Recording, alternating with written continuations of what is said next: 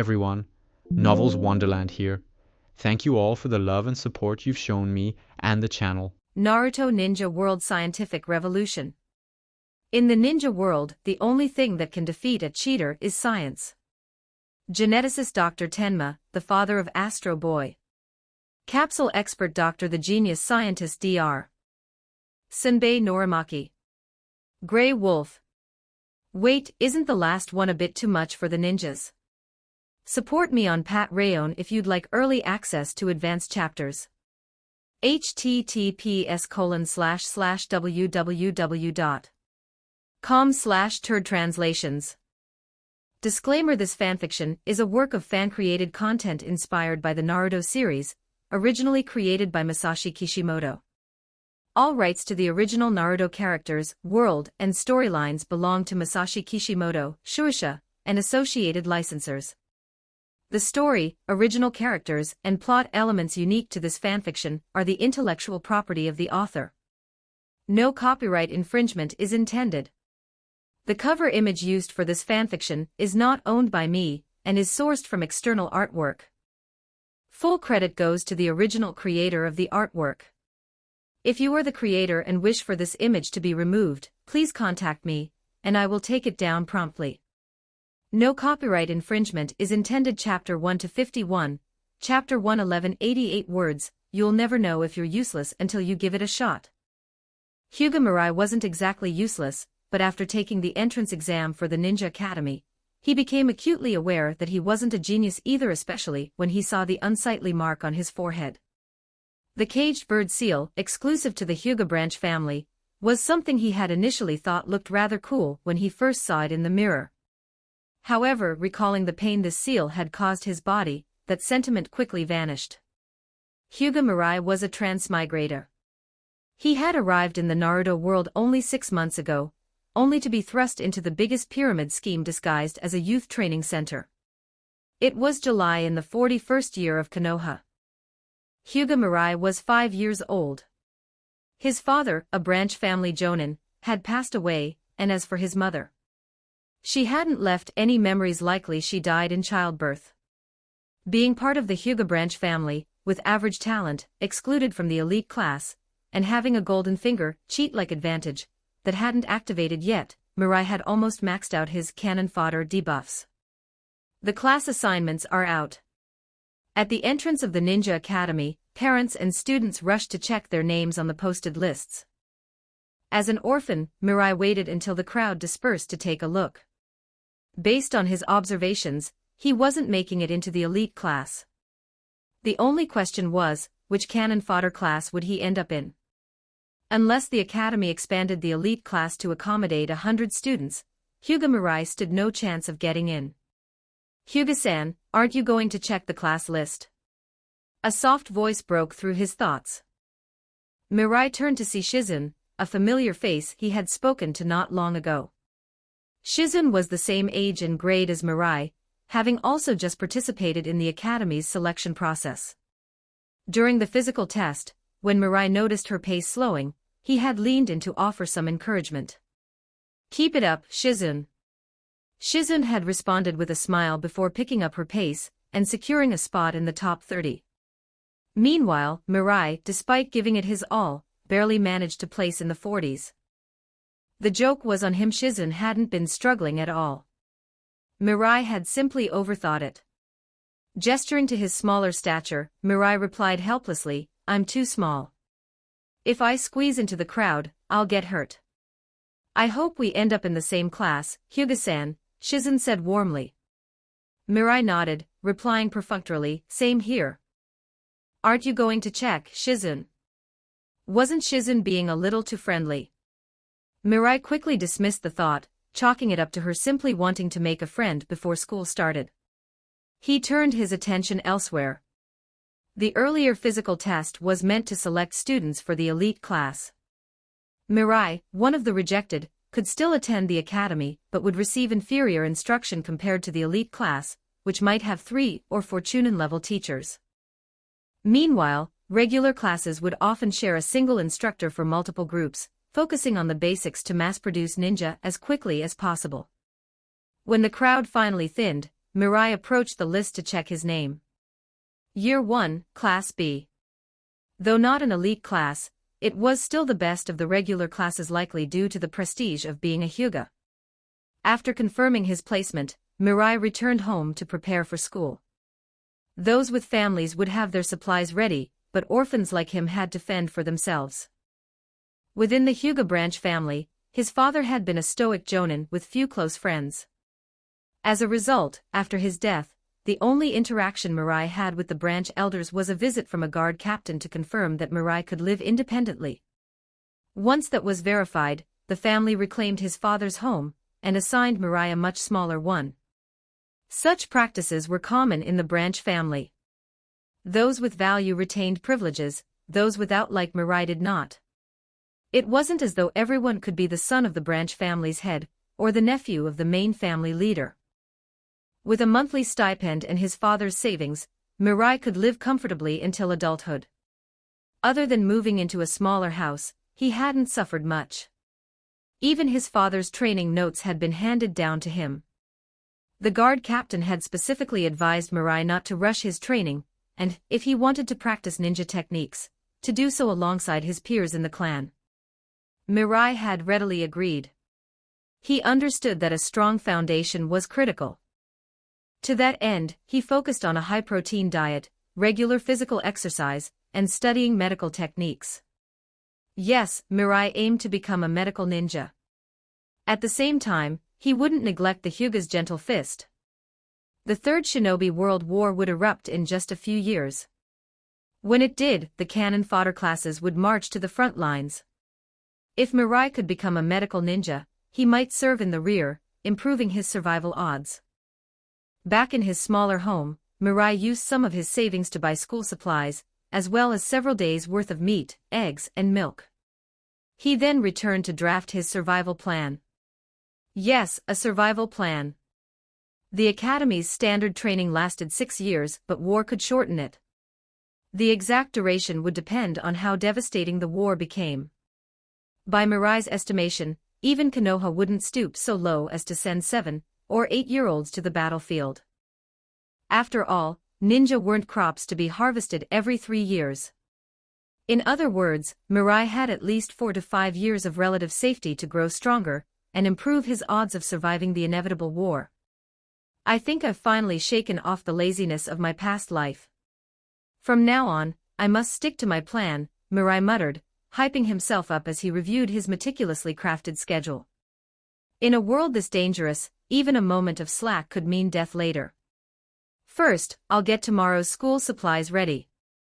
Then I'll train. Mirai preferred to prepare in advance. He packed his books into his bag and placed it by the door before beginning his evening training routine.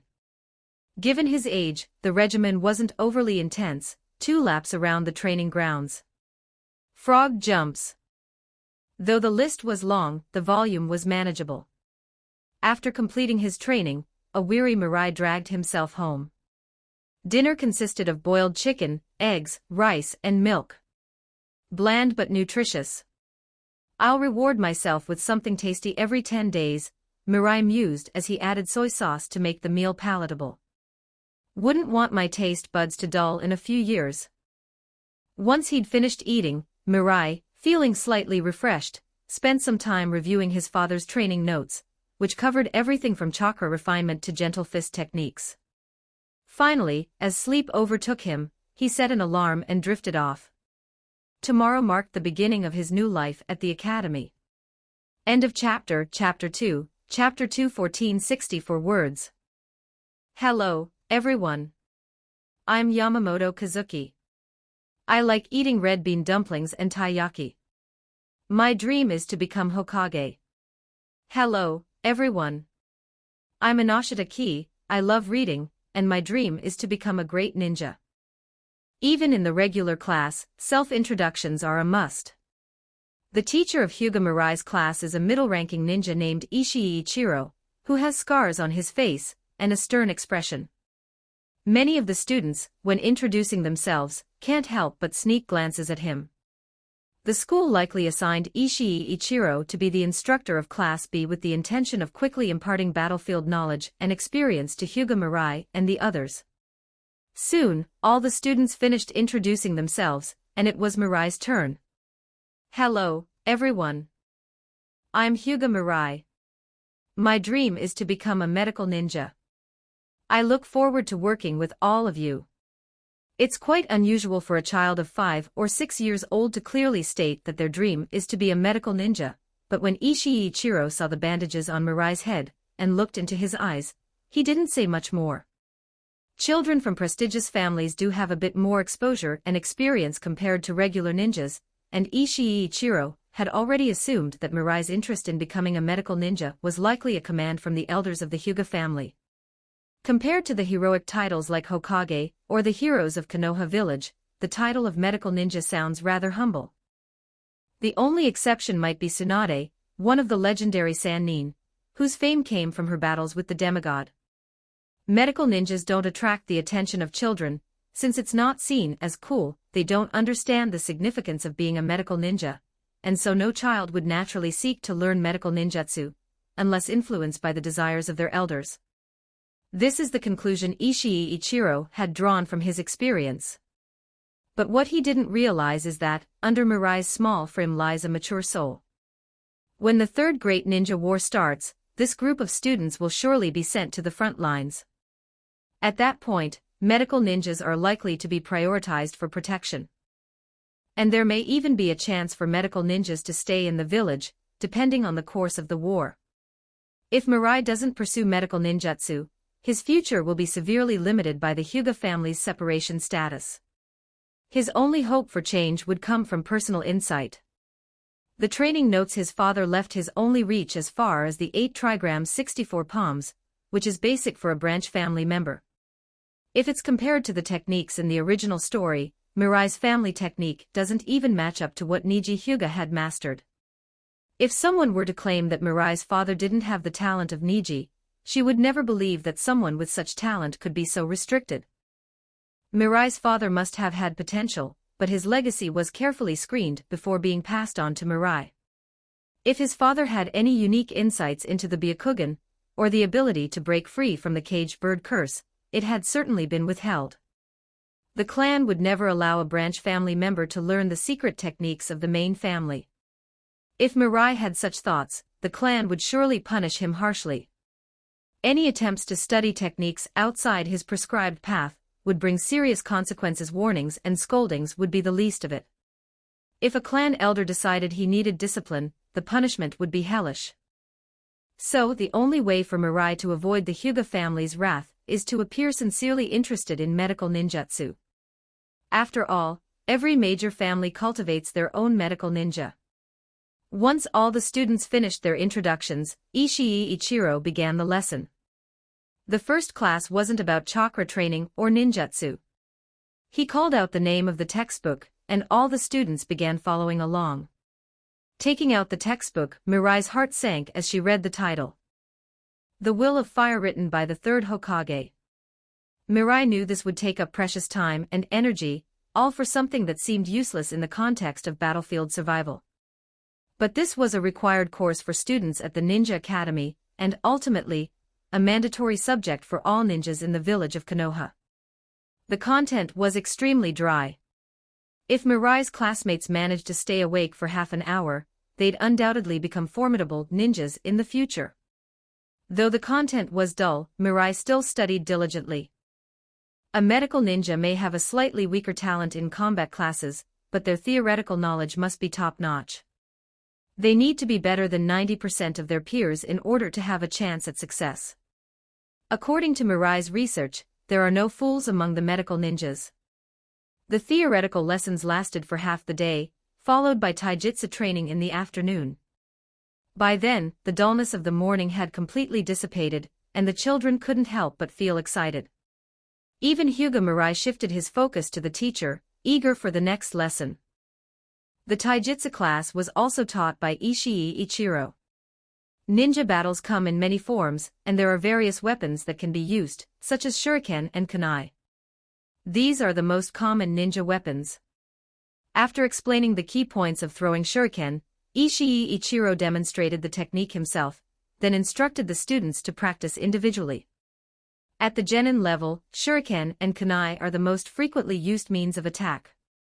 Since a genin's chakra is limited and their ninjutsu skills are few, their main focus is survival, and most of their offensive capabilities rely on physical skills and shuriken throwing.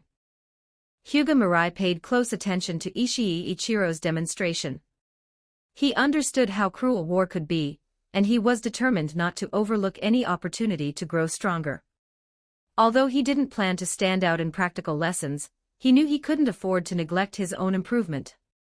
After practicing throwing shuriken for a while, Mirai would pause after each throw to reflect on his technique, and compare it to the one demonstrated by Ishii Ichiro. He would think, recall, adjust, and then throw the next shuriken. Meanwhile, the other students, less mature than Mirai, started comparing their throws. Unable to hit the target, they began competing to see who could throw the farthest. Such childish behavior. Mirai sighed. At this rate, even if he tried to keep a low profile, he would inevitably become the top of the class. After the day's lessons concluded, Mirai didn't feel tired at all. The Ninja Academy is still too easy. It seems that real training at home is the key to becoming stronger. When he returned home, Mirai continued his physical training, and then prepared a nutritious dinner, making sure to include plenty of meat, eggs, and milk to replenish the energy he'd spent during the day. After dinner, he tidied up his place and began reviewing some of his theory textbooks. But before that, he decided to check on his golden finger system. Mirai called out silently in his mind. Immediately, a panel appeared before him. Scientific template system, host, Hyuga Mirai extraction function, unavailable, loading 0. Traversal function, unavailable, loading 0. The system only had two functions, both simple and straightforward. The extraction function allowed Mirai to randomly draw a scientist from any universe, granting him the knowledge of that scientist. The range was endless. Marvel, anime, novels, and all other multiverses were included. However, the loading process was quite slow. At this rate, Mirai estimated it would take at least 2 years to extract the knowledge of the first scientist. As for the traversal function, the loading was even slower, and Mirai didn't plan to use it anytime soon. For now, his situation was relatively safe. Who knew where the system might send him? If it transported him to a dangerous place, he wouldn't even be able to guarantee his safety. That would be the end of him. For now, Mirai's situation was a double-edged sword. As a branch family member of the Hyuga clan, as long as he didn't act recklessly, he could live peacefully until graduation from the academy, with the family providing security. However, his future was locked. As a member branded with the caged bird curse seal, unless something unexpected happened, he would be bound to serve the main family for life, always forced to please them, with no freedom allowed. The thought of such a future terrified Mirai. I can change all of this, I just need time. Only science can defeat the bloodline theory. He silently vowed. End of this chapter, Chapter 3, Chapter 3. 1145 words. Good morning, Kimura-san. Good morning, Hyuga-san. After 2 months of interaction, even though Hyuga Mirai didn't pay much attention to his classmates whom he considered expendable, he had memorized everyone's names, specialties, and grades.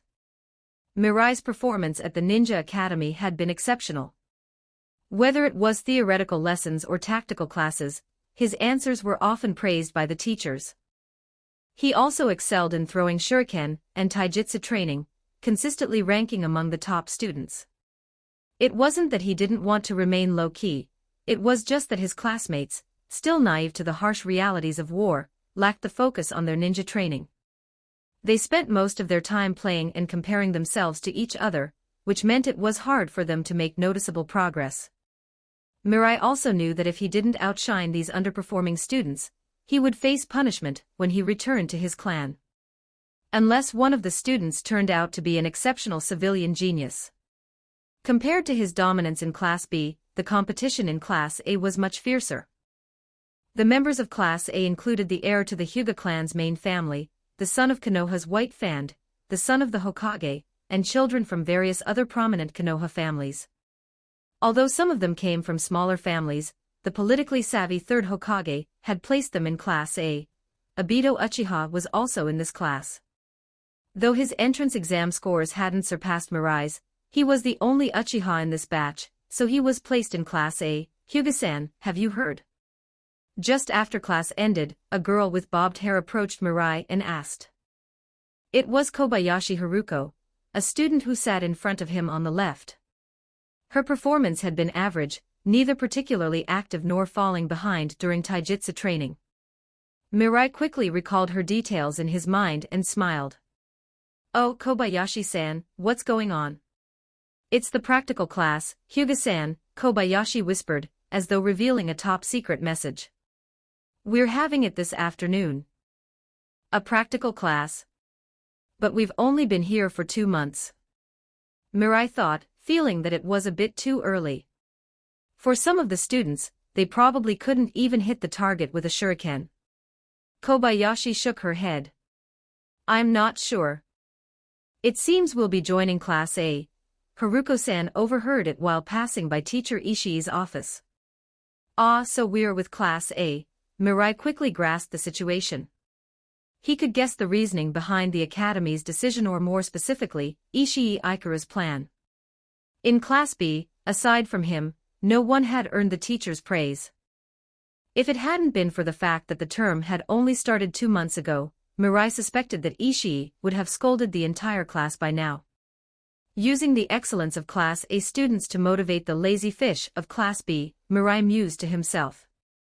Kobayashi, satisfied with sharing information Mirai didn't know, moved on to other classmates and quietly whispered, Ishii, did you hear? The practical class is this afternoon.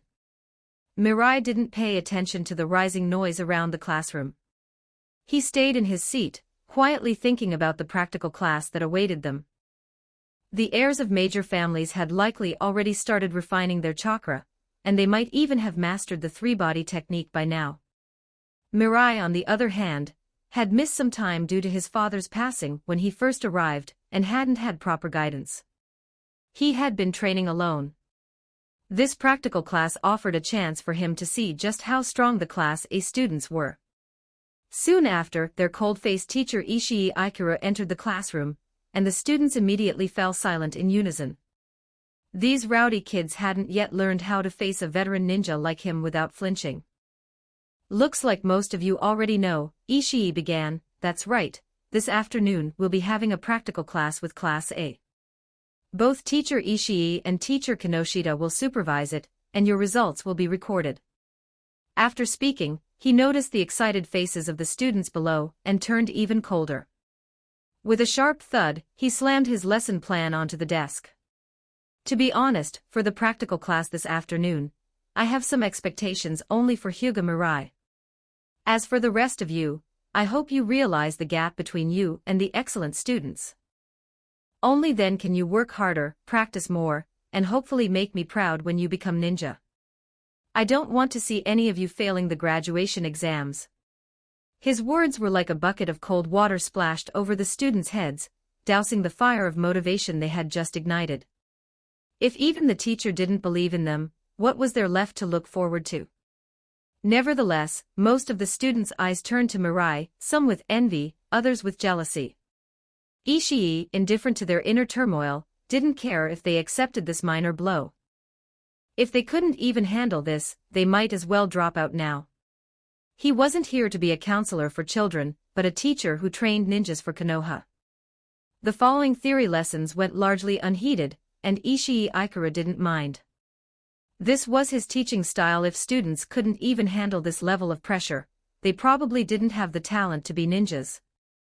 Mirai, however, listened attentively.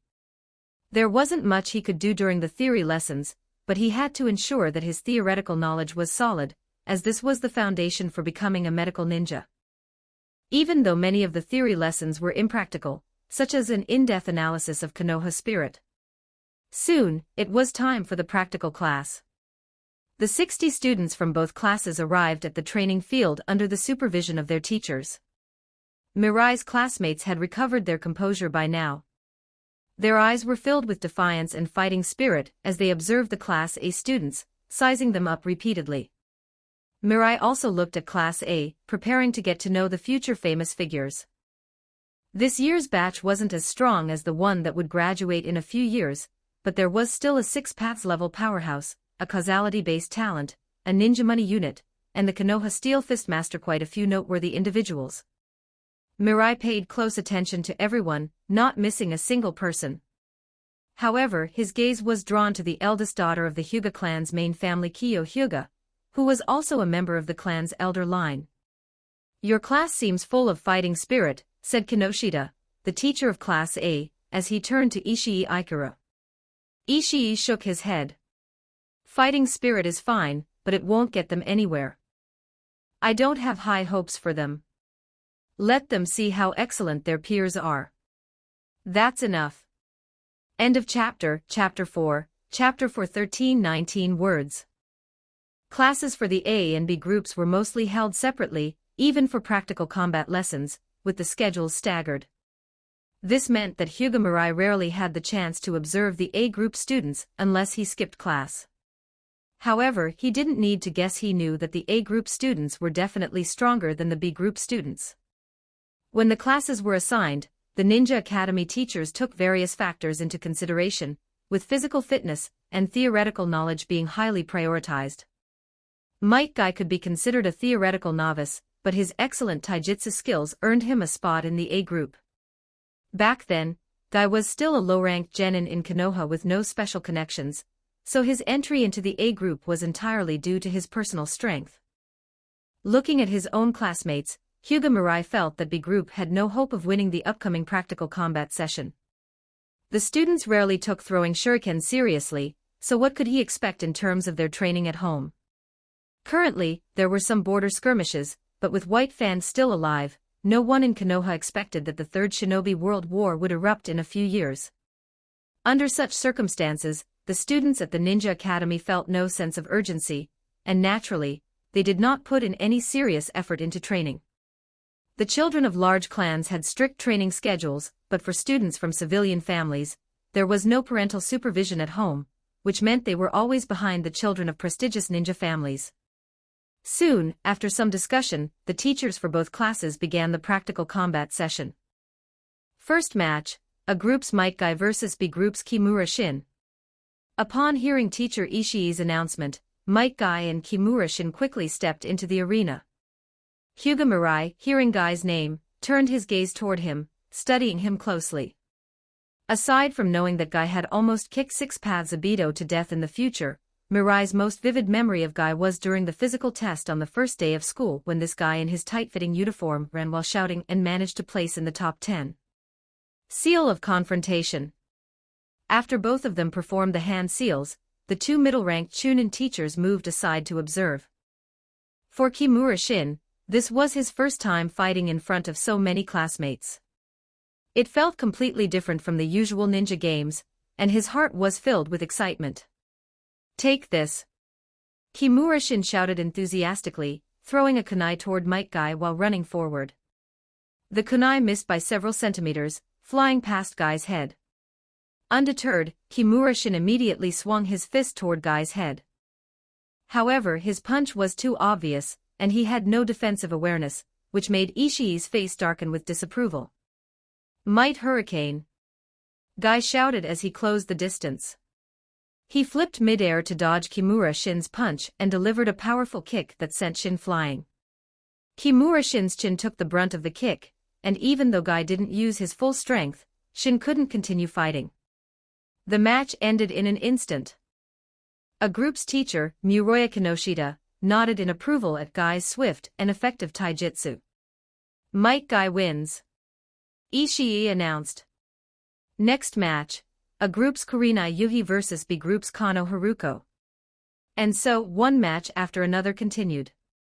B group didn't win a single one, and their best result was lasting a few more rounds. On the other hand, Hyuga Mirai found the experience quite rewarding. He closely observed the first few dozen matches, noting that 9 students from a group had already mastered the 3-body jutsu, Sansei Jutsu. He couldn't help but secretly nod in agreement. Children from prestigious families simply outclassed the civilian-born students. They weren't even on the same starting line. If civilian students didn't work harder, they didn't need to compete. Although Mirai's family had a scroll for learning the three-body jutsu, he hadn't started practicing it yet, as the Ninja Academy hadn't introduced the class for it. Go home and practice the three-body jutsu. In addition to daily taijutsu training, you should also focus on chakra control, said Karina Yuhi, her voice calm. Next match, A group's Kyo Hyuga versus B group's Hyuga Mirai. Upon hearing the announcement by A group's teacher, Muroya Kinoshita, Hyuga Mirai froze for a moment when he heard both his name and Kyo's. However, he quickly regained his composure and walked to the combat area. Kyo Hyuga, the granddaughter of the Hyuga clan's elder, was, if Mirai remembered correctly, the only granddaughter of the fourth elder and also the daughter of the clan's most prominent family. Ishii Ichiro, hearing the combination of names for this match, slightly furrowed his brow and pressed his lips together.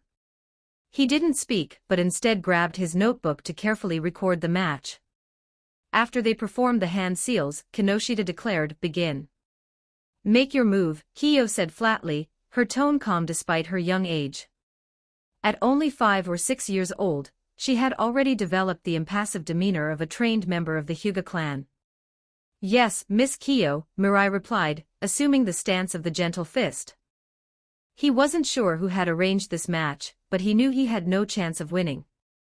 There was a clear gap in rank between the main family and the branch family, and even in a practical combat class, this divide could not be overlooked.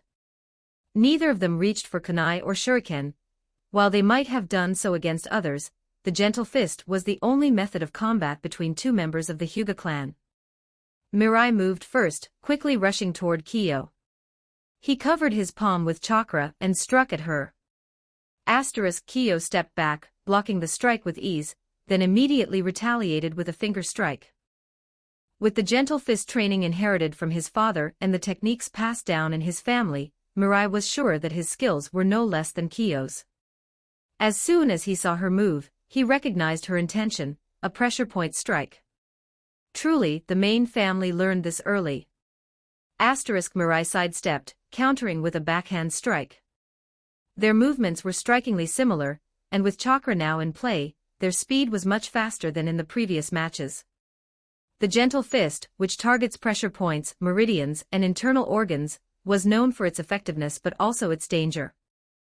Since it's difficult to train the body internally, any injury is hard to heal, which is why it's also called the cruel fist. The surrounding students, seeing the gentle fist for the first time, watched in awe as Mirai and Kyo's strikes came so quickly that they could hardly keep up. But despite her young age, Kyo eventually began to show signs of fatigue. Being just a 5-year-old girl, she would naturally tire more quickly than her opponent. Kyo blocked another one of Mirai's attacks, but this time, she left a slight opening. Mirai saw it right away. Her left side is slightly stiff, and her right palm isn't fully concealing the chakra. However, Mirai had no intention of prolonging the fight. Even though the opening was obvious to him, he decided to act as if he hadn't noticed and continued attacking. Kyo's palm hit his shoulder, and he was knocked back 2 meters. "Damn it, that hurt," Mirai thought as he lay on the ground for a moment, silently cursing. After 2 seconds, he slowly sat up and looked at Kyo. "You're better than me, Miss Kyo." Kyo took several deep breaths, her eyes glimmering with a hint of joy. Still, she tried to maintain her calm composure, pressing her lips together. "You did well. When you train the gentle fist, you're welcome to come to the clan's training ground." "Yes, Miss Kyo." End of chapter. Chapter 5. Chapter 5 12-18 words. Since the practical class with Class A, Ichiro Ishii has kept a gloomy face during his lessons.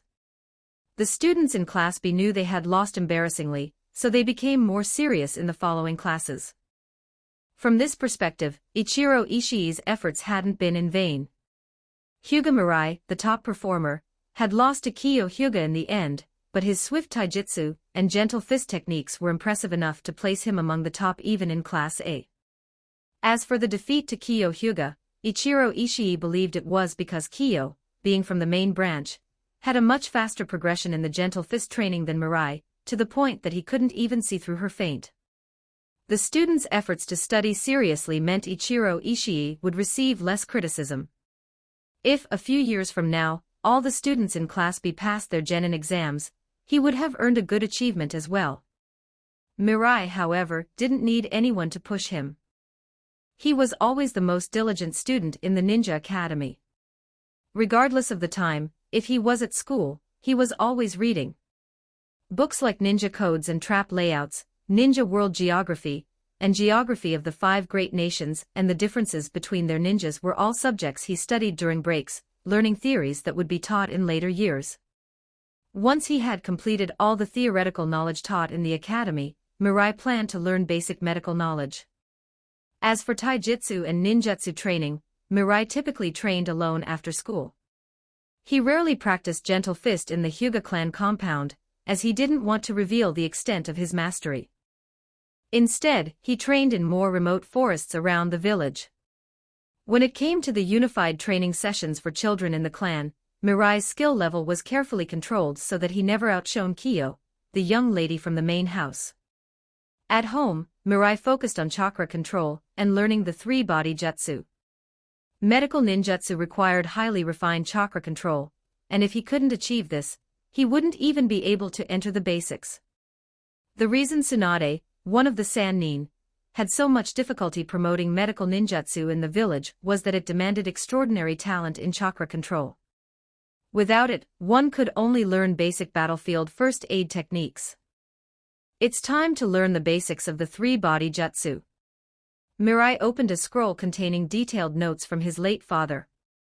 Following these instructions, it would be relatively easy to learn, considering his father had been a jonin. After reading the scroll, Mirai began his practice with the three-body jutsu. He had many questions about the technique. For example, could the transformation jutsu change body size by increasing chakra? And was the substitution jutsu related to space, explaining how it allowed for an instant swap between a body and a wooden stump? However, these questions felt distant to Mirai for now. Once he was stable in the ninja world, he could gradually explore them. For now, he needed to improve his strength quickly. After practicing the three-body jutsu for hours, Mirai sat on the ground, breathing slightly heavier. I've barely learned the basics of the three-body jutsu. The next step is to keep practicing until forming the seals and chakra control becomes instinctive, while also learning to use the technique efficiently. In battles between Chunin and Genin, the three-body jutsu could be a killing move. Even Jonin could be deceived if they weren't careful. Mirai had already learned the technique, now it was all about constant practice. Time to eat. After exhausting his chakra, Mirai's appetite would always surge. He had planned to treat himself to some grilled meat, but as he reached the door, he remembered that doing so would blow his monthly budget.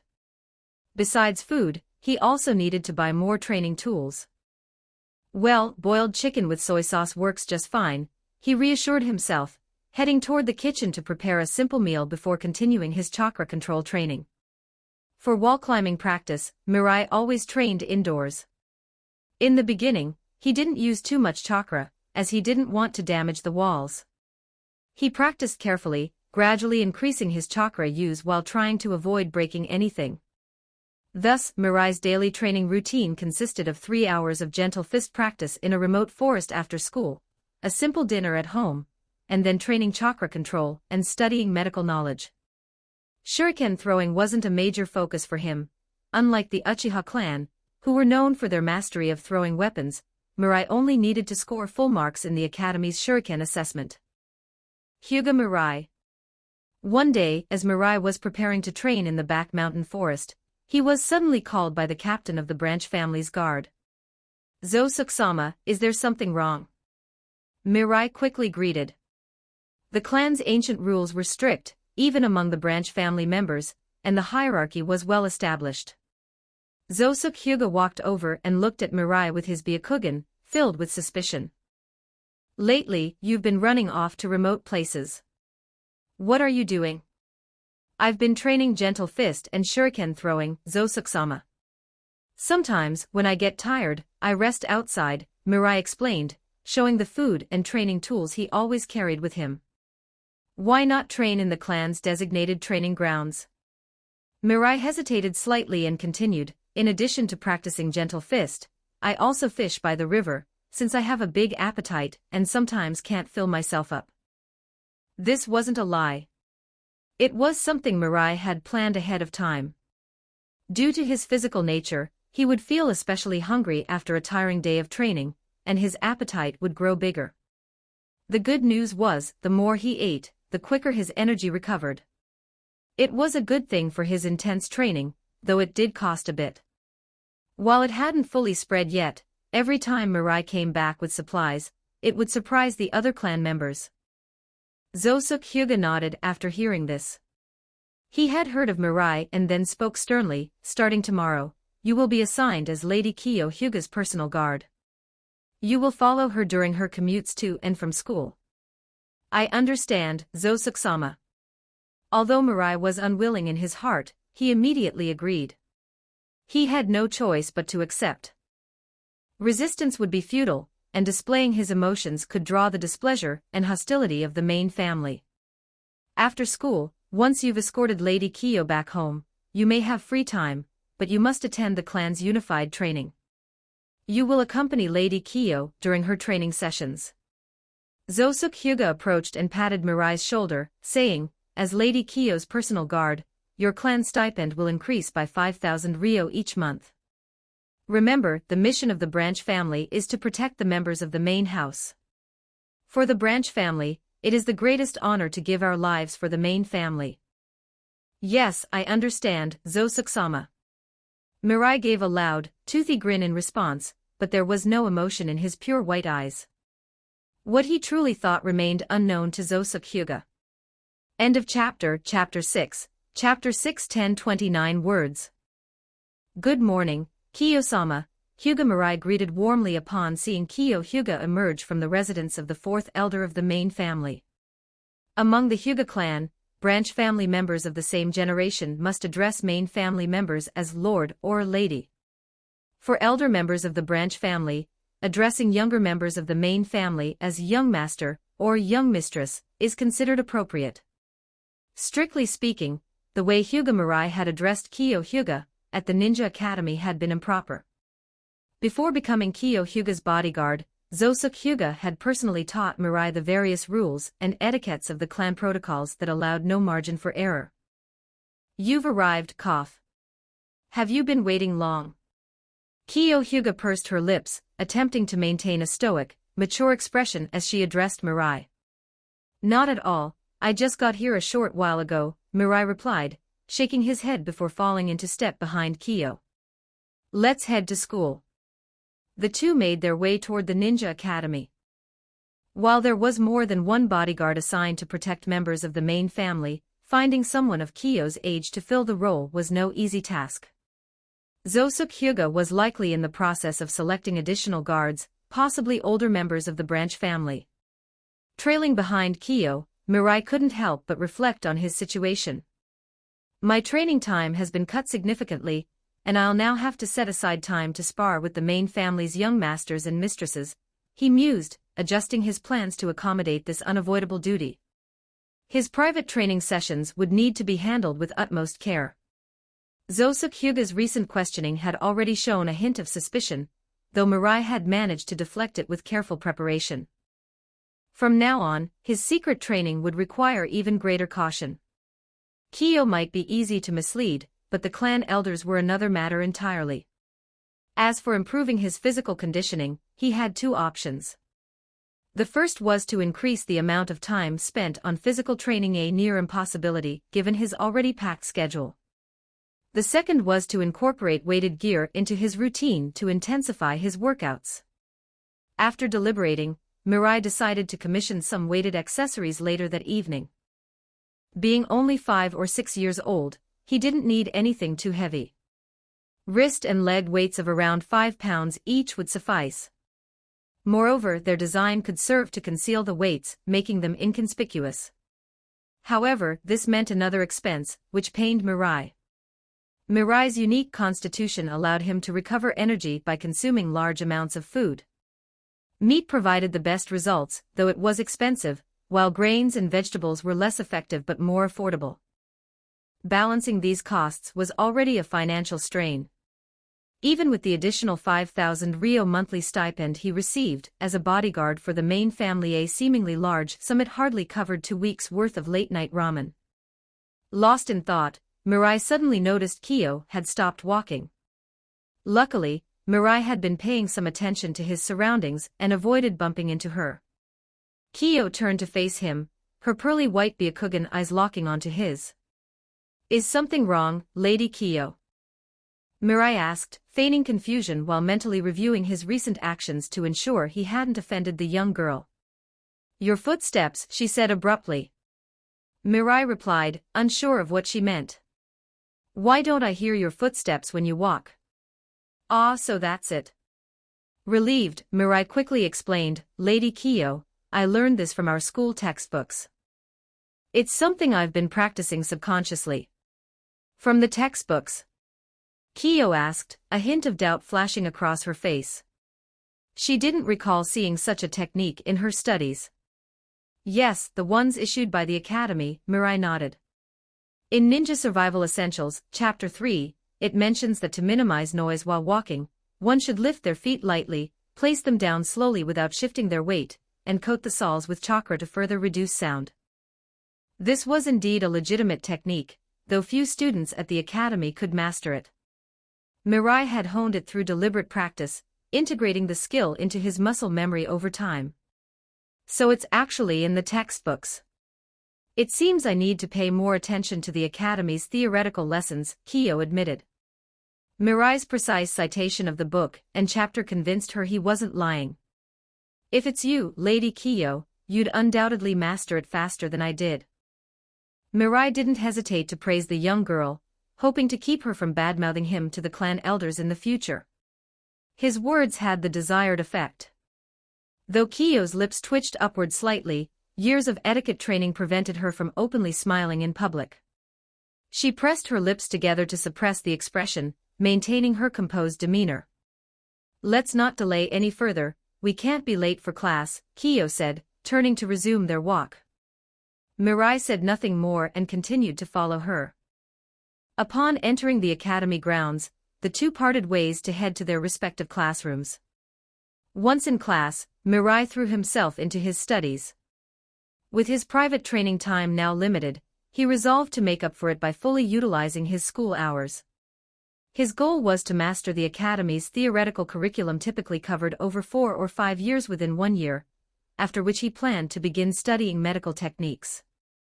Thanks to his adult-level comprehension and exceptional memory, nearly photographic in quality, this goal was entirely achievable. Though some classmates wanted to greet him, they hesitated upon seeing him so focused on his studies. Instead, they whispered their admiration for the diligent and talented member of a prominent clan. With his strength ranking among the top in Class B, Mirai had already earned the respect of many.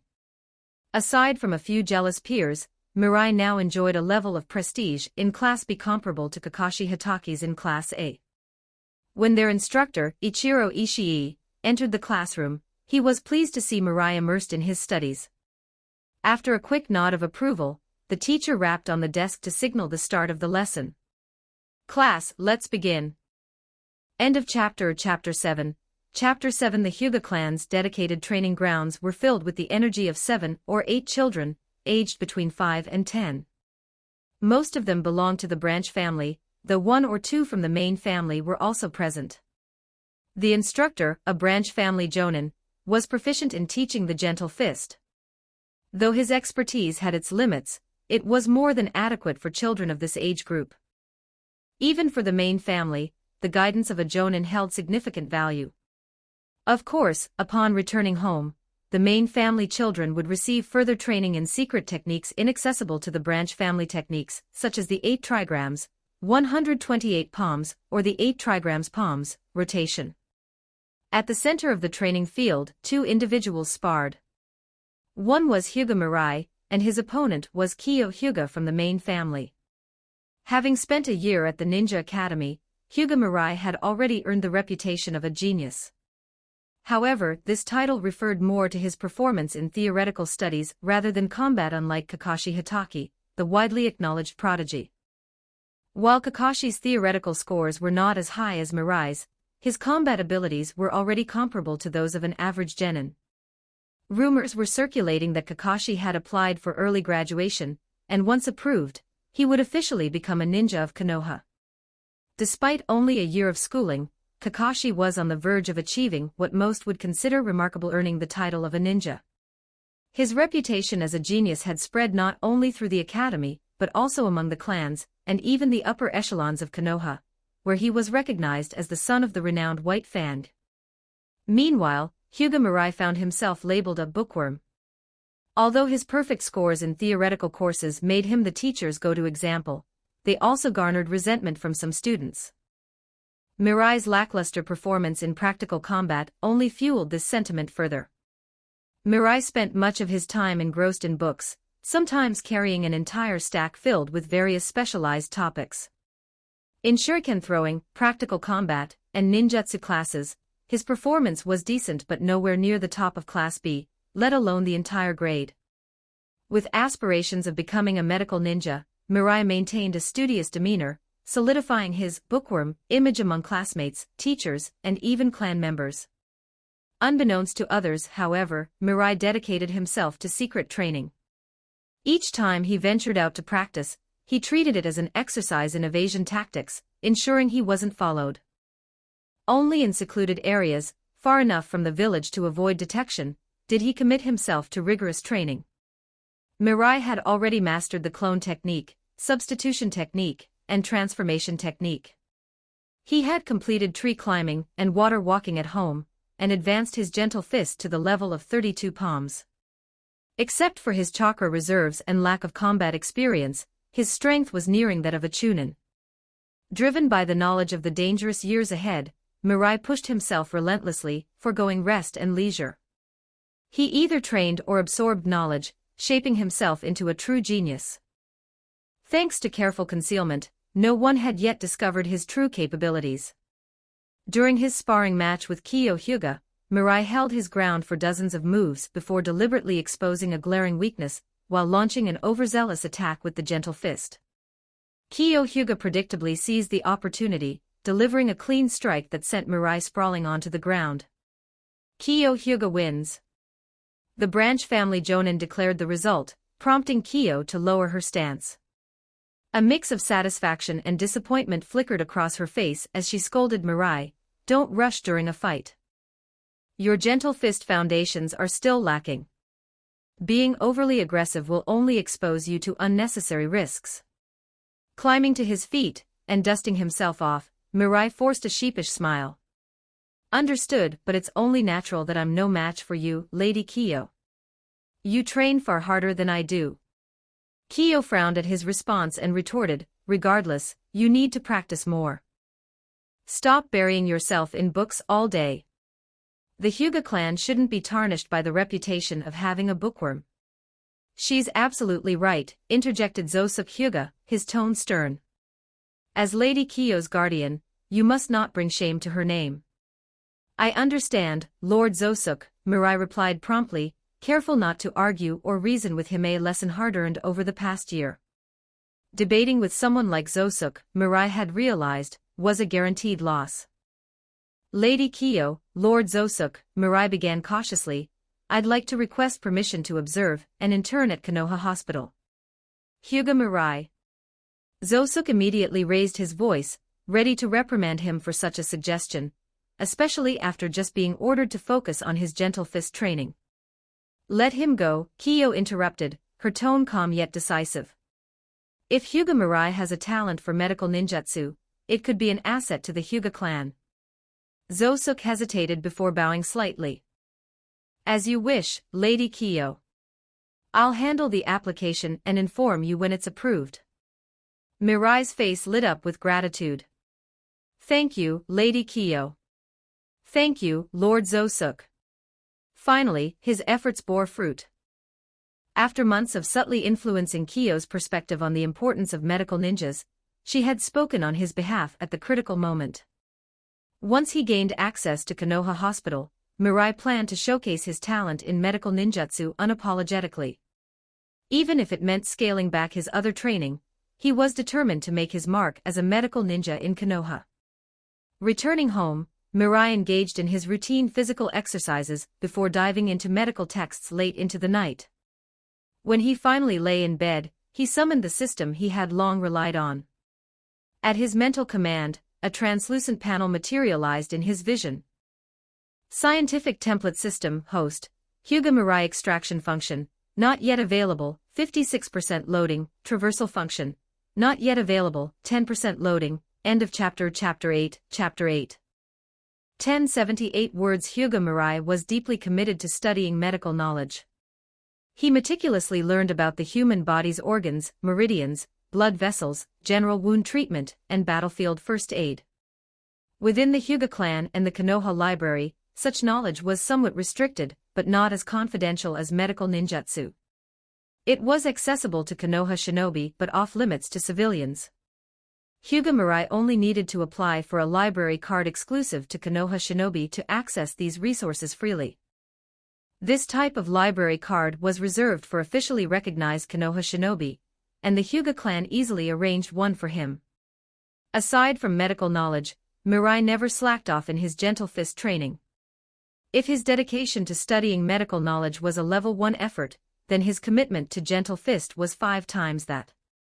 With 5-fold effort and time invested, combined with his natural talent and the training notes left behind by his late father, Mirai's progress in mastering gentle fist was swift. While the main family's heirs had dedicated mentors, their effort likely didn't reach even a third of what Mirai put in. The gentle fist's ultimate techniques were developed based on the Byakugan. Skills such as striking chakra points and the 8 trigrams techniques were foundational. With these basics and the notes his father left behind, Mirai could deduce and refine the secret techniques of the main family. As for unlocking the Byakugan, it didn't take long after he started chakra refinement. However, Mirai refrained from activating it unnecessarily. He preferred to wait until Kiyo Hyuga, the young lady of the main family, mastered his Byakugan. Then, Mirai would feel motivated to activate his. Caution was key to survival. Living among the Hyuga clan, Mirai didn't want to entrust his life to the generosity of the main family. Half a month had passed since Zosuke Hyuga first mentioned going to Konoha Hospital, and Mirai finally received permission to intern there. This was largely thanks to his impeccable performance in theoretical classes. Even if someone handed him a 5th-year graduation exam, he could ace it with full marks. Now, Mirai was officially excused from attending theoretical classes in the morning, and could openly head to Konoha Hospital as a trainee doctor. For now, his role was to assist and observe. He wouldn't be learning medical ninjutsu in his first year, unless he gained the approval of the hospital's doctors. Lady Kiyo, I'll be heading off now, Mirai said after escorting Kiyo Hyuga home from the ninja academy, preparing to head to his own training. Before Mirai could leave, Kiyo called out, stopping him in his tracks. Mirai turned back, puzzled. Is there something you need, Lady Kiyo? Kiyo took a deep breath, her pale eyes turning serious. What are your plans for tomorrow? Tomorrow. I'll be at Konoha Hospital in the morning and training outdoors in the afternoon, Mirai replied honestly. These weren't secrets worth hiding. Kiyo frowned slightly at the mention of Konoha Hospital. She disliked the sterile smell of the place. In the afternoon, I'll join you for outdoor training, she declared.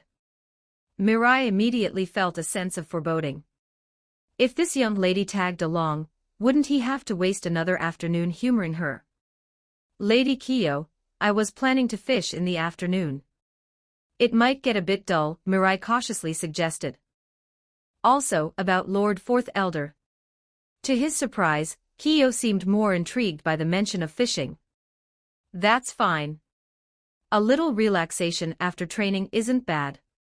I'll speak to my grandfather about it. Lady Kiyo. Go on now. Don't forget to come find me tomorrow, Kiyo said firmly before retreating indoors, leaving Mirai no chance to argue further. Mirai sighed inwardly. Unsure if the Branch family's guards were watching, he dared not show too much emotion and simply left. Another half-day would be wasted. Still, considering the potential benefits of keeping Kiyo on his side, Mirai decided to let it go. Worst-case scenario, he'd just play the role of a babysitter. The next day, Mirai arrived at Konoha Hospital half an hour early. Thanks to the Hyuga clan's connections, his entry as a trainee was smooth. Initially assigned to assist Dr. Nakano, the latter wasn't too thrilled. Although the hospital wasn't particularly busy, babysitting a young trainee was a hassle. Having a kid tagging along meant less downtime for Nakano. However, after a few days, Nakano's opinion began to change. Despite his young age, Mirai was diligent, observant, and quick to act. He often anticipated tasks Nakano might overlook, completing them proactively. Most impressive was Mirai's prior knowledge of medical basics, which he had evidently studied before coming to the hospital. When Nakano treated injured shinobi, Mirai consistently handed him the necessary tools in advance, as if he could read Nakano's mind. After a few days of working together, Nakano stopped seeing Mirai as a child in need of supervision and started accepting him as an assistant. At this rate, it wouldn't take long before Mirai could handle minor injuries independently. Once proficient, he'd finally qualify to learn medical ninjutsu. Mirai set a goal for himself: learn medical ninjutsu within 6 months, then spend the next 6 months establishing a reputation as a competent medical nin at Konoha Hospital. If everything went as planned, he was confident in achieving this. After returning home from Konoha Hospital, Mirai changed into a different set of clothes and decided to take the afternoon off to go fishing. If he caught enough, he'd salt and preserve the fish as rations. His appetite had grown significantly with his training. To sustain himself, Mirai often set traps or cast fishing lines during outdoor practice. Every extra meal translated to more energy for his rigorous routine. Arriving at the fourth elder's residence, Mirai politely asked the guard, "May I trouble you to inform Lady Kiyo of my arrival?" The Branch family guards were familiar with Mirai from his frequent visits, so the message was relayed quickly. Before long, Kiyo appeared, dressed in surprisingly light attire. "Let's go," Kiyo said, attempting to maintain a dignified demeanor, before gesturing for Mirai to lead the way while she followed. Naturally, the fourth elder wouldn't let the two children head outdoors alone. While Mirai, as a Branch family member marked by the caged bird seal, was expendable, Kiyo's safety was paramount. Though a Chunin bodyguard was assigned to protect Kiyo, they remained discreet, keeping their distance to accommodate her independent streak. End of chapter. Chapter 9. Chapter 9. 1103 Words by the river. Hyuga Mirai prepared his fishing rod, baiting the hook with practiced ease. This small river wasn't far from the village, and on most days, it was devoid of people. Even if a spy from another village happened to wander by, any disturbance would immediately alert the Uchiha patrols. It was one of the few places where Hyuga Mirai could train in peace. But after today, this spot would be abandoned. In the coming days, Mirai planned to dissuade Kiyo Hyuga from accompanying him on his outings. Otherwise, his options for solitary training would dwindle even further. "Aren't you here to train?" Kiyo Hyuga asked, her tone laced with irritation as she watched Mirai deftly bait the hook and cast his line. "I spent a lot of energy at the Konoha Hospital this morning," Mirai replied without missing a beat. "And the food supplies at home are running low. If you're here to train, though, I can be your sparring partner."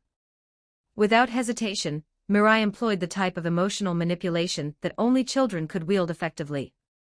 He first emphasized how tired he was, then claimed the fishing was for survival, and finally offered himself as a sparring partner to seal Kiyo's argument. If Kiyo insisted on sparring, she'd come across as lacking empathy. And if it came to that, Mirai was prepared to use his refined acting skills to let her win or even take a minor injury to deepen her guilt. That guilt would serve as a foundation for the persuasion he planned to deploy in the future. Scheming against a young girl left Mirai with a brief pang of guilt, but only for 3 seconds, before he dismissed it entirely. Seeing Mirai dust off his hands and step over to an open patch of ground by the river, apparently ready to train alongside her. Kiyo's cheeks flushed red. She hadn't intended to pressure him, she'd only wanted to ask a question. There's no need. If you're not in top condition, take the afternoon to rest, Kiyo said primly. She then walked to the riverbank and took a seat on the small stool Mirai had set up for her. Mirai sat down as well, maintaining a respectful distance in accordance with the etiquette between branch and main family members, not too close, yet not too far. By the way, Mirai started casually, isn't the genius from your class, Kakashi Hatake, applying for early graduation? At the mention of Kakashi Hatake, Kiyo's composed expression faltered. Kakashi was widely recognized as a prodigy at the Ninja Academy. Apart from being slightly behind Mirai in theory classes, he excelled in everything else. He could even perform ninjutsu with multiple elemental natures, and his combat skills were already on par with a genin. No matter how competitive Kiyo was, she couldn't deny that no one in their year could rival Kakashi. Even her grandfather, the fourth elder of the main family, had admitted she wasn't yet a match for him. Why do you care about him? Kiyo asked. I ran into him in the village a few days ago, Mirai replied. He's already a ninja. I saw his headband. Mirai and Kakashi had only a nodding acquaintance. Although both bore the title of genius at the academy, Kakashi didn't see Mirai as a peer. Even their chance encounters on the streets rarely went beyond a polite nod. That guy is indeed impressive, Kiyo muttered, her lips pressed together in frustration. It stung to admit it, but even she knew that no one in their year was a match for Kakashi. I've heard he's applying for the Chunin exam, she added. The Chunin exam? Mirai's face froze momentarily in surprise before he asked, but didn't he just become a genin? How could he be eligible for the exam already? It's been 2 months, Kiyo explained. People at school don't know about it, but my grandfather told me. So, it hadn't been widely publicized. Mirai nodded thoughtfully. His reclusive habits at the academy focused on studies to the exclusion of all else had left him out of the social loop. And his recent stint at Konoha Hospital had further distanced him from the school grapevine. The information he received was often second or third hand. To think Kakashi is that skilled, becoming a Chunin at only 6 years old, Mirai said, feigning admiration. But inwardly, he was far from impressed. A Chunin in Konoha bore the responsibility of leading teams on missions, often B and C rank ones. A 6-year-old Kakashi couldn't possibly handle such duties. If Konoha genuinely approved his promotion, it would be nothing short of astonishing. Kiyo-sama, Mirai asked suddenly, breaking into a bright, hopeful grin, what do you think about the will of fire? Caught off guard by his radiant smile, Kiyo stared at him in a daze before quickly regaining her composure. Turning away, she replied, the will of fire is admirable. It's the guiding principle introduced by the first Hokage that brought peace and founded Konoha. Indeed, Mirai said, his voice light but reflective. Wherever the leaves dance, the fire burns brightly. The fire will continue to illuminate the village and nurture new leaves. But Mirai wasn't a naive child swayed by grand ideals. He had his own judgment and a mature worldview.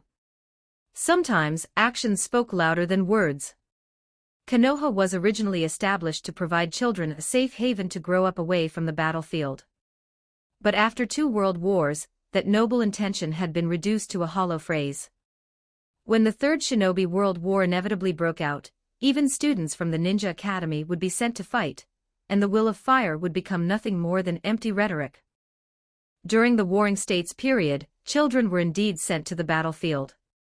However, this practice was primarily associated with clans like Senju and Uchiha. Other clans, such as the Hyuga or the Ino-Shikacho alliance, largely avoided such extremes, focusing instead on their wealth and traditions. In contrast, the Senju and Uchiha seemed destined for conflict, repeatedly accepting missions that clashed with the other, fueling their enduring enmity. These insights weren't Mirai's conjectures, but the fruits of extensive research in Konoha's library. He had pored over records from the Warring States period, including detailed accounts left behind by the Senju clan. The Hyuga archives were more selective, preserving only less sensitive records, with their most guarded secrets likely passed down exclusively within the main family.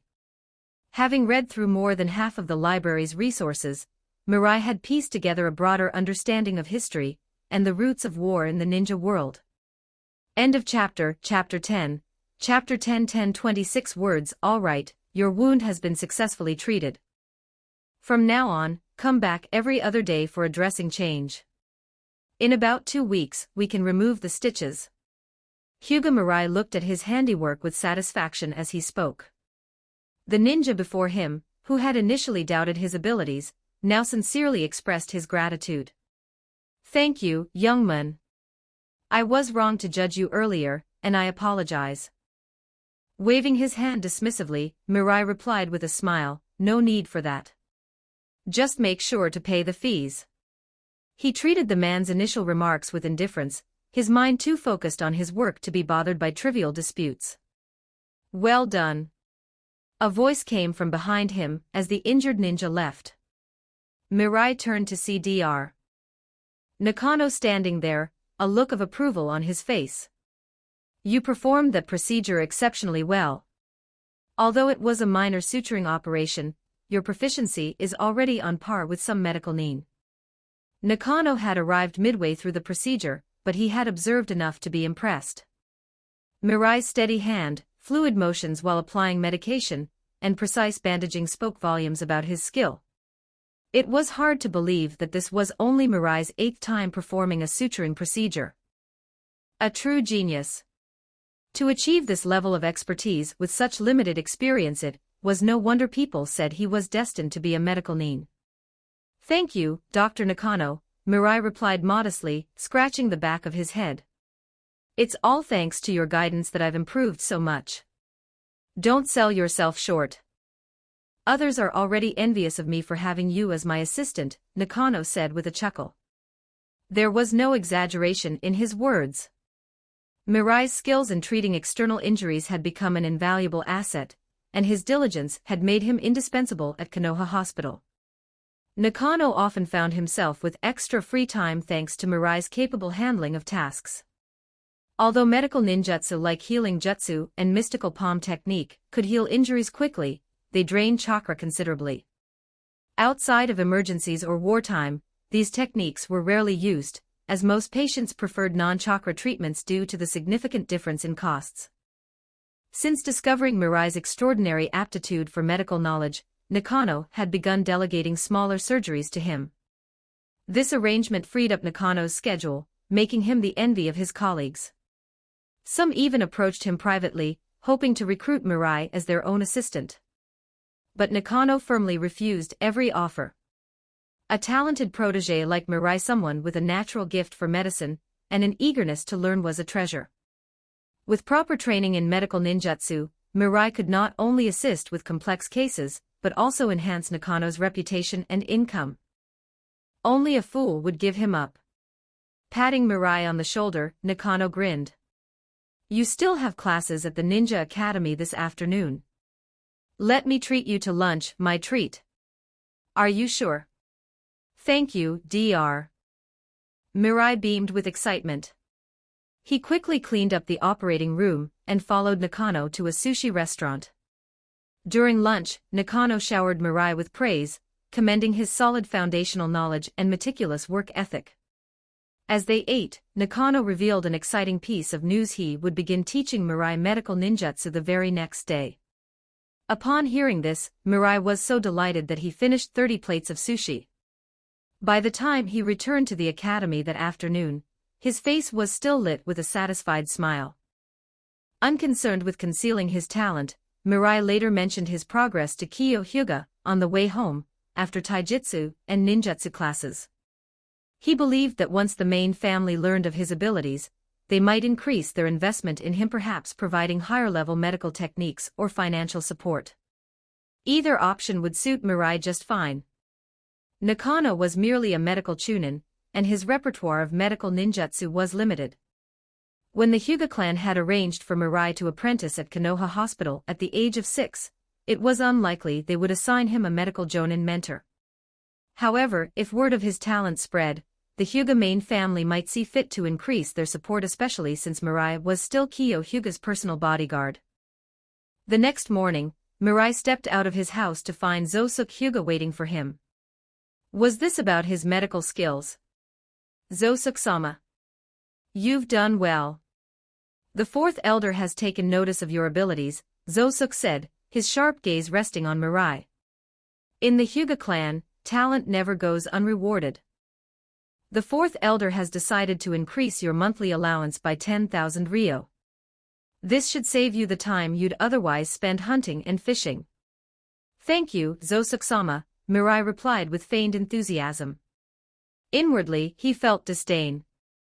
An increase in allowance that didn't even match the reward for a single C-rank mission, coupled with a condescending attitude, it was clear the main family viewed the branch family as nothing more than tools. Here's a bone, you'd better wag your tail and be grateful. If you so much as hint at dissatisfaction, you'll regret it. A meager token like this, and they expected unwavering loyalty. Those unwilling to comply were simply discarded. Zosuk's demeanor epitomized the main family's arrogance. Because of the caged bird seal, no matter how talented a branch family member might be, even with the potential to rival the legendary Sannin, they were destined to serve the main family. You don't need to thank me. This is a gesture of goodwill from the main family, Zosuk said solemnly. Use your talent wisely, Hyuga Mirai. Train hard and repay the clan. This is the purpose of the branch family and the meaning of your existence. The Hyuga clan's mastery of manipulation. When it came to training people like dogs, not even the Inazuka clan could compare. The Inazuka clan trained actual dogs, the Hyuga clan turned humans into dogs. I understand, Zosuk-sama. I will strive to improve and dedicate myself to serving the clan, Mirai replied cheerfully, his face calm and sincere. But beneath that calm exterior, a fierce resolve burned. No matter how strong the chains, he would find a way to break free. End of chapter. Chapter 11, Chapter 11 14:45 words in the mornings, Hyuga Mirai went to Konoha Hospital to study medical ninjutsu and handle simple injuries. Afternoons were spent back at the Ninja Academy attending taijutsu and ninjutsu classes. After school, he escorted Kyo Hyuga home before heading to his secret training spot to refine his gentle fist techniques. Evenings were dedicated to dinner, followed by reviewing what he had learned during the day. This routine continued without interruption, day after day. Although assisting with minor surgeries and treating injuries at Konoha Hospital consumed a significant amount of Mirai's study time, it allowed him to lend a helping hand to Dr. Nakano, who was teaching him medical ninjutsu. Whenever Mirai encountered tasks within his capabilities, he eagerly took them on. While such behavior was both exhausting and time-consuming, it earned him Dr. Nakano's goodwill and a solid reputation, benefits that far outweighed the drawbacks for someone like Mirai, whose current value lay primarily in his physical labor. Occasionally, Kyo Hyuga would make unreasonable demands that could potentially waste his time. However, after nearly 2 years of interaction, Mirai had come to understand her temperament and boundaries. He had mastered the art of dealing with her. She was like a spring in his hands, easily tightened or gently released. Using clever phrasing, he skillfully deflected her unreasonable requests, convincing her that his perspective was both logical and sound. In just 3 days, Mirai learned the healing jutsu, and within 5, he was using it effectively on patients at Konoha Hospital, significantly speeding up their recovery.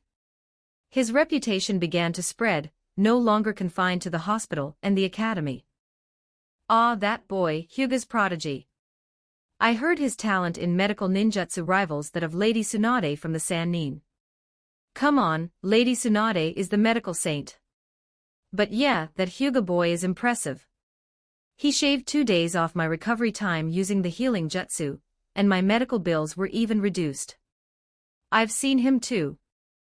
A friend of mine at the hospital said his talent in medical ninjutsu is unquestionably genius level. Such comments began circulating throughout Konoha. Mirai's kind demeanor, diligent work ethic, and eagerness to learn earned him widespread praise. Whenever he saw patients in pain, he would generously use his chakra to hasten their recovery, embodying the will of fire. The character Mirai projected left little room for criticism. Each time a student interned at Konoha Hospital, their supervising physician would provide an evaluation. Nakano's reviews of Mirai were brimming with praise, going as far as to describe him as a beacon of hope for Konoha, and a perfect inheritor of the will of fire. Healing jutsu, a C-rank technique, was considered moderately difficult. Yet Mirai mastered it in a short span of time. A month and a half later, he advanced to learning the A-rank medical ninjutsu, mystical palm jutsu, under Dr. Nakano's tutelage. As an advanced form of healing jutsu, it posed a significantly higher challenge. Initially, even Mirai struggled and had to dedicate substantial time and effort before gaining proficiency. Once he did, he poured himself into mastering the technique, eventually gaining full control over it. By concentrating yang-release chakra, this jutsu revitalized cells around a wound, enabling injuries to heal in a remarkably short period. When Nakano first taught the mystical palm jutsu, he estimated it would take Mirai at least a month to grasp its basics. To his astonishment, Mirai managed to perform the technique proficiently in just 10 days. The first time Nakano witnessed Mirai use it, his jaw nearly hit the floor. Though Nakano knew Mirai was talented, he never imagined his aptitude for medical ninjutsu would be this extraordinary. Over the following months, Nakano taught Mirai 2 additional medical jutsu, both of which he mastered in short order. By this point, Nakano was utterly convinced Hyuga Mirai would one day become a medical ninja rivaling even the legendary Tsunade. Nakano would stake his life on it.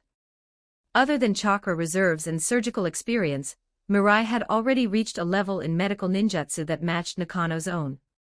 Though Nakano was only a medical chunin, he was nonetheless a vital asset to Konoha Hospital.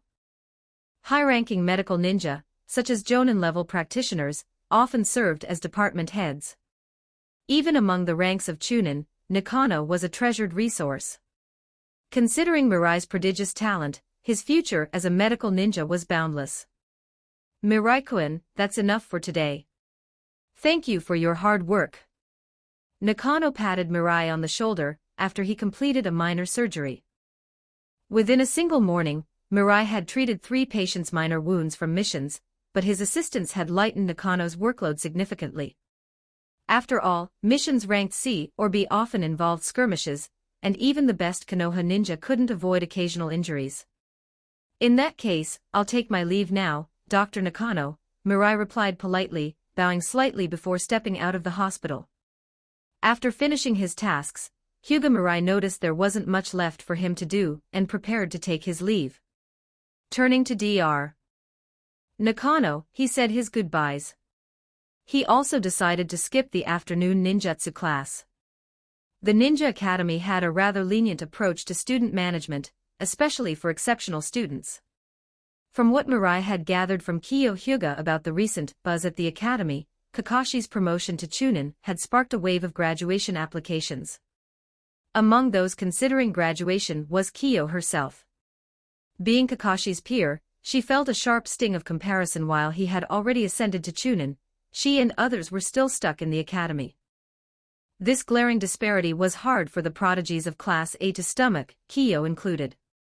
Raised as a genius of the Hyuga clan's main family, Kiyo had a strong, proud personality shaped by her upbringing, and the murmurs of criticism were impossible for her to ignore. Mirai, however, chose not to concern himself with such matters. His focus was on steadily building his strength before the Third Shinobi World War erupted. Staying in the village as a medical ninja seemed to be his safest option. While it might mean sacrificing combat experience, Mirai believed it was the best choice for him. After leaving Konoha Hospital, Mirai decided to stop by the market to purchase some rice and meat. Thanks to his skills with the mystical palm technique, he had started earning money at the hospital. Given his proficiency, they no longer treated him like a mere trainee. Just these items, please, Mirai told the shopkeeper. Kindly have them delivered to my home.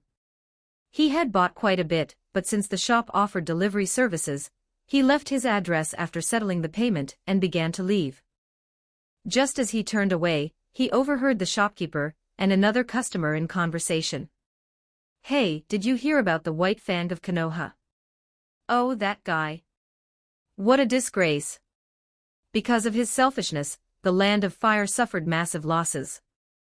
Absolutely unforgivable. The shopkeeper scoffed, adding, "Yeah, I used to look up to him, but to abandon a mission just to save one person. That's ridiculous." "Excuse me," Mirai interrupted, turning back and approaching the two. His pale eyes, gleaming with the intensity of the Byakugan, seemed to exert an invisible pressure on them. "What were you just talking about?" The shopkeeper hesitated under Mirai's gaze before blurting out, "It's about the White Fang of Konoha. They say he abandoned a mission to save a comrade, which ended up causing great losses for the Land of Fire." The shopkeeper's companion chimed in, "Yeah, exactly. The country suffered because of him. Some hero he turned out to be. What a joke." Mirai took a step closer, his tone steady but piercing. "What kind of losses? Were they financial, casualties, or perhaps critical information? And this mission only a handful of people in Konoha would have the clearance to know its details. So may I ask, where exactly did you hear this?" The two men faltered under his unrelenting scrutiny, visibly uncomfortable. Well, I mean, everyone's been saying it, so it must be true, right?" the shopkeeper stammered. Mirai shook his head, his expression calm but firm. "So you're spreading rumors without knowing the specifics, without any concrete information about the so-called losses or their impact." He paused before adding, "Please make sure my order is delivered." With that, he turned and walked away, deciding he had no further interest in engaging with them. As Mirai disappeared into the distance, the shopkeeper and his companion exchanged bewildered looks. Who was that guy? But hey, about those losses, what exactly were they? Beats me. I was just repeating what I heard from someone else.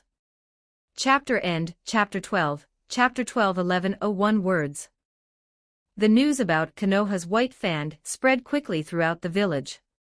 In just a few days, it seemed everyone was discussing the incident. Yet, the rumors being shared were fragmented, twisted, and almost gossip-like in nature. In taverns, restaurants, and casual street conversations, the story of Konoha's White Fang had turned into the village's hottest topic of gossip. When Hyuga Mirai returned to the clan compound, he was summoned by Kiyo Hyuga to train in Gentle Fist. Despite Mirai's remarkable talent in medical ninjutsu, which had the potential to set him on the path of a medical ninja, Kiyo insisted on the importance of maintaining combat prowess. She argued that as a protector, his skills couldn't afford to lag behind. Once again, Hyuga Mirai managed to barely hold his ground against Kiyo Hyuga for a short while before being defeated. This time, he was more focused. Even after Kiyo unleashed her 8 trigrams, 32 palms, he blocked over 20 strikes before finally succumbing. After all, Mirai was considered a prodigy in Class B and frequently took training leave. It would be surprising if he hadn't shown some improvement. "Still can't match you, Lady Kiyo," Mirai admitted, sitting on the ground after being knocked down. Feigning exhaustion and defeat was an art, and one made even more demanding when under the scrutiny of a Hyuga Jonin. Were it not for his deeper understanding of Gentle Fist, and his deliberate allowance for Kiyo to land a few hits, he might have been exposed already. Kiyo exhaled slowly, her expression stoic but firm. "You've improved, but you need to train even harder." "Yes, I understand, Lady Kiyo," Mirai replied promptly. Then, feigning frustration, he added, "But medical ninjutsu takes up most of my time. I'm afraid the gap between us will only grow wider." Hearing this, Kiyo fell silent. She was well aware of her grandfather's support for Mirai pursuing the medical ninja path. With Mirai's talent and the backing of the Hyuga clan, it wasn't unthinkable that he could someday become the deputy or even head of Konoha Hospital. Such a position would significantly elevate the Hyuga clan's influence in Konoha. This was a reality Kiyo couldn't ignore. "Speaking of which, Lady Kiyo, have you heard about Konoha's White Fang?" Mirai asked, sipping tea with meticulous care, adhering to the Hyuga clan's rigid etiquette. Even a faint slurping sound could draw reprimands. Kiyo gently set down her teacup and straightened her posture. "Why are you interested in that?" "Lately, I've been hearing villagers talk about it everywhere I go," Mirai replied. Kiyo shook her head slightly. It has nothing to do with the Hyuga clan. I'm just curious how much damage White Fang's failed mission caused to the Land of Fire. Kiyo's tone turned stern. Don't waste your thoughts on it. The details of S-rank missions are known only to the third Hokage. Even Jonin squad leaders wouldn't know the specifics. And if the mission truly failed, no information would be leaked. Humph, she scoffed. White Fang was unfortunate. To think someone he saved would turn around and betray him. The higher-ups were left with no choice, I suppose. Mirai was momentarily surprised by her insight. He had always thought of Kiyo as someone focused solely on training. To hear her speak so perceptively was unexpected. Indeed, White Fang's situation was lamentable. For days, the village buzzed with discussions about the alleged failure of White Fang's mission, and the supposed massive losses suffered by the Land of Fire. Yet, since S-rank missions were bound by strict secrecy, even the Hyuga clan had no access to such sensitive information. Still, the sudden widespread rumor one that even the common villagers were involved in was suspicious. With the war looming, even though the third Kazekage hadn't yet gone missing, tensions along the borders were undeniable. Mirai found it hard to believe Konoha's leadership would let such damaging information spread so recklessly. If the rumors were true, openly publicizing the Land of Fire's losses was foolish. If the villagers knew, so would enemy spies. If false, then White Fang was being unfairly vilified. Yet, the fact that such widespread rumors could circulate within Konoha indicated only a select few could have orchestrated it. Forget about it. It's irrelevant to the Hyuga clan, Kiyo said dismissively. Though she knew more than she let on, her grandfather had already explained the political nuances of White Fang's situation. The more she understood, the more disgusted she felt. She couldn't help but pity him. Next month, I plan to take the graduation exam. Afterward, I'll likely join a ninja squad, Kiyo announced. Mirai asked, surprised. It's not too soon. Kakashi has already become a chunin, Kiyo said with determination. And your progress in medical ninjutsu has inspired many. To surpass you and Kakashi, I need to become a ninja as soon as possible. I'm nothing special. Besides, staying in the academy longer sounds more appealing, Mirai said, shaking his head. He found the idea of a 7- or 8-year-old heading out to kill absurd. The ninja world was, without a doubt, a gathering of lunatics. Kiyo gave Mirai a disapproving look. You'll graduate with me and join my squad. I have to graduate too. But Lord Zosuk plans for me to work at Konoha Hospital. I've already asked grandfather to handle it. He'll arrange with the third Hokage for you to join my squad, Kiyo interrupted firmly. Even as a medical ninja, you can't neglect your strength. After joining a genin squad, you can still work at the hospital. Well, thank you so much, Lady Kiyo, Mirai thought sarcastically, sighing inwardly. Yet outwardly, he remained composed, nodding in agreement. Hyuga Mirai's class was filled with talent. Several students had reached genin-level strength after just 2 years, prompting many to consider early graduation. The likes of Kakashi and Mirai, in particular, motivated others to prove themselves. Kakashi graduated as a genin in 1 year, and became a chunin the next. Meanwhile, Mirai, with less than 2 years of hospital training, had already mastered B-rank medical ninjutsu, earning him the equivalent of a medical chunin's proficiency. For the rest of their peers, staying in the academy felt like a waste of time under the shadows of these prodigies. Within months, several students applied for early graduation. 5 succeeded: Uchiha Tetsuka, Sarutobi Asuma, Kurina Yuhi, Kiyo Hyuga, and Genma Shiranui. However, 1 student failed, Uchiha Obito. Among the graduates, only Uchiha Tetsuka was in his 4th year. The others, like Kiyo, had spent just 2 years at the academy. End of chapter. Chapter 13. Chapter 13. 1160 words. Graduating early from the ninja academy required a certain level of skill. At the very least, one had to be able to face off against a fully fledged genin without losing.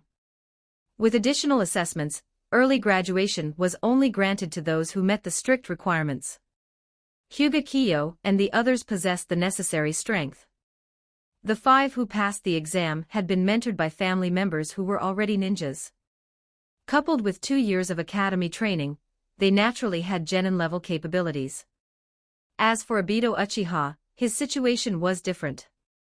He lacked the required skills. Despite being from a prestigious clan, his devotion to the will of fire consumed most of his time, which he used for small acts of kindness rather than focused training. In a time of peace, such actions would have earned Obito widespread praise. However, in the perilous world of shinobi where crises abounded, one could only say he was destined to be outmaneuvered due to his lack of strength. Hyuga Mirai's assessment was relatively straightforward. In the area of medical ninjutsu, he breezed through the process. The academy tests were similarly manageable, allowing him to pass in one attempt. After receiving his genin forehead protector, Mirai was informed to report to practice field number 3 the next morning. He only knew that Hyuga Kiyo would be on his team. The identity of the third member, however, would remain a mystery until the following day. A panel appeared before Hyuga Mirai's eyes. Scientific template system. Host, Hyuga Mirai extraction function, available, loading complete, 100%. Traversal function, unavailable, loading, 12%. The extraction function was now operational. According to the system's explanation, this feature allowed him to randomly draw the complete knowledge and experience of a scientist. If Mirai was lucky, he could obtain the expertise of a particularly useful scientist like the one who invented Doraemon. After activating a scientist's template, Mirai's body would require a day-long state of deep sleep to process the knowledge transfer. This process was entirely uncontrollable, akin to dreaming.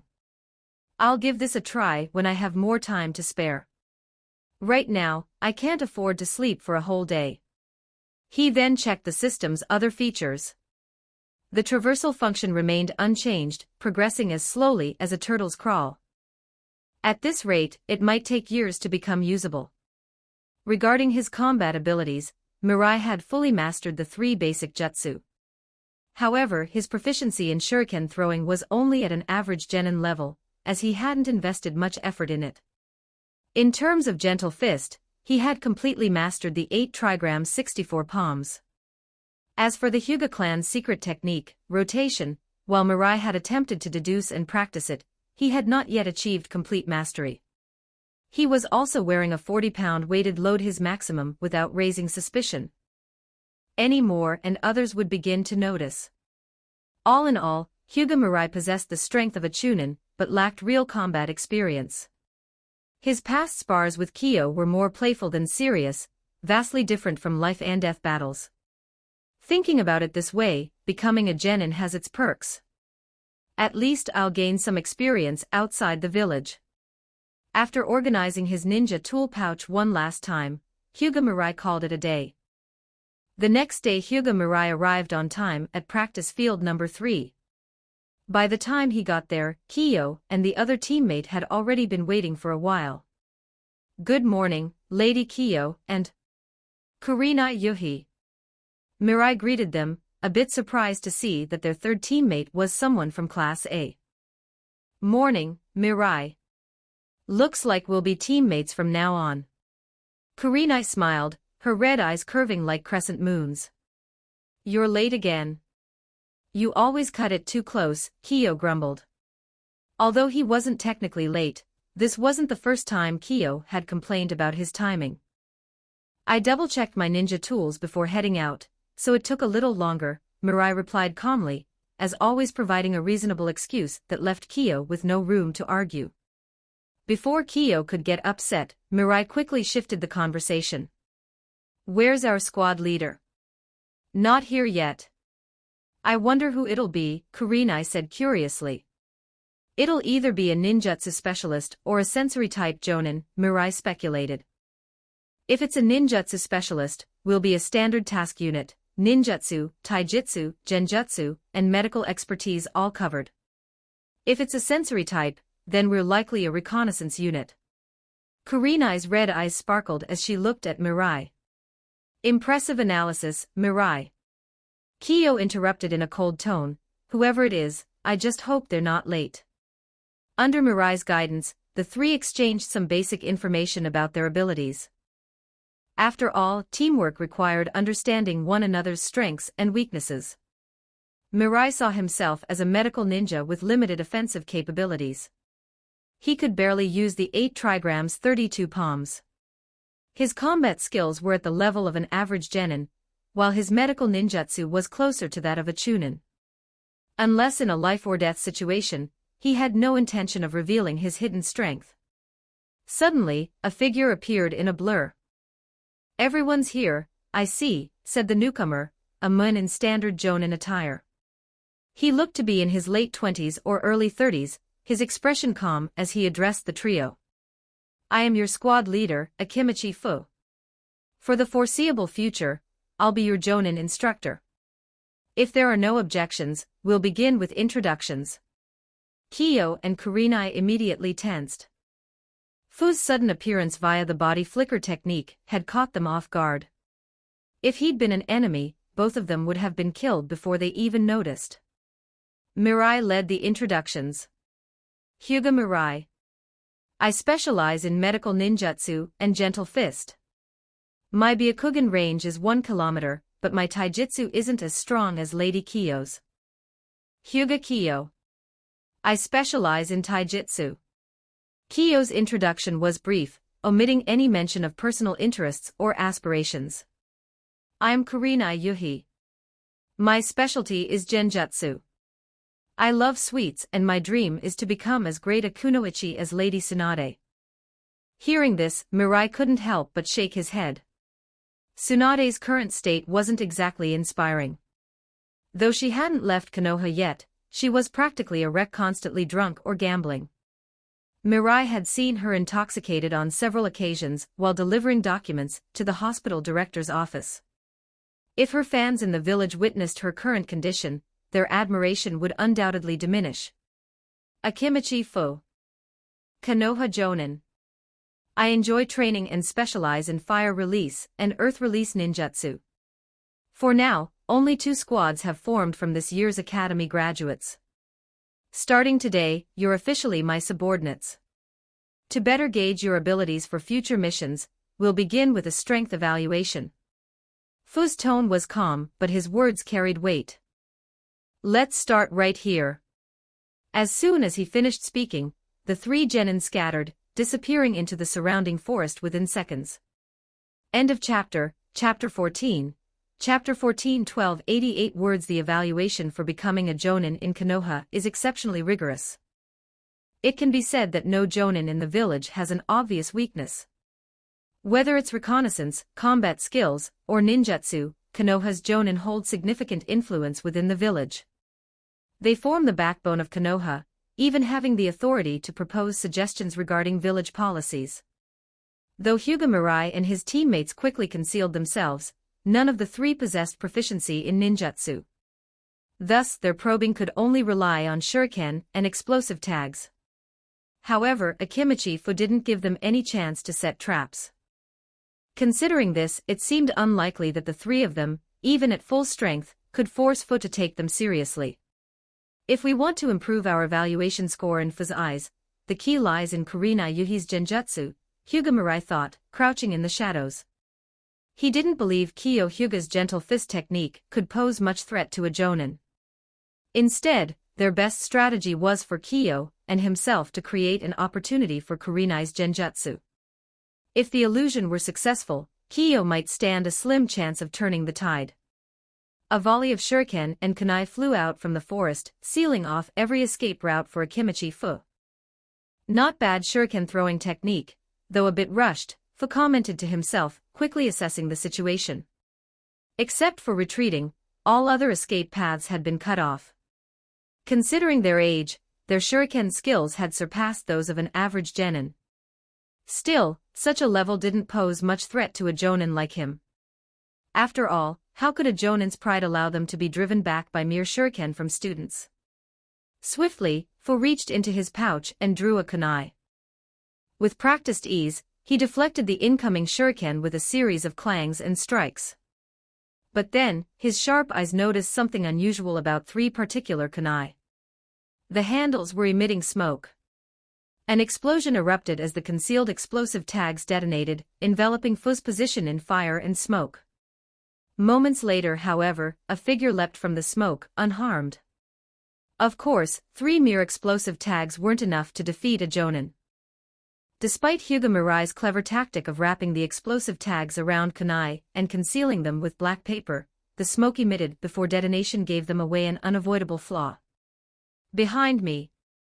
Having escaped the explosion, Fu instantly sensed someone closing in from behind.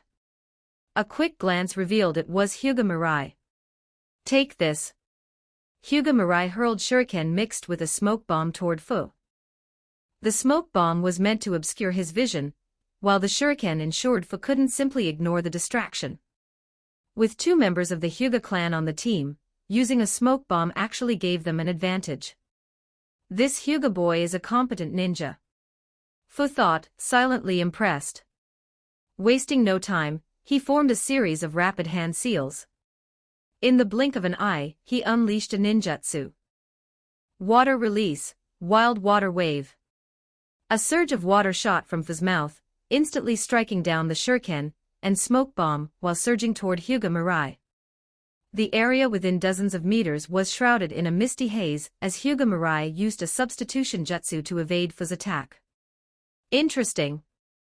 Despite being skilled in fire and earth release, he chose to use water release. Hyuga Mirai muttered with a sly grin as he tossed a signal shuriken toward Kyo Hyuga's hiding spot. Smoke bombs may obscure the vision of ordinary individuals, but for the Hyuga clan, they serve as an invaluable advantage. Kyo Hyuga's veins bulged around her eyes as she activated her Byakugan, charging swiftly into the smoke. Through her enhanced vision, Akimichi Fu's figure was clear as day.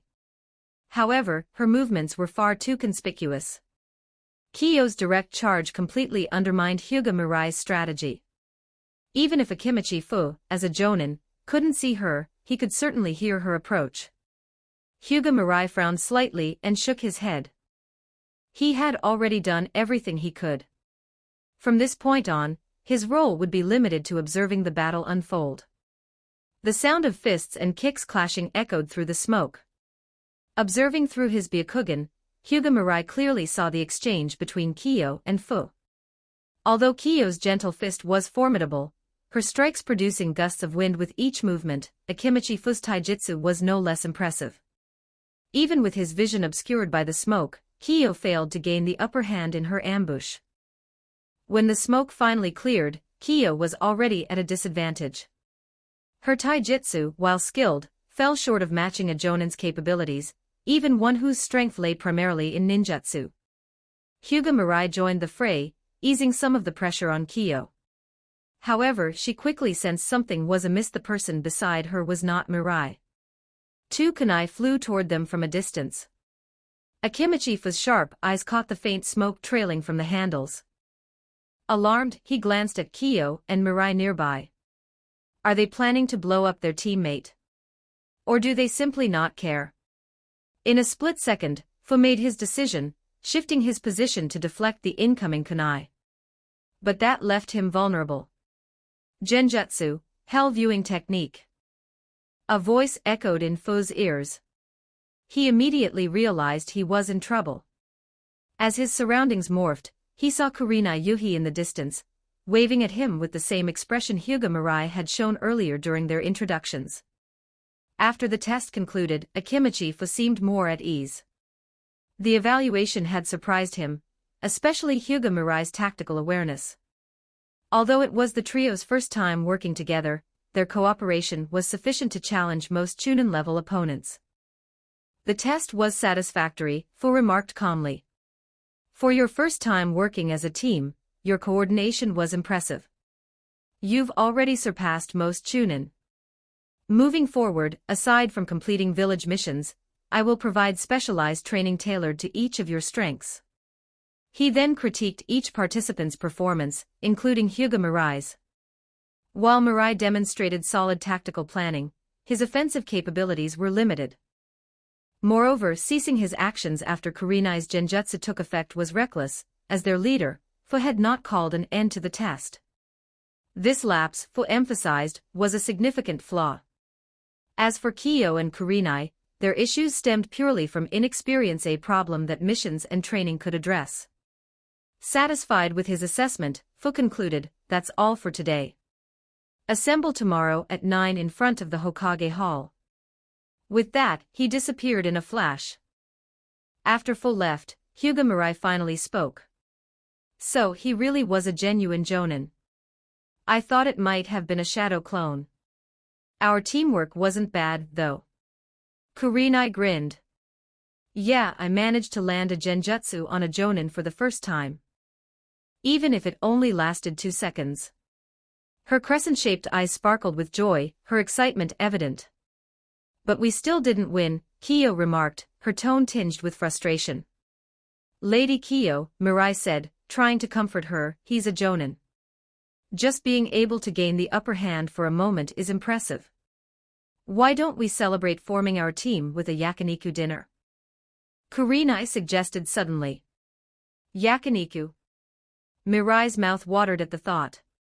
He had often told himself to treat himself to something nice, but his rigorous training schedule left little time for indulgences. It had been over 6 months since he'd properly enjoyed a good meal. Kiyo, tempted by the idea, quickly agreed. "All right, let's do it." Noticing Mirai's hesitation, she added, "I'll cover your share." "Thank you, Lady Kiyo.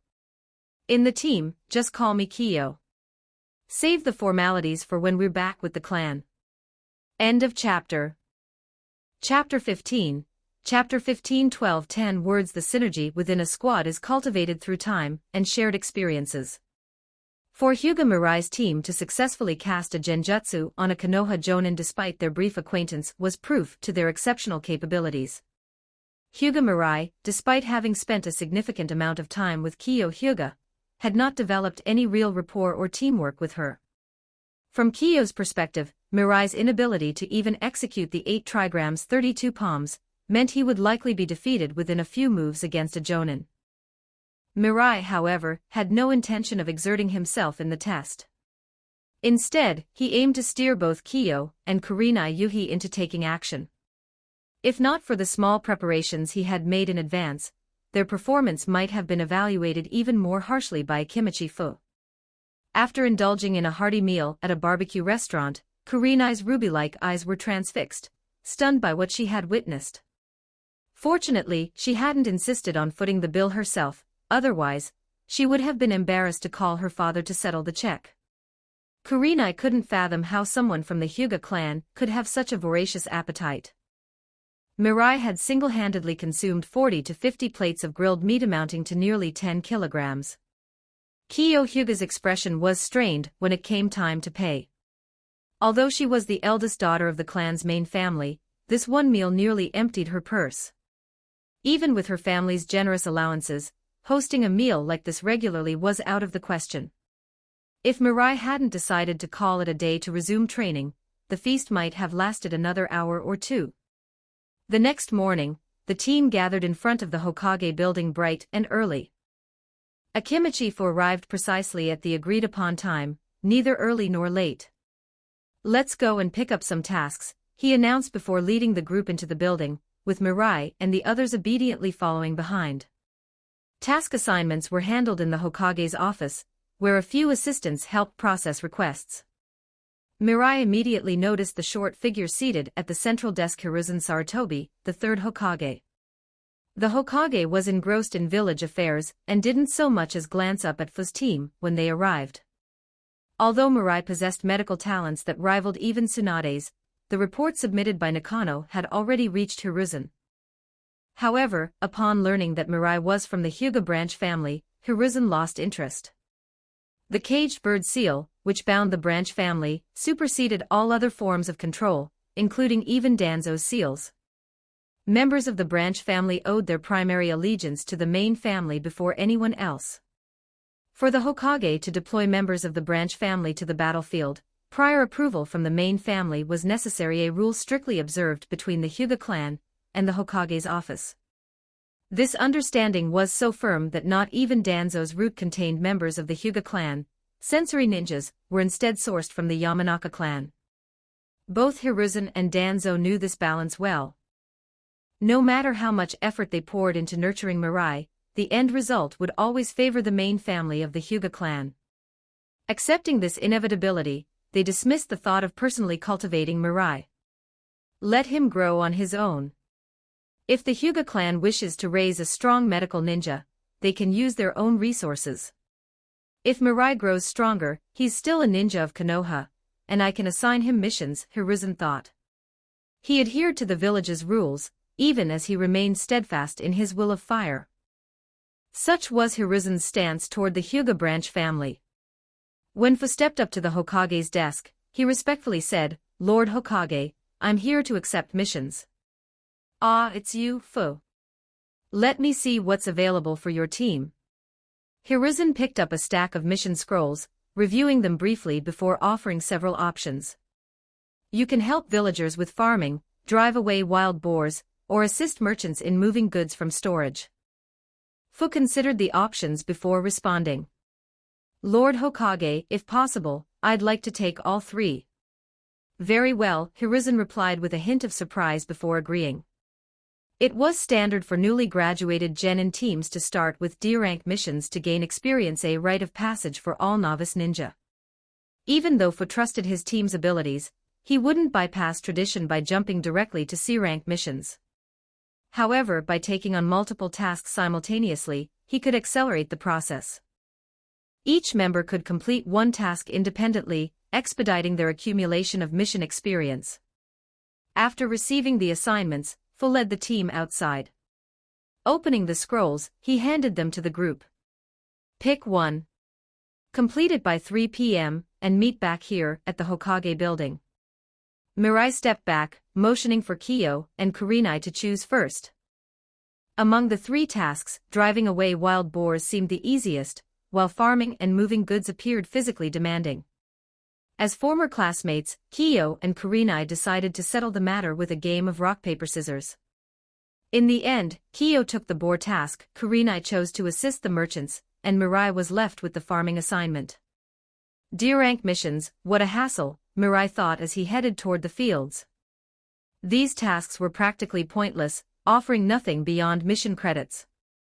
For most rookie genin, they provided an opportunity to hone chakra control, but Mirai's skills in this area were already advanced enough to use B-rank medical ninjutsu A level on par with top-tier medics at Konoha Hospital. After 2 grueling hours, Mirai finally finished cultivating a large plot of land. Once the client signed off on the task, he headed straight to a ramen shop, downing 5 bowls in one sitting before he felt slightly satiated. "Mirai-kun, have you finished your task?" Hearing the familiar voice behind him, Mirai turned to see a pair of crimson eyes he knew well. "Yes, my task is done." Kurenai's ruby eyes lit up at his reply, though her expression quickly turned sheepish as she asked hesitantly, "Mirai-kun, can you help me with my task? There are so many goods to move, and I don't think I can handle it all alone." Kurenai's eyes widened in disbelief. Mirai smiled gently. "I said yes. We're teammates, helping each other is the right thing to do." Thank you so much, Mirai-kun," Kurenai exclaimed, genuinely touched. She considered offering to treat him to a meal as thanks, but the memory of his immense appetite at the barbecue stopped her short. Instead, she promised cautiously, "Once I've saved up some mission rewards, I'll treat you to a meal." Mirai chuckled and replied, "Let's focus on eating first. Then we can finish the task together." "All right, Mirai-kun." With Mirai's assistance, the two completed the task in no time, and rested briefly before regrouping at the Hokage building by 3 p.m. Seeing the sweat-soaked state of Mirai and Kurenai, Kiyo silently congratulated herself for avoiding the more strenuous tasks. After handing in the completed missions, Fu dismissed the squad for the day, reminding them to reconvene the next morning. He was determined to have them gain enough experience to qualify for C-rank missions as quickly as possible. Chapter End. Chapter 16. Chapter 16 1129 words for 5 consecutive days. the team under Akimichi completed 3 D-rank missions each day before dispersing to train. If the 3 Hyuga members, including Hyuga Mirai, still had energy left, Fu would give them pointers on chakra control techniques, battle timing, and other skills. The 2 Hyuga clan members and Kurenai Yuhi, who was also skilled in her family's genjutsu, had little to learn from Fu in ninjutsu. His focus was on helping them improve their combat experience and skills. With Fu, a jonin, as their trainer and sparring partner, Hyuga Mirai and the others gained a lot. When the team had first been formed, their coordination was still a little off, but after several days of practice and battles with Fu, their teamwork had greatly improved. "It's time," Fu said calmly. "Today, we'll take a C-rank mission."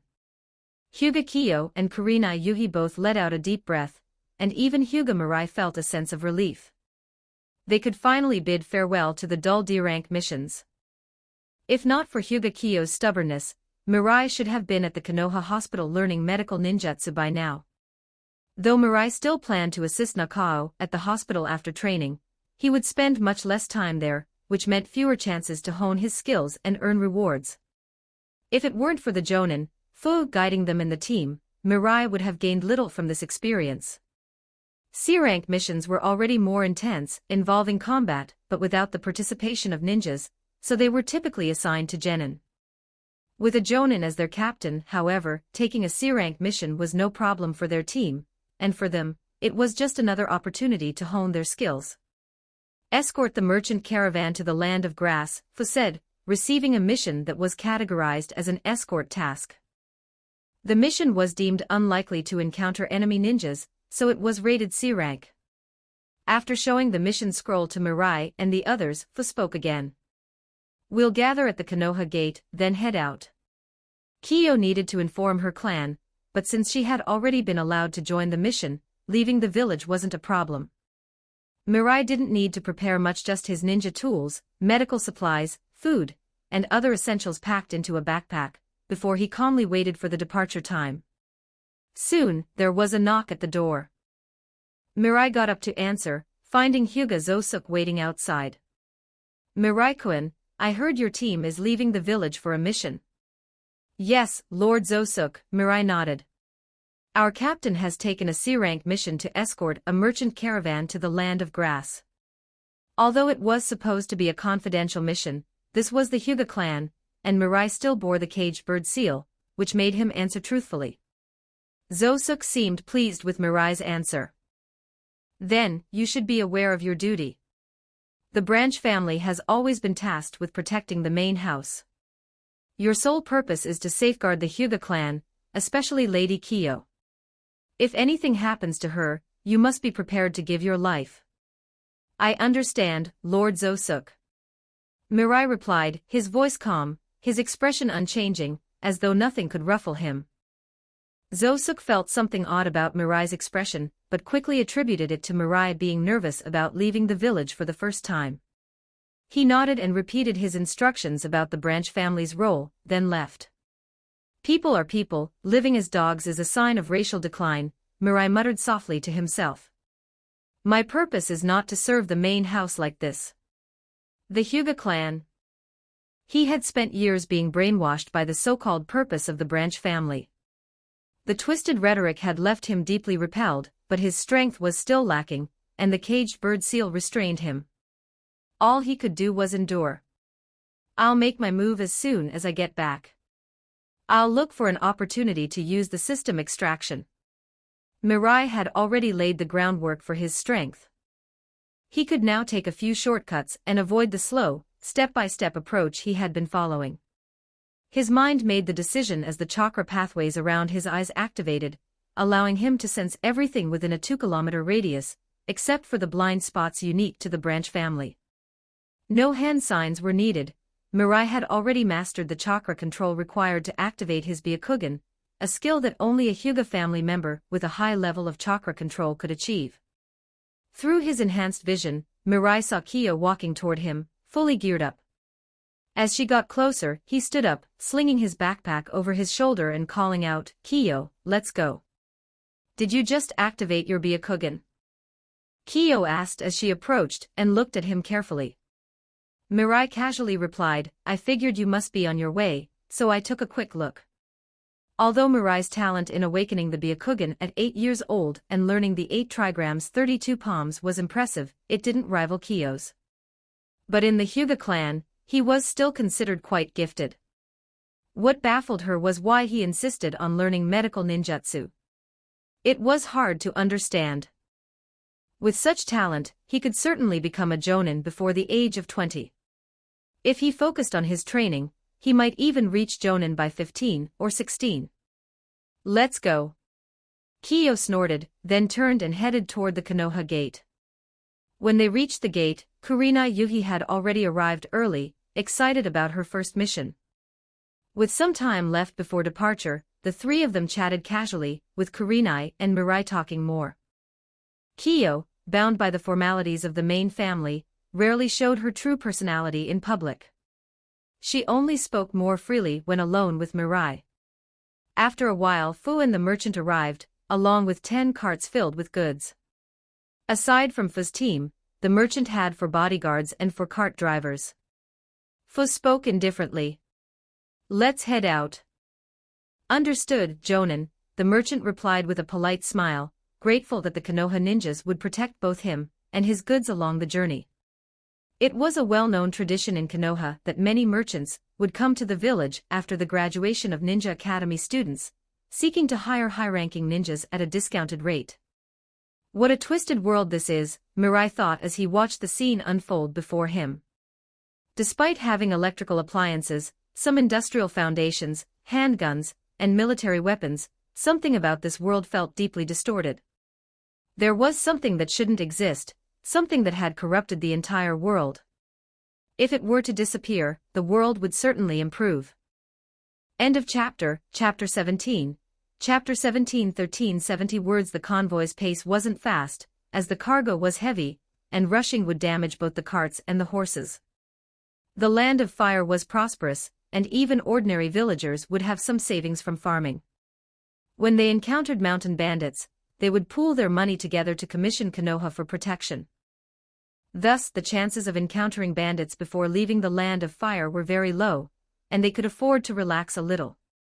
This was the first time for both Kyo Hyuga and Kurenai Yuhi to leave Konoha village, and they were quite curious about everything outside.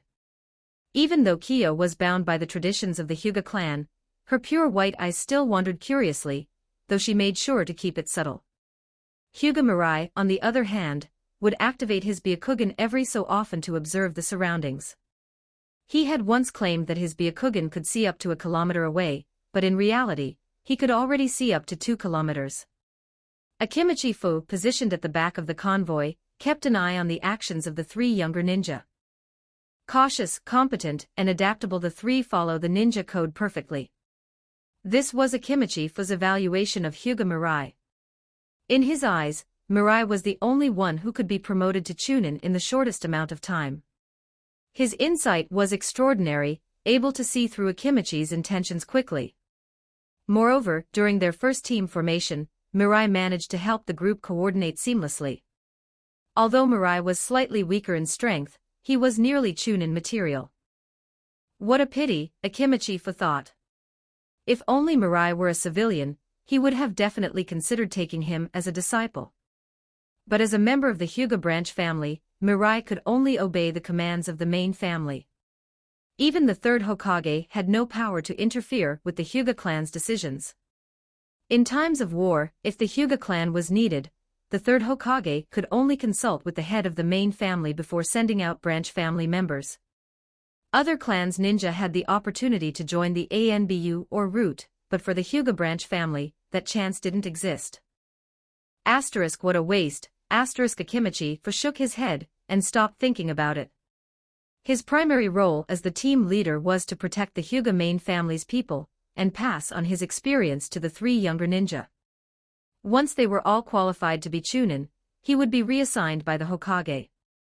Therefore, the key was to complete missions quickly and accumulate experience, while occasionally offering some guidance to the 3. Though the chances of danger were low within the land of fire, Hyuga Mirai didn't let his guard down. The last 10 miles are always the hardest, he knew this well, especially in the ninja world where the unexpected was common. Strong figures like the Sage of Six Paths could be killed by a surprise attack, and even elite ninjas could be caught off guard with kunai. The convoy reached the border of the Land of Fire and stopped in a small town along the way, spending the night there. The rest of the time was spent camping outdoors. During this mission, Akimichi hardly spoke, and Kiyo Hyuga and Hyuga Mirai were both relatively quiet. The only one who was somewhat lively was Kurenai Yuhi, who often found herself bored and started talking to fill the silence. Once they crossed into the Land of Grass, Hyuga Mirai, seeing that Akimichi still hadn't spoken, gave a reminder to the others. "We need to be careful now, Kiyo-sama, Kurenai." Upon hearing Mirai's voice, Kiyo Hyuga frowned slightly, displeased. She turned to him and said, "I've told you, call me Kiyo when we're outside." Hyuga Mirai was momentarily silent, then, understanding, he nodded and replied, "Understood, Kiyo." After that, the three formed a protective formation at the front of the convoy, while Akimichi remained at the back. They all knew that once they left the safety of the Land of Fire, they could encounter some danger, so they remained on high alert. Hyuga Mirai and Kiyo took turns activating their Byakugan. While this drained chakra, they had supplies of soldier pills to replenish their energy, and the mission was not far from its destination, so Kiyo treated it as a good way to train her Byakugan. If it weren't for the taste of the soldier pills, she wouldn't have agreed to take them. Suddenly, Hyuga Mirai spoke up. "There's a valley 1 kilometer away. 36 armed mountain bandits are lying in wait. One of them has chakra, but it's less than half of yours." "Mirai-kun." Kurenai Yuhi puffed out her cheeks and glared at him. Out of the four of them, she was often the one who felt singled out. "Is he implying I'm the weakest?" "Ah, sorry, Kurenai, I just blurted that out," Hyuga Mirai said, then glanced at Akimichi waiting for the captain's orders. Akimichi thought for a moment, then raised his head and asked, "Is this the only group nearby?" "I can only see these," Hyuga Mirai replied. "Within a 1.5 kilometer radius, there's only this group lying in wait," Kiyo Hyuga added, opening her Byakugan to survey the area. "Then, you three go and handle them," Akimichi said calmly. "Take them out before the convoy reaches the valley. Quickly regroup afterward, understood?" The three responded in unison, before jumping away from the convoy. They spread out, gradually changing their formation as they ran toward the bandits hiding in the valley. The bandits included one who seemed like a rogue ninja, but none of them posed a significant threat to the three of them. Despite the presence of a rogue ninja, his chakra level was too low to increase the mission's difficulty. After giving Kurenai the location of the bandits, the trio split up to encircle them from 3 different directions. In this world, taking lives was a mandatory skill. Furthermore, Hyuga Mirai had witnessed many bloody wounds at the hospital, and even seen a fair number of corpses. What he lacked now was the personal experience of taking a life. For him, this was merely a means to gain experience. Killing wasn't something to hesitate over, especially if it made him stronger. If it came to that, Hyuga Mirai wouldn't hesitate to throw his kunai. Once the other two arrived at the bandits' ambush location, Hyuga Mirai made a hand gesture. Kunai and shuriken flew from 3 directions, striking down 7 or 8 of the bandits in an instant. "Who's there?" "It's a ninja." "Damn merchants, they hired ninja guards." The bandits panicked when they saw the shuriken. Ninjas possessed strength that ordinary people couldn't hope to match, and everyone in the ninja world knew this fact. "That's enough, you punks." Kiyo Hyuga shouted coldly as she dropped from the tree in front of the bandits. One of the bandits saw the symbol on Kiyo's forehead protector and yelled, "A little girl. A Konoha ninja. We've got Ryoka-sama. What do we have to fear from a little girl?" It seemed that the rogue ninja had given the bandits some courage, and Kiyo's age led them to underestimate her. They thought the recent deaths were only the result of a sneak attack by the kid. The rogue ninja stepped forward, sizing Kiyo Hyuga up before sneering, "Humph, a little brat. Even if you are a Konoha ninja, don't underestimate the adult here." Before he could finish his words, his expression blanked. Kiyo Hyuga, seeing this, tilted her head and called out, "Kurenai, I was supposed to handle this guy." The rogue ninja had fallen under a genjutsu, his consciousness clouded. Perched in a tree, Kurenai Yuhi's ruby-red eyes flashed with a hint of satisfaction as she replied, "Kiyo, that was what Mirai said, not me. I didn't agree to it." More shuriken flew, cutting through the bandit's throat. Hyuga Mirai sighed and stepped forward, trying to ease the tension. "It's fine, Kiyo. The captain didn't give us much time. Let's prioritize the mission." End of chapter. Chapter 18. Chapter 18. 1157 words after safely escorting the merchant convoy to its destination in the Land of Grass, Team Akimichi returned directly to Konoha. The Land of Grass also had a ninja village, and while it was allied with Konoha, it was better not to stay there for too long unless on a mission authorized by the Hokage. This C-rank escort mission had been uneventful, aside from killing a group of bandits. Kurenai Yuhi and Kiyo Hyuga, the two girls, had been unexpectedly decisive in taking the lives of the bandits. Akimichi wasn't particularly surprised by Hyuga Mirai's response, as he had heard about his reputation at Konoha Hospital. With the medical ninjutsu skills of a chunin, he must have seen his fair share of corpses. Kurenai and Kiyo, though pale after using shuriken to kill the thieves, quickly regained their composure. From this alone, they had already shown themselves to be competent ninjas. However, they still needed some refinement. This was their first battle, after all, and it felt more like a ninja game to them. In comparison, Hyuga Mirai was much more focused, always keeping the mission at the forefront and being cautious at every step. After submitting the completed mission, Akimichi spoke to the three of them in his usual expressionless manner. "Tomorrow, gather at Training Ground 3. The day after tomorrow will be a rest day, then we'll continue taking on more missions." Endlessly accepting missions would not foster growth. Akimichi preferred to balance missions with training, one day of training followed by a day of rest. The goal was to complete 15 C-rank missions within 2 months, after which the team would attempt B-rank missions. The next day's training was no different. Akimichi didn't treat them as students fresh out of the ninja academy but as real ninjas. Though he didn't use deadly force, with his Jonin-level strength, a single strike could injure any of them. If they were hit by ninjutsu, they might have to go straight to Konoha Hospital. However, Akimichi was skilled at controlling his power. Most of his ninjutsu was used for defensive or restraining purposes, rarely used in direct offense. Nevertheless, during the practical sparring, Hyuga Mirai, Kiyo Hyuga, and Kurenai Yuhi were constantly in danger. A Jonin specializing in ninjutsu was much stronger than a chunin, even if their taijutsu was weaker. Akimichi occasionally used ninjutsu, and without revealing all of his strength, Hyuga Mirai was thoroughly beaten.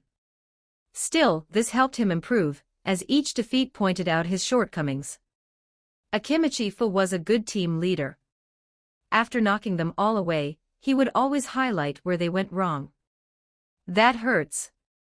Sensei Akimichi is so strict." Kurenai Yuhi grumbled, noticing the numerous bruises and swelling on her body. It was no surprise they were given a day of rest. She could tell they would need medical ninja attention. Kiyo Hyuga didn't say anything. She was in better physical condition, but a large bump had formed on her forehead, giving her a rather awkward appearance. Hyuga Mirai glanced at her twice before nearly laughing out loud. "Ahem, Lady Kiyo, Kurenai, let me treat your injuries," Hyuga Mirai said, waving his hand. "Hee, thanks, Mirai-kun," Kurenai Yuhi replied, smiling, her ruby eyes narrowing into crescent shapes. This was where having a medical ninja in the team proved its value. Without one, they'd have to spend extra money going to Konoha Hospital. Besides, Hyuga Mirai's medical skills were well known, and on par with the official doctors at the hospital. Kiyo Hyuga moved closer but was clearly embarrassed by her swollen forehead. Her face flushed with a mix of shame and anger. She remained silent, hoping her forehead would heal quickly. Palm healing jutsu. Hyuga Mirai swiftly formed the seals, gathering green chakra in his palms. He placed his hands on both Kurenai Yuhi and Kyo Hyuga's bodies. Under the healing light of the Yang chakra, their most noticeable injuries healed almost completely. The remaining bruises would require some ointment and a day of rest to fully recover. Phew, all done. Just apply some ointment, and you'll be fine by afternoon, Hyuga Mirai said, retracting his chakra and sitting down on the ground to catch his breath. The palm healing jutsu was an A-rank medical technique, and even among Konoha's medical ninja, only a few could master it. Not only was it chakra draining, but it also required great control over chakra. Hyuga Mirai used it for such minor injuries, not just for his own sake, but also to justify taking a rest. Lady Kyo, I'd like to take tomorrow off to rest at home, Hyuga Mirai said. Kyo Hyuga was about to insist on coming to the clan's training ground, but swallowed her words upon hearing Hyuga Mirai's request. After all, he had just treated her injury, and she couldn't turn him down so easily. She also realized that he must be exhausted. Kurenai Yuhi, watching from the side, knew rejecting him would make her seem heartless. Mirai-kun must be tired. Why does Kyo still insist on making him train? She thought to herself. Kyo Hyuga immediately nodded and said, all right, rest tomorrow. Afterward, she cast a glance at Kurenai Yuhi with her pure white eyes before walking off the training ground without saying anything else. What did Kyo mean by that look just now? Kurenai Yuhi asked in confusion, turning to Hyuga Mirai once Kyo was far enough away. I'm not sure. Maybe she thought your eyes are pretty, Hyuga Mirai casually replied, standing up and brushing off the dust from his clothes. Well, I'm off now, see you the day after tomorrow. At this age, aside from improving their strength, the remaining thoughts of the young boys and girls naturally gravitated toward the opposite sex. A perfect example was Obito Uchiha, who had feelings for Noara Rin at only 6 or 7 years old. While Kurenai Yuhi might not yet be thinking along those lines, compliments from the opposite sex could still brighten her mood. Receiving such praise from Hyuga Mirai, someone reliable on her team, handsome, capable, and with renowned medical talent, Kurenai's mood instantly lifted. She hummed happily as she left the training ground. Back at home, Hyuga Mirai tended to his own injuries and reflected on the time spent with the team. He felt he hadn't revealed anything out of the ordinary. It had just been an ordinary C-rank mission, and their performance had been just like their usual training at the Hyuga clan's training grounds. Next, I'll lock the doors and windows. No one should disturb me. After I've taken the day off from Lady Kyo, Zosuke Hyuga won't be coming either. I should have a whole day to myself, Hyuga Mirai thought as he mentally ran through his plan. He was confident that even if he used the system's simulation function, nothing would go wrong. System, activate the extraction function.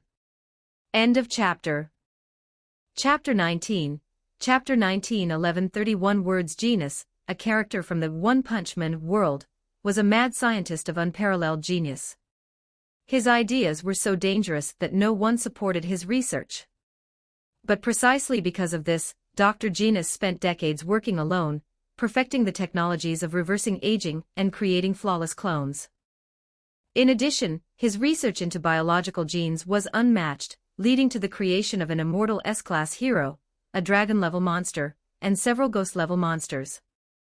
In the One Punch Man world, only psychos could rival Dr. Genus in the field of biological research. While psychos focused on creating monsters, Dr. Genus' work covered the entire scope of human evolution. Kino's immense knowledge began flooding into Hyuga Mirai's mind. It was clear that absorbing almost a century's worth of memories and insights would take time. Mirai lay still on his bed, absorbing the knowledge for an entire day, and by the following evening, he had fully integrated it. Phew, it's finally done. I guess I'm really lucky, getting Dr. Genus knowledge on my first attempt. Mirai closed his eyes, slowly recalling all the biological and genetic research he had absorbed. He was eager to put it to use, wishing he could immediately find a lab to experiment. The humans of the Naruto world were vastly different from those in One Punch Man, with a cellular count twice as large. As a result, many children in the ninja world could easily scale walls and leap across rooftops after refining their chakra. Kino's research was a great aid to Mirai, but he knew it wasn't a simple matter of copying it. The two worlds' people had fundamentally different physical compositions. Mirai would have to carefully study and adapt Kino's techniques to his world. Getting a lab and equipment is going to be a problem, Mirai thought. The kind of research he had in mind required a significant amount of equipment. With his current savings, he could afford maybe half a microscope.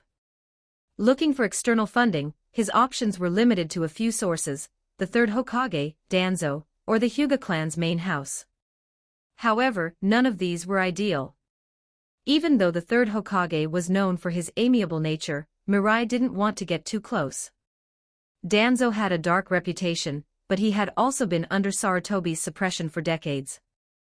Mirai thought to himself that someone who could suppress Danzo for so long must have a ruthless streak, which made him uneasy. People change over time. Perhaps the third Hokage was once pure-hearted, but after so many years, selfishness had undoubtedly crept in. For instance, Danzo's research on wood release was something Sarutobi could not have missed. Root, Danzo's Special Operations Division, relied heavily on funding from the ANBU, which Sarutobi oversaw. The financial resources used for studying wood release could not have escaped Sarutobi's notice.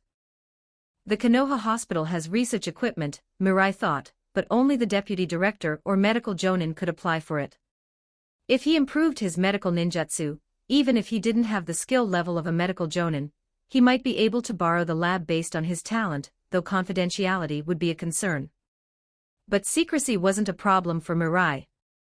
With his Byakugan, no one could monitor him unless they were from the Hyuga clan and had a deep understanding of biological genetics. A growl from his stomach reminded him that he hadn't eaten all day, and after absorbing so much knowledge, he felt exhausted. I should eat first, then think about the lab situation. Mirai stood up and walked to the refrigerator. After checking, he found that his supplies were almost gone and barely enough for one meal. With a sigh, he grabbed some money and headed out for food. He couldn't afford grilled meat, so he settled for the cheapest option, soy sauce ramen. He planned to eat around 20 bowls to fill himself up. When he arrived at the ramen shop, the owner, familiar with Mirai by now, asked how many bowls he wanted. Without needing to ask, the owner started preparing the ramen.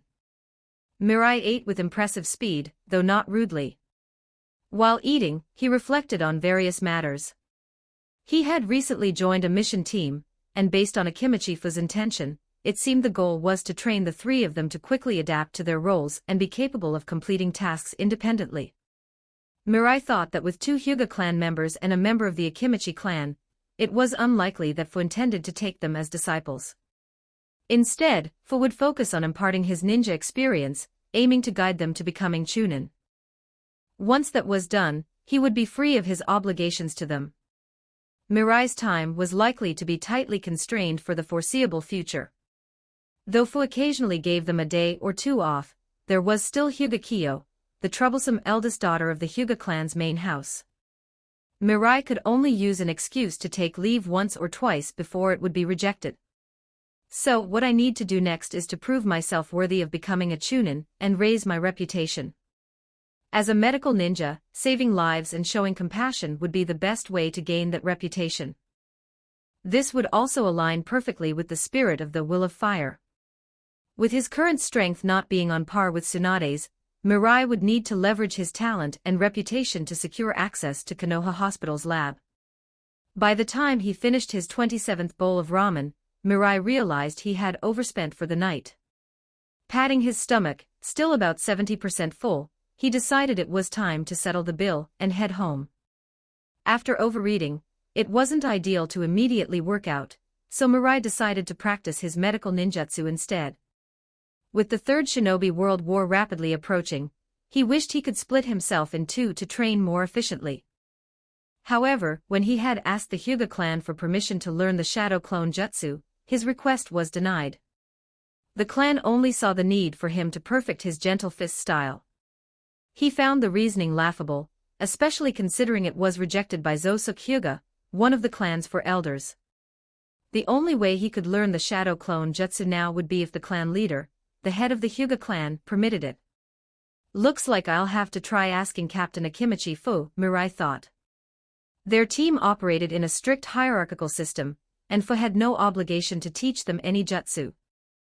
Moreover, Fu was usually distant, so Mirai wasn't sure if he would be willing to teach him the technique. End of chapter, Chapter 20. Chapter 20 1133 words. The Akimichi Fu squad took on a C-rank mission again, this time tasked with assassinating a noble from a small country. The difficulty wasn't very high, as nobles from small countries typically couldn't even afford wandering ninjas, and would instead hire some samurai or ordinary mercenaries as bodyguards. Therefore Akimichi Fu did not plan to intervene directly, leaving the mission to be handled by the three members of the Hyuga clan, Hyuga Mirai, Hyuga Kiyo, and Kurenai Yuhi. He appointed Hyuga Mirai as the temporary team leader, and instructed him to formulate a plan. Hyuga Mirai did not hesitate to accept the role, and eagerly took on the responsibility. When dealing with regular people, there was no need for an overly detailed plan.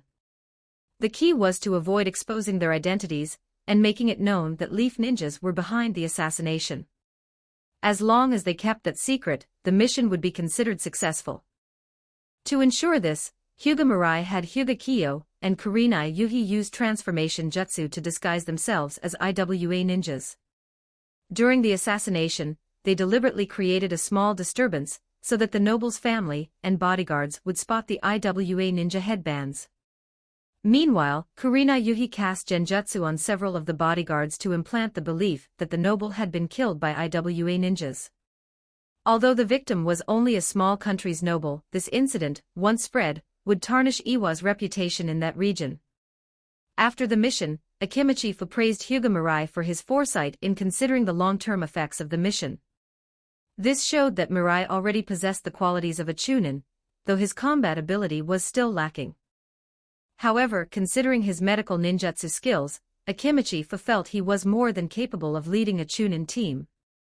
In Akimichi Fu's view, Hyuga Mirai was the true definition of a talented chunin, different from someone like Kakashi, who was promoted due to his strength alone.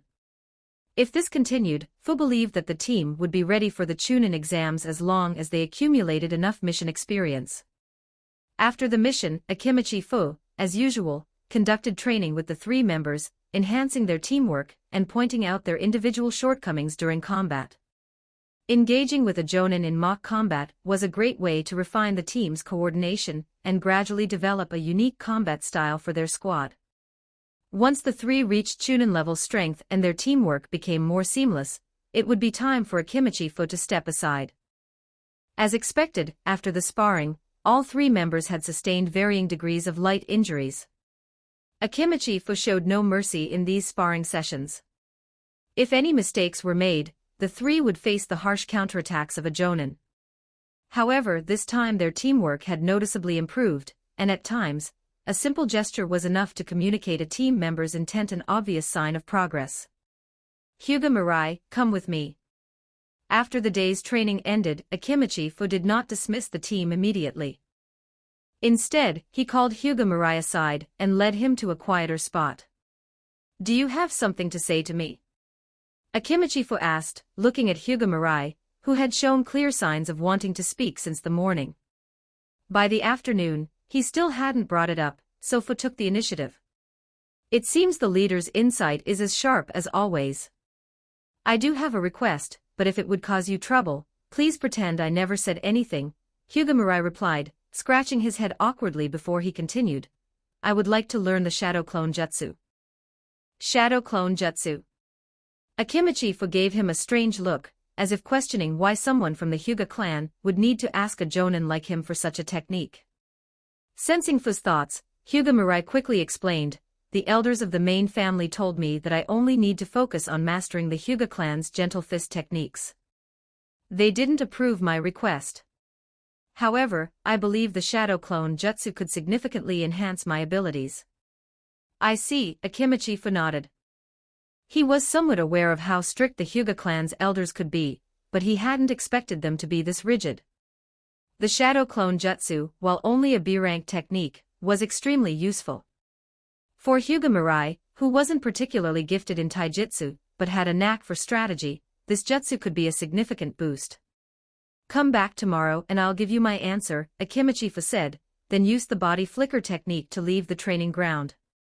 Although the shadow clone jutsu wasn't anything special, given that the Hyuga clan's elders had refused his request, Akimichifa felt the need to consult the third Hokage before making any promises.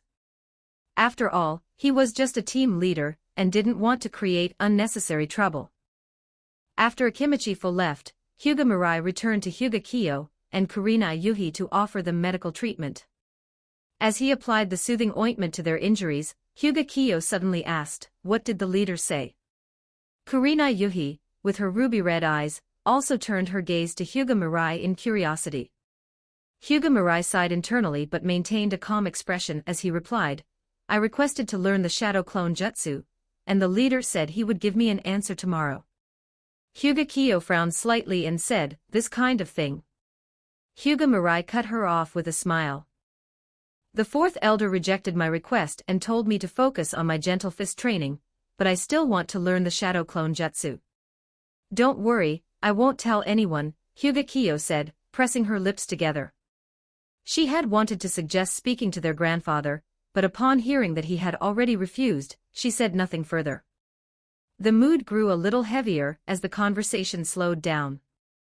Kurenai Yuhi, noticing the shift, quietly accepted her treatment from Hyuga Mirai. After the treatment was finished, the three of them parted ways as usual. Hyuga Mirai, along with Hyuga Kiyo, headed back to the Hyuga clan's estate, though the atmosphere between them felt somewhat tense. Hyuga Mirai didn't dwell on it, though. He didn't think that learning the Shadow Clone Jutsu would anger the main family to the point of invoking the caged bird seal. Worst case, he'd receive a scolding. But if Akimichifa agreed to teach him, it would be a great help. As for Hyuga Kiyo's mood, Hyuga Mirai didn't intend to pry. He was tired of playing the role of a comforter. When they arrived at a point where they had to part ways, Hyuga Kiyo suddenly called out to him, saying, "Don't come to the clan training ground tomorrow. Take the day off." End of chapter. Chapter 21. Chapter 21 11:14 words. The next morning, Hyuga Mirai arrived at the training field at his usual time. It didn't take long before Akimichifa appeared before him with a swift body flicker technique. "This is the Shadow Clone Jutsu. Don't spread it around. If there's anything you don't understand, you can ask me next time during training," Fu said before quickly vanishing, as though Mirai had some contagious disease. However, Mirai didn't care about that. He now had the Shadow Clone technique in his hands, and was eager to master it immediately. He made his way to a secluded training ground he frequented. After activating his Byakugan to ensure no one was around, he unrolled the scroll and began his study.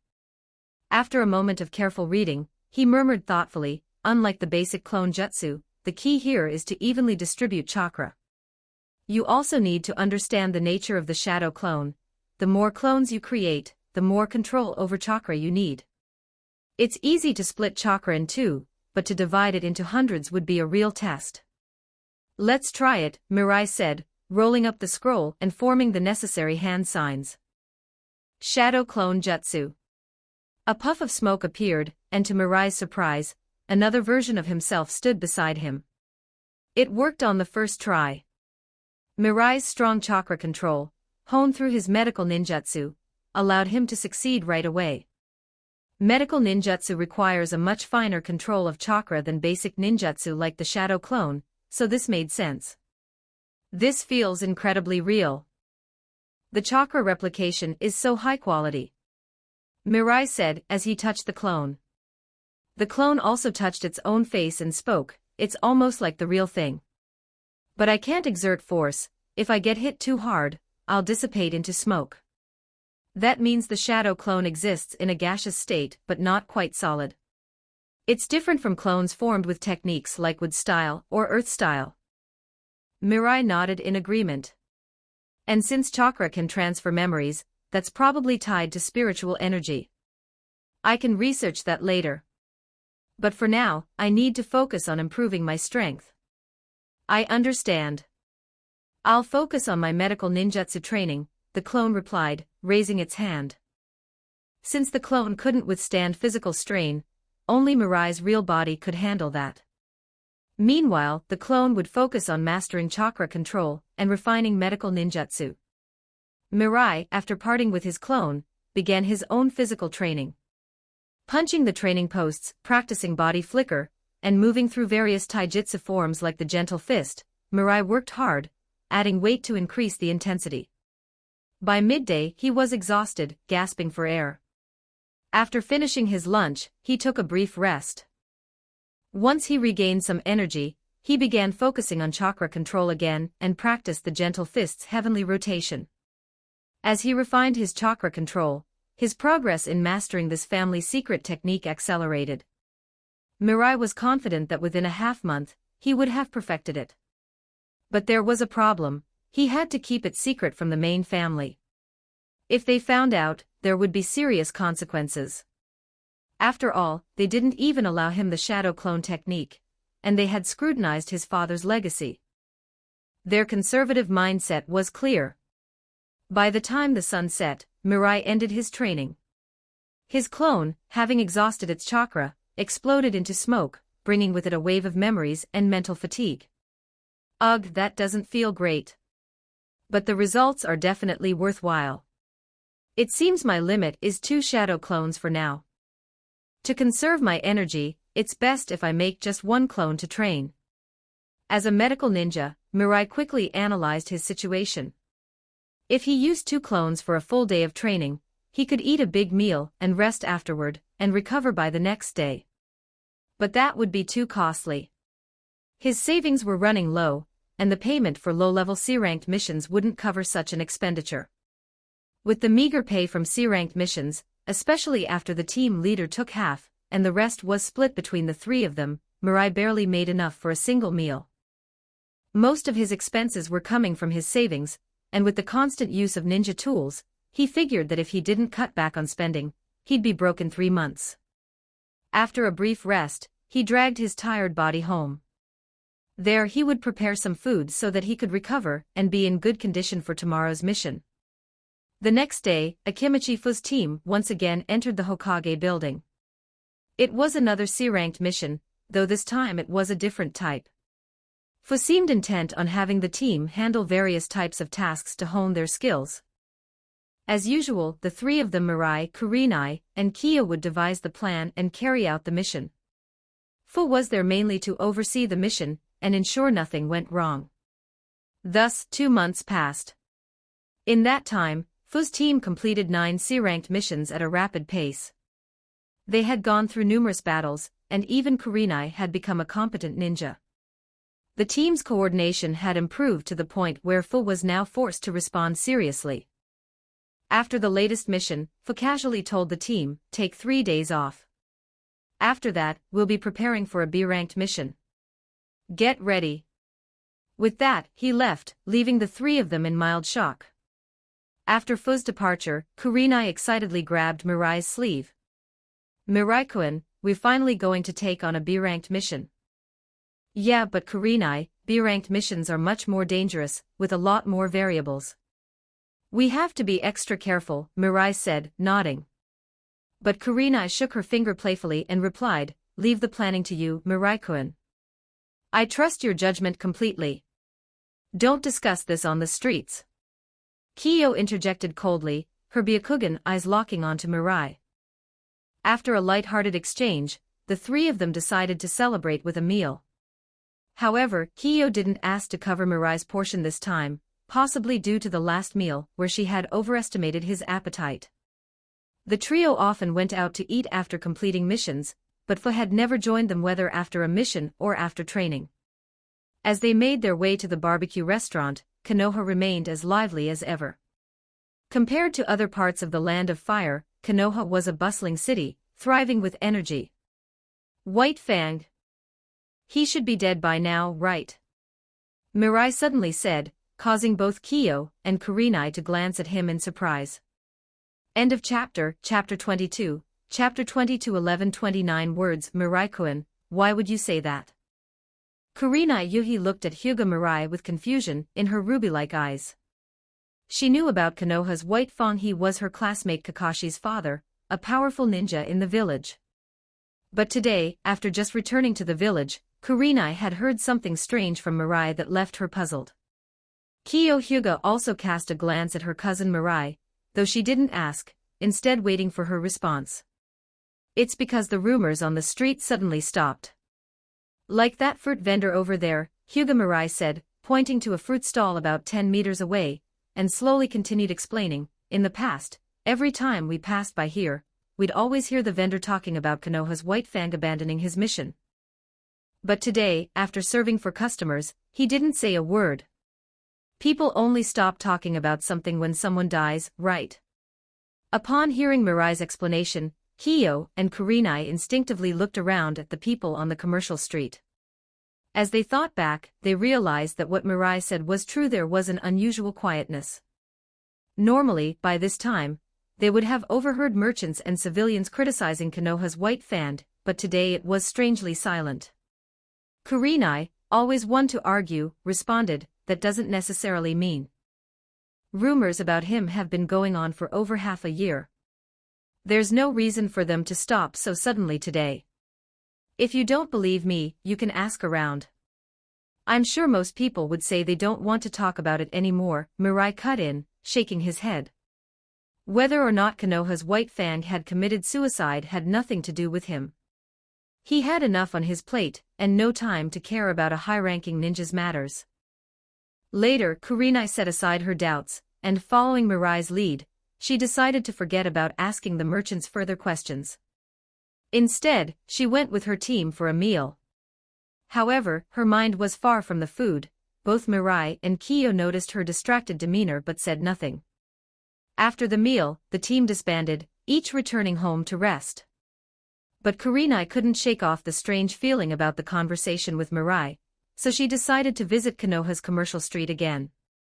After buying a few apples from the fruit stall, she asked several passers-by about the White Fang. Konoha's White Fang? What does he have to do with us? One of the vendors replied. People just gossip. Nothing more. I don't want to talk about it now, said another. Kurenai received almost identical responses from 4 or 5 different merchants. She was confused and troubled. Could it be that White Fang really was dead? When Kurenai returned home, it was already quite late. Normally, after completing a mission, she would dine with her teammates, so her mother, as usual, didn't prepare dinner for her. But seeing the puzzled look on her daughter's face, Kurenai's mother, Yuhi Shin, couldn't help but ask, Kurenai, did something happen? Father. Kurenai set down the things in her hands, sat at the table, and after a moment's thought, asked, did Konoha's White Fang die? Shin's face showed slight surprise, followed by a more serious expression as she asked, Kurenai, how do you know this? The news of White Fang's death had only come out yesterday. After his suicide, the third Hokage had issued a gag order, and although White Fang was buried with honors as a hero, the information was still meant to be kept secret. You're saying it's your teammate? Kurenai hesitated but eventually recounted everything that had happened earlier that day, including her questioning of the people on the commercial street. Your teammate is no ordinary person, Shin said after a long pause. Her face became very solemn as she continued, don't investigate this matter any further. The village has forbidden discussing it. So, it's true. Shin called out with a stern tone. The third Hokage has issued a gag order. Do not ask about it again. Kurenai froze. She had been merely curious about why Konoha's White Fang would commit suicide, but seeing her mother's serious attitude, she reluctantly agreed not to pursue the matter any further.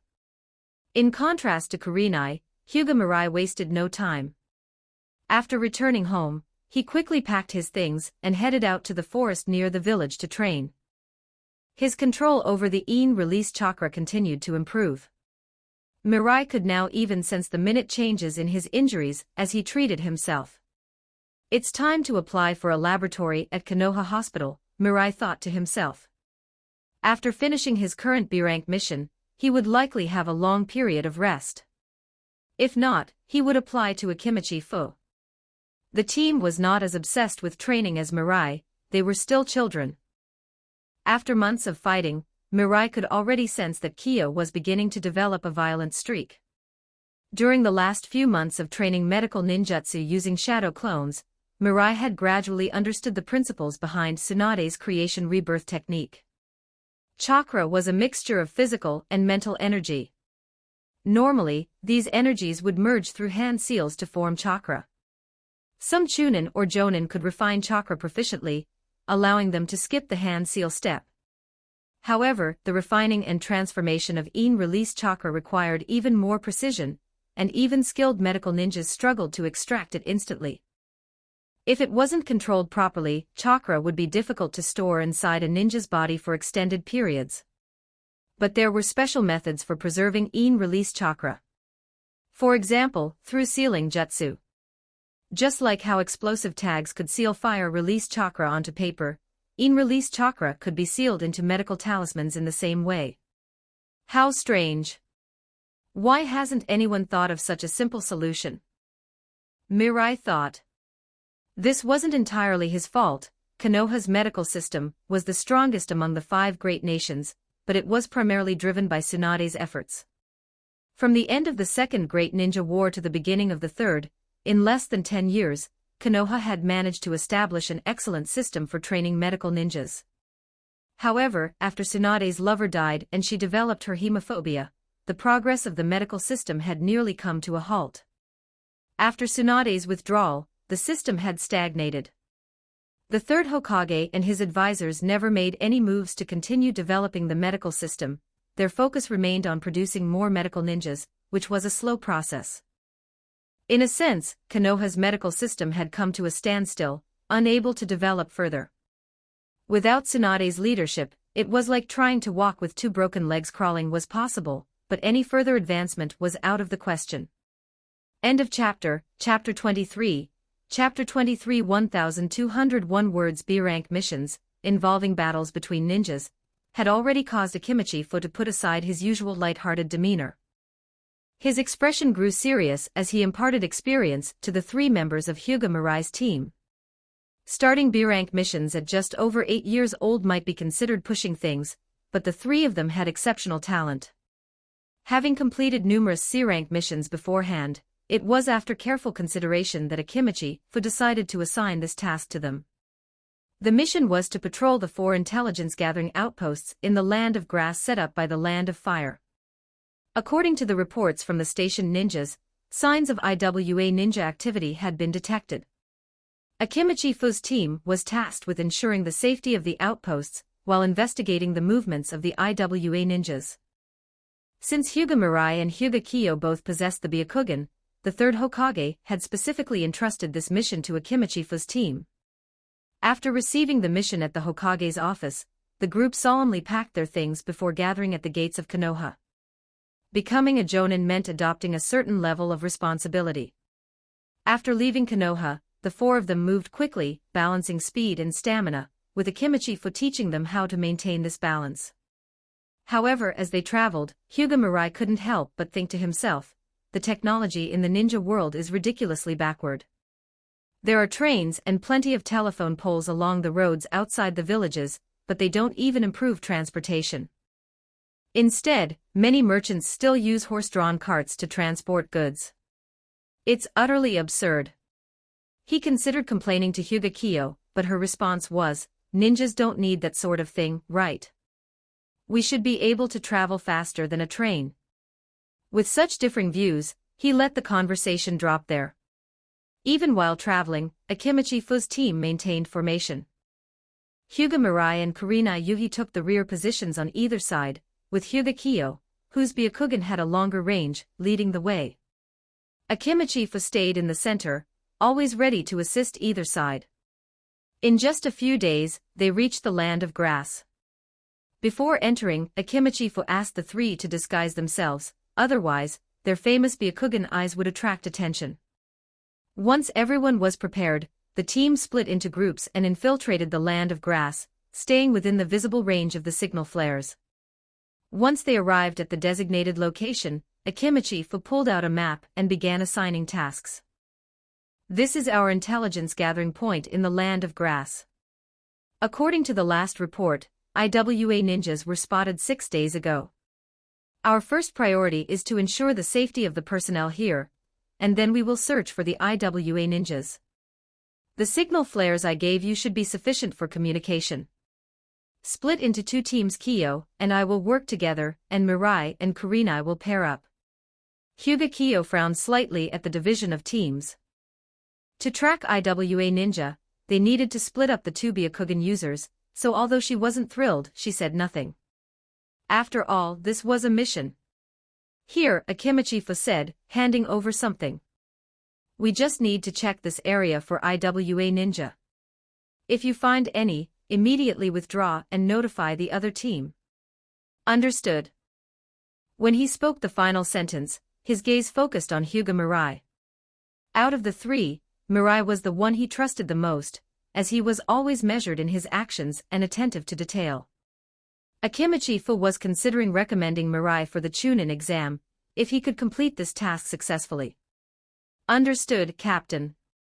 Hyuga Mirai responded solemnly. After confirming the plan, the 4 of them immediately went their separate ways.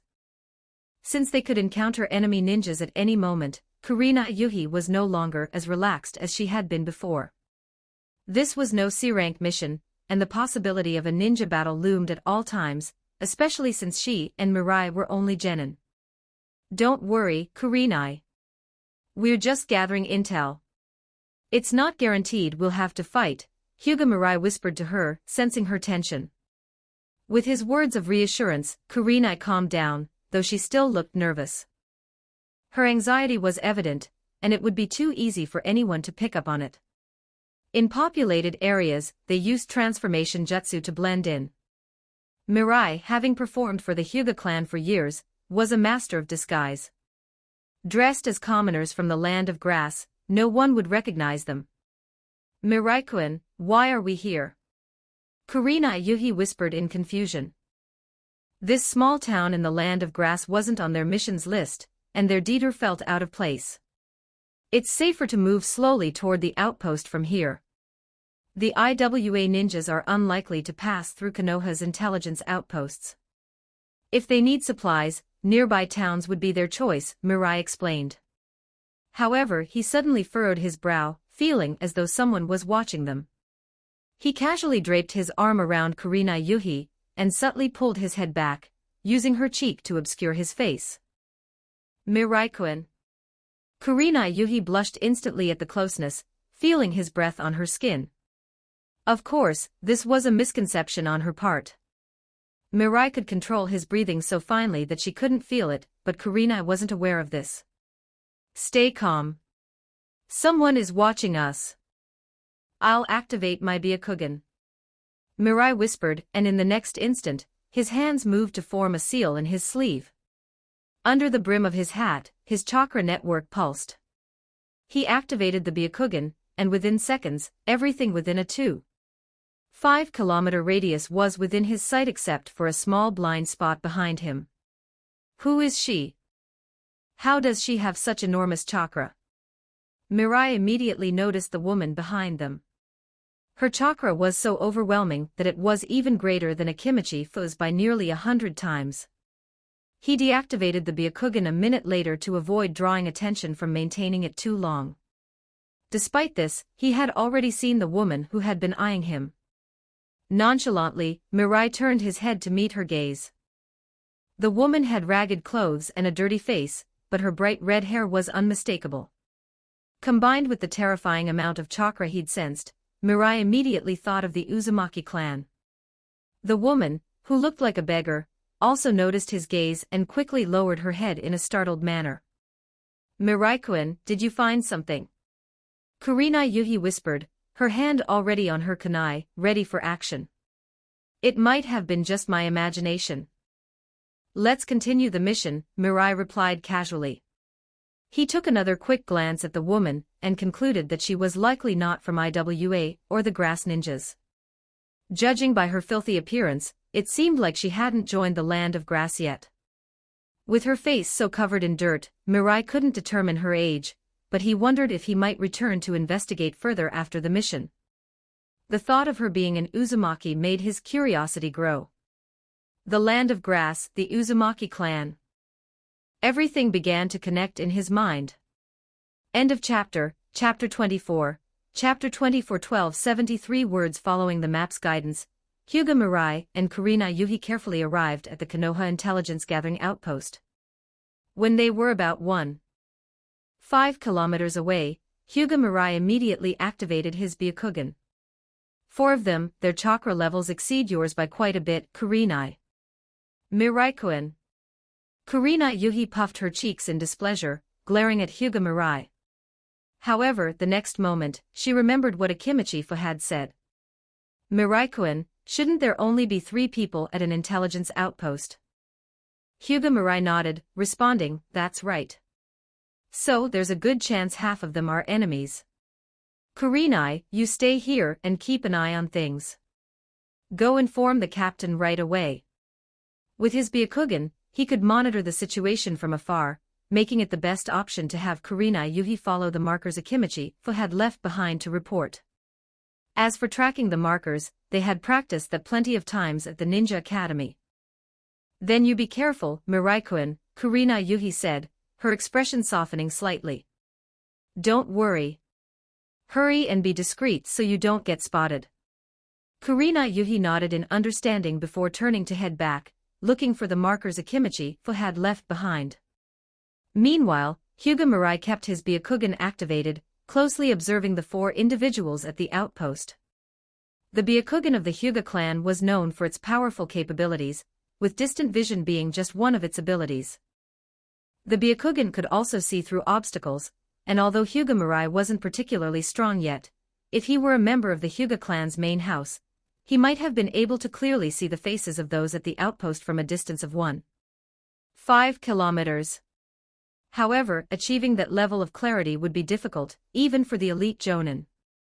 The further the distance, the weaker the Byakugan's abilities. Within 50 meters, Hyuga Mirai could see the characters on a scroll through a wall. But at a distance of 1.5 kilometers, he could only make out the chakra signatures of 4 human-shaped figures and could barely make out their meridians. The Sharingan is the ultimate expression of Yin release, so the Byakugan, being one of the 3 great ocular jutsu, must have something to do with Yin release as well. If I use Yang release chakra to nourish my Byakugan, it might enhance its limits. Hyuga Mirai silently thought to himself. While this was merely a hypothesis and had not been tested, he figured that nourishing the Byakugan with Yang release chakra probably wouldn't harm him. Let's give it a try. Hyuga Mirai immediately formed the necessary hand signs, and began channeling Yang release chakra into his body. With his precise chakra control, he guided the Yang chakra through the meridians and pressure points around his eyes. Soon, he felt his eyes being enveloped by gentle warmth, and the sensation coming from his eyes was incredibly soothing. Let's see how far I can push the Byakugan. Hyuga Mirai looked up, and the lines around his eyes had faded considerably, no longer as harsh as they had been when he first activated the Byakugan. This is further than before, probably around 3 kilometers. I didn't expect Yang release chakra to really enhance the Byakugan. It feels great, like a warm bath. A slight smile curled at the corner of his lips as he thought. He could already tell that regularly using Yang release chakra around the eyes would benefit his Byakugan greatly. The Yang release chakra not only improved his Byakugan's ability to see further, but it also allowed Hyuga Mirai to barely make out the faces of the 4 individuals at the outpost. Indeed, they're IWA Nin. It looks like they've already taken out the intelligence gathering team. All 4 wore the IWA village headbands, but Hyuga Mirai didn't see any bodies of Konoha ninjas. After observing for a while, he deactivated his Byakugan. It was quite draining. Around 5 minutes of use was equivalent to casting a powerful ninjutsu. Even a Chunin wouldn't be able to last long. Moreover, within the Hyuga clan, those with slightly better talent usually focused on refining their gentle fist techniques, not like Hyuga Mirai who took the initiative to study medical ninjutsu. Since there might be a fight soon, Hyuga Mirai didn't keep the Byakugan activated, and instead stayed in the distance, observing. Every once in a while, he would use the Byakugan to check the situation at the outpost. Before long, he sensed someone approaching from behind. Through his Byakugan, he could tell it was a familiar chakra signature. Even so, he didn't lower his guard until Akimichi came close and exchanged a signal. Only then did Hyuga Mirai relax and put away his kunai. Good vigilance, Akimichi praised him after getting close. He then asked, "What's the situation here?" "They're IWA Nin," Hyuga Mirai responded firmly. "A short while ago, one of them came out wearing the IWA headband. From the chakra signatures, it looks like all four of them are at least Chunin level." Akimichi nodded and turned to Hyuga Kyo. Hyuga Kyo activated his Byakugan and confirmed the information by checking the outpost. After a moment, he gave a subtle nod, signaling that Hyuga Mirai's assessment was correct. "For Chunin," Akimichi muttered. The situation in the Land of Grass was complicated. While it was officially neutral, both the Land of Fire and Land of Earth treated it as a buffer zone, and both Konoha and IWA regularly planted spies in the area. One thing was clear: the intelligence-gathering teams from Konoha had all been wiped out by IWA Nin. The question now was how much information they had gathered. "Hyuga Mirai, Hyuga Kyo, use your Byakugan to circle around the outpost. Be careful of any traps. Once we engage, I'll take care of two of them quickly. Kyo, hold one back, and Mirai and Kurenai, you two hold the other." Akimichi thought for a moment before setting out the battle plan. Hyuga Kyo had always shown the strongest skill, his gentle fist being both refined and powerful. In close combat, even Chunin would quickly be overwhelmed by his strikes if they weren't prepared. Meanwhile, Kurenai Yuhi and Hyuga Mirai were a good combination, one focusing on long range and the other close combat. Their goal wasn't to kill the enemies, but to delay them long enough for Akimichi to deal with them and come to assist. "Understood." The three of them responded in unison, and began spreading out to prepare. They had to check for any traps and ambushes from IWA Nin, which would only be possible using their Byakugan. Hyuga Mirai and Hyuga Kyo quickly swept the 5-kilometer area, and after a quick signal to Akimichi they got ready for combat. At this point, the IWA Nin inside the outpost still hadn't noticed anything. Perhaps they didn't expect Konoha to react so quickly, especially after they had just wiped out the intelligence team. Akimichi silently moved toward the outpost, then quickly formed hand signs. Earth release, rock pillar collapse. As his hands touched the ground, a series of powerful tremors shook the earth. The ground split open, and the intelligence-gathering outpost collapsed into the fissures. "Get out and fight."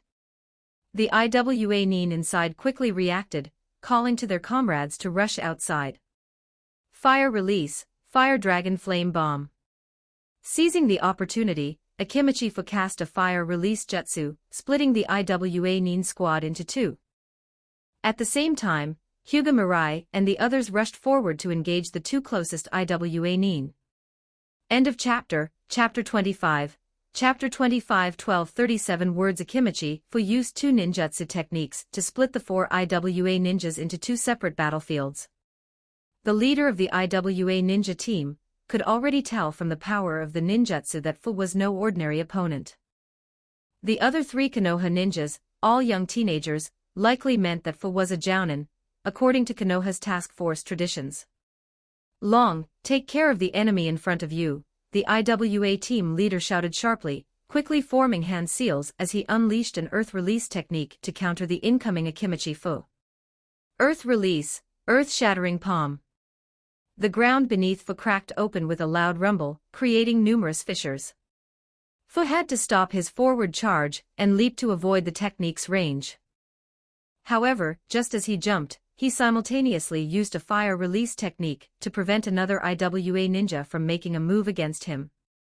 The IWA team leader, seeing Fu's adept use of fire release, began to feel uneasy.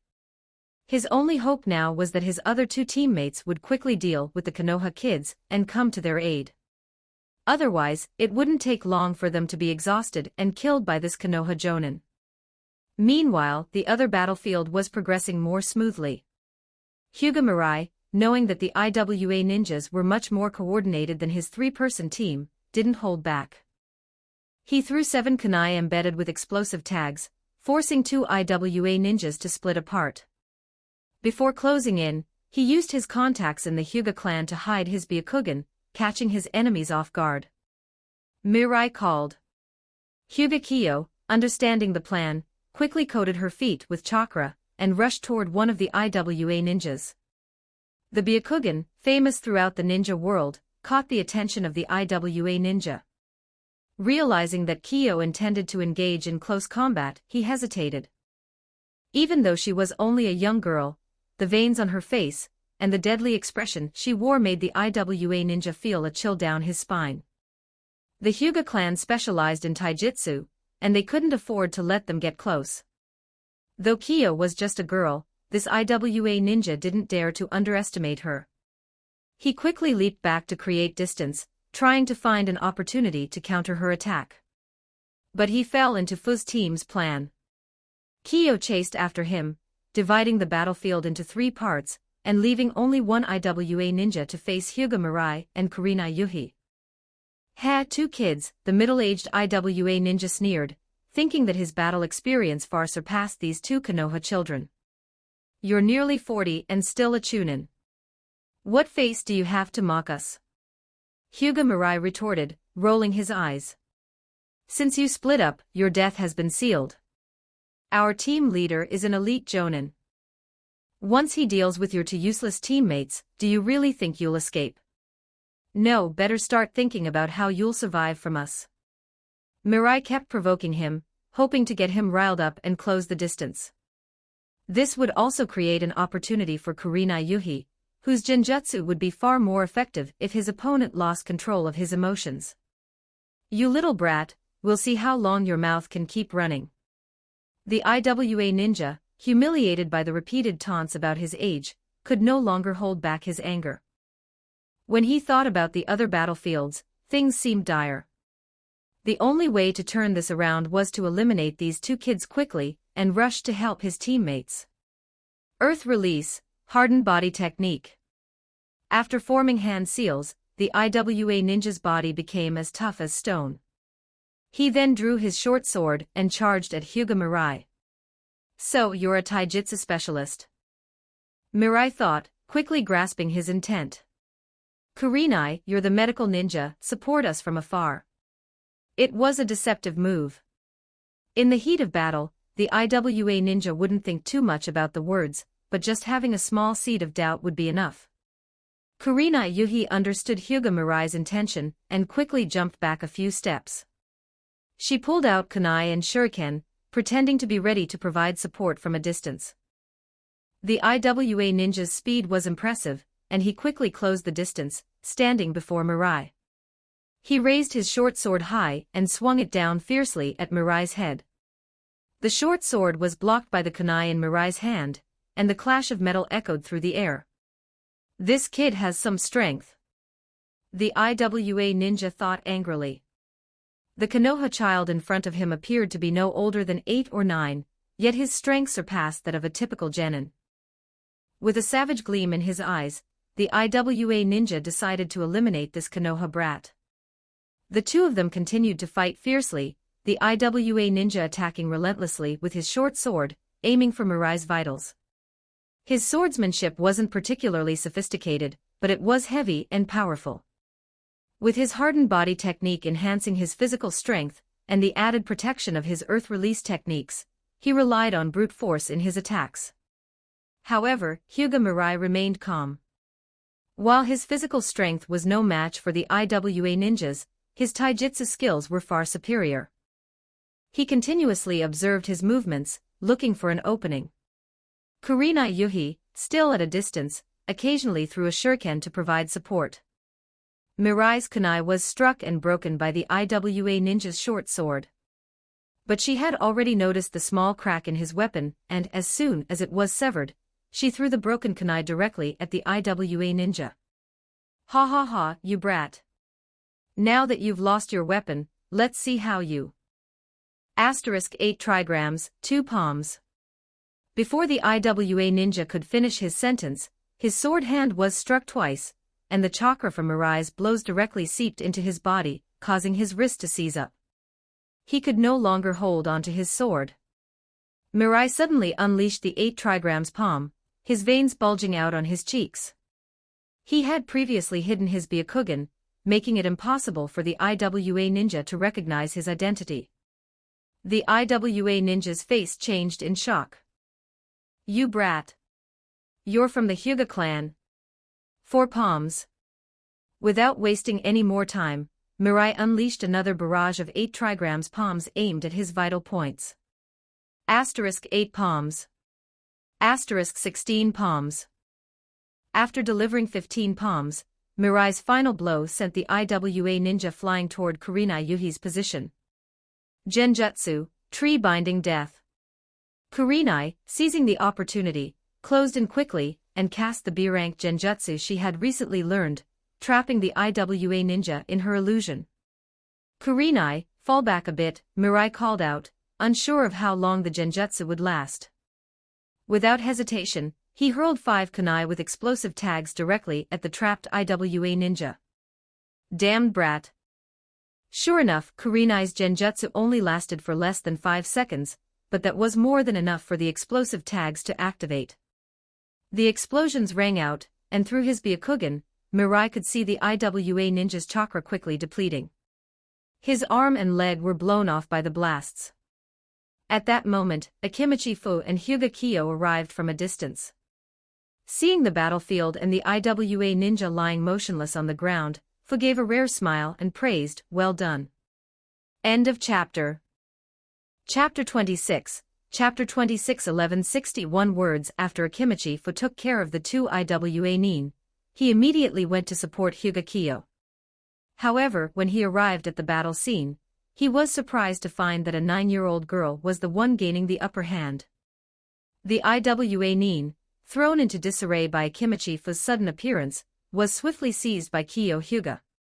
She delivered a precise series of strikes, landing 32 hits with the 8 trigrams palm, sealing his chakra and inflicting serious internal injuries. Akimichi Fu spared the IWA nin's life and, along with Kyo, went to support Hyuga Mirai. However, when they arrived, they found that Mirai had already dealt with his opponent. Both of them were unharmed, and it appeared as though the battle had been handled effortlessly. "Captain, he's still alive. Should we keep him for interrogation?" Hyuga Mirai asked after inspecting the IWA nin. "One living prisoner is enough," Akimichi Fu replied, pointing to the IWA nin he was holding in his hand. His expression turned serious. "This base has been compromised. We need to retreat to the village immediately and hand the IWA nin over to the village authorities. They were in the land of grass, and if they delayed, they might run into ninjas from the land of earth. While it was inconvenient to carry a prisoner, they would be met with support once they crossed into the land of fire." "Understood, Captain," the 3 responded promptly. They quickly cleaned up the battlefield. Hyuga Mirai finished off the IWA nin with a single shuriken and carefully checked his ninja tool pouch. After confirming it was safe, he began to loot the corpse. It wasn't that he had agreed for money, but due to several circumstances, Mirai had to be frugal. As long as he had enough money, he could restore his energy by consuming large amounts of food. This was tied to his training, so despite it being against the Hyuga clan's honor, Mirai had no choice but to do it. Kyo Hyuga understood why Mirai collected the money, and she almost tried to stop him. But the words never left her mouth, so she simply turned her head away to avoid watching.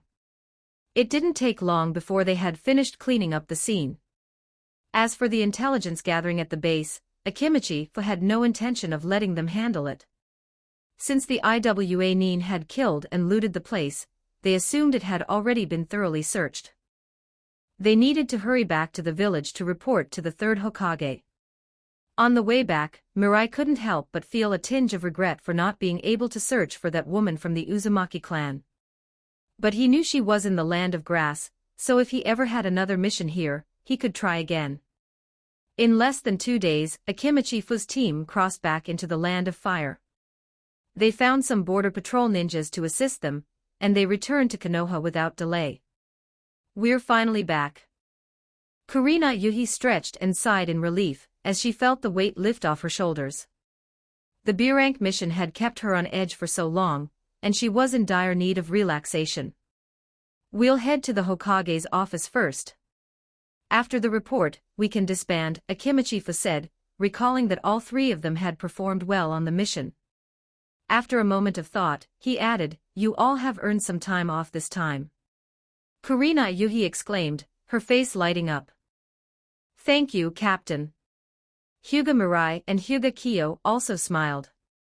After days of missions and training, they were more than happy to get a break. Mirai was thinking about applying to use the Konoha Hospital's lab. Spending more time in the village would benefit his research as well. The 4 of them made their way to the Hokage's office, bringing the captured Iwa Nin along. After meeting with the 3rd Hokage, Akimichifu detailed the mission. After hearing the report, the 3rd Hokage, Hiruzen Sarutobi, tapped the desk thoughtfully. 2 ANBU, wearing masks, appeared almost instantly. "Take this Iwa Nin to the interrogation department," the Hokage instructed. The ANBU, without a word, grabbed the unconscious prisoner and vanished with a burst of shunshin. Hiruzen Sarutobi then turned to Akimichifu's team, with a warm expression. "Fu, you did well.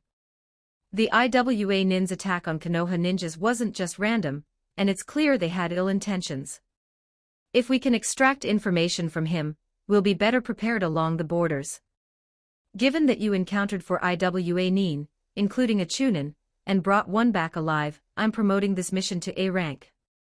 You'll receive A rank payment," the Hokage continued. "Also, according to the rules, you're entitled to exchange for a B rank ninjutsu. Does anyone want to take that offer?" Hiruzen's question was almost rhetorical.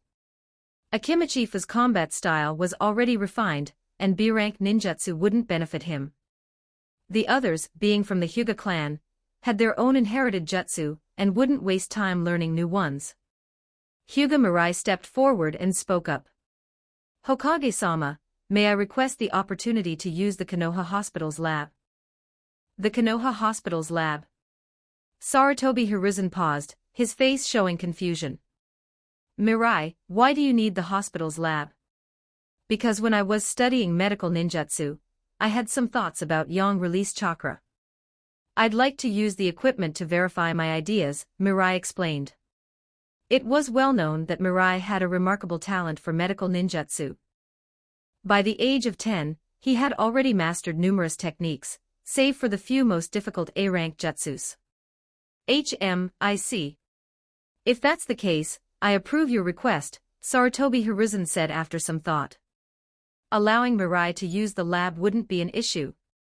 If Mirai discovered something useful, it would benefit the village. And since Fu's team had performed admirably, it wouldn't hurt to grant this small request. "Thank you, Hokage-sama," Mirai said with a smile, holding the approval slip in his hands. With this, he would have access to the hospital's lab whenever he needed it, as long as he didn't damage the equipment. Mirai couldn't help but think that Hiruzen Sarutobi probably didn't realize just how valuable the hospital's lab equipment was. He had only seen a few of the devices himself, and they were expensive and hard to obtain. The Hokage had so easily approved it, likely unaware of the full extent of their worth. But it didn't matter to Mirai once he got access to the lab. He could begin his research on yang release chakra treatment seals and genetic cell studies. After receiving their payment, Akimichifu's team left the Hokage's office. This time, Mirai didn't join them for a celebratory meal.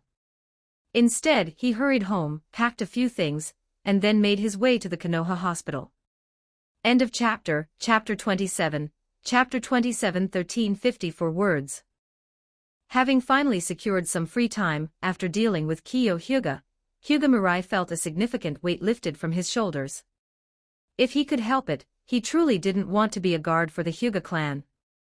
There were no real benefits, only a mountain of trouble. When he referred to benefits, he meant the guidance in the training of Gentle Fist, but that was merely training alongside the main family. As for the secret techniques of the clan, a branch family member like him would never have access to them.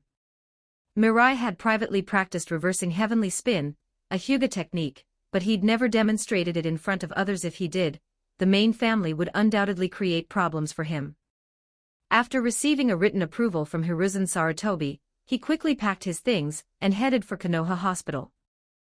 Since joining the mission team, it had been a long time since he last visited the hospital. "Is that you, Mirai-kun? You finally returned. It's been so long." "Ah, Asano-san, it's been a while. Our captain gave us a short break, so I thought I'd come by and take a look." "Mirai-kun, you're back. That's wonderful. The hospital's been pretty busy lately, so having you back as a medical ninja will really help us out." "Haha, is that so?" After returning to the hospital, Mirai was greeted warmly by many people. Thanks to the reputation he had built during his previous time here, being helpful, diligent, intelligent, and eager to learn, he had earned a good name for himself among the staff. Whenever anyone had a request, Mirai would rarely turn them down, which made him well liked in the hospital. "Mirai-kun, are you planning to return as a medical ninja?" Nakano, one of the hospital's physicians, was the first to approach him after hearing about his return. Lately, they had seen a sudden increase in the number of patients, and they were working long hours, using up their chakra reserves every day. If Mirai could return to help as a medical ninja, it would ease their burden considerably. Before Mirai left, Nakano had already taught him as much as he could. Given Mirai's talent, Nakano was certain that he had progressed in medical ninjutsu since then. Mirai gave an apologetic smile. "Sorry, Nakano-senpai. I'm actually here to borrow the lab. I got an approval slip from the Hokage." "Ah, I still believe that if you focused on medical ninjutsu, you'd definitely be able to match Tsunade-sama and become a medical master in Konoha," Nakano said, shaking his head in regret. He had hoped to keep Mirai at the hospital, but with the Hyuga clan pulling him away, Nakano had been unable to do anything about it. "The lab, huh? I remember only Tsunade-sama and the deputy director have the key, but the deputy director is currently in the Land of Fire to get some medical supplies," Nakano added. "No way." Mirai was stunned. If that was the case, he truly had no luck. He thought for a moment and asked, "Is Tsunade-sama still at Konoha Hospital?" Nakano scratched his head. "Someone saw Tsunade-sama this morning, so she's probably still here. I'll take you to see her." It was well known within Konoha Hospital that Tsunade had a habit of drinking during work hours. However, as one of the legendary Sannin, and the creator of Konoha's medical system, no one dared to criticize her for it. Under Nakano's guidance, Mirai followed him to the top floor of the hospital, where the director's office was located. "Knock knock." Nakano knocked on the door twice and called out. After a long while, a response came from inside, "Come in." They opened the door and walked in. The sight that greeted them was of a table littered with empty sake bottles, with one golden-haired woman sitting behind the desk, propping her intoxicated face with her hand. Tsunade looked beautiful as ever. Her striking appearance and her larger-than-life presence made her the most popular of the Sannin. Mirai quickly glanced at her, and then looked down, standing obediently behind Nakano. "Tsunade-sama, this is Hyuga Mirai, a former intern at the hospital. He's come today with an approval slip from the Hokage, and would like to use the lab." After Nakano entered, he respectfully addressed Tsunade. However, Tsunade seemed to have drunk too much.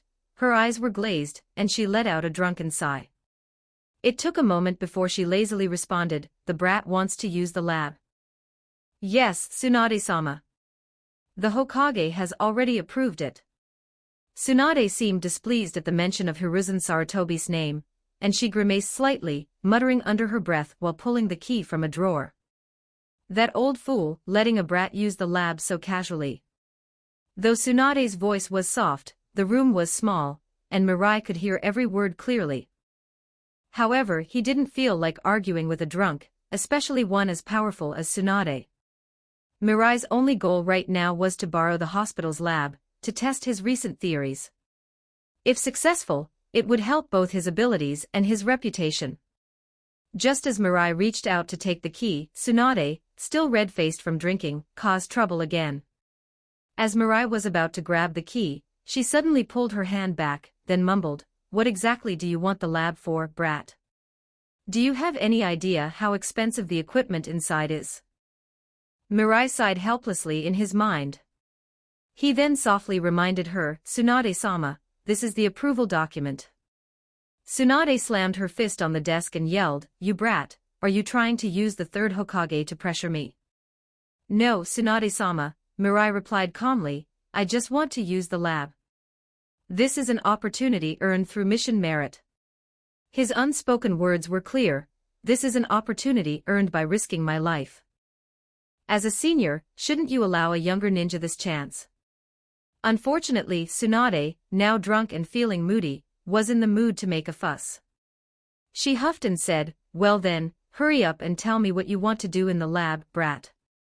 Mirai thought for a moment, then formed hand seals, gathering yang release chakra in his palm. "When I was out on a mission, I suddenly thought since fire-style chakra can be sealed into explosive tags, could yang release chakra be sealed into healing tags?" He continued, "Moreover, yang release chakra can stimulate cell division to heal wounds. So, is it possible to store yang release chakra in vital areas, so that if I get injured, it will be released automatically to heal me?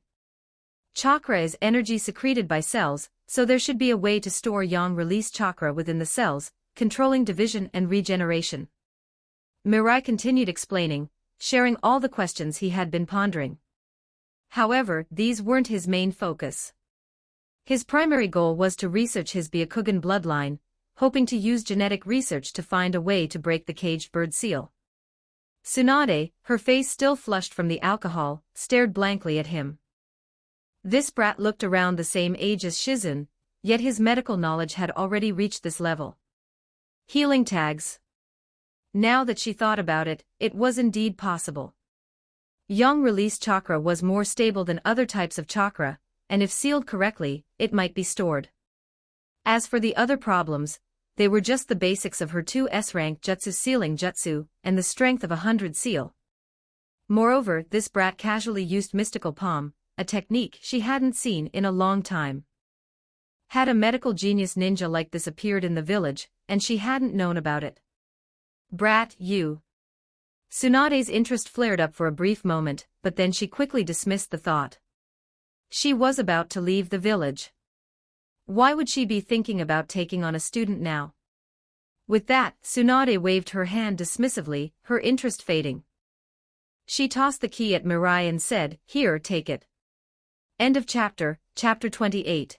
Chapter 28 1199 words. After obtaining the key to the Konoha Hospital's laboratory, Hyuga Mirai didn't linger with Tsunade, politely excusing himself and leaving right away. He was then guided to the lab by Dr. Mirai-kun, "The equipment here is quite valuable, so please be very careful while conducting your experiments," Dr. Nakano reminded as he patted Mirai on the shoulder before leaving. "Though I don't fully understand what you and Tsunade-sama were discussing earlier, with your talent, I'm sure you'll succeed." Mirai smiled and nodded, replying, "Thank you for your kind words." Dr. Nakano left. Mirai entered the lab alone.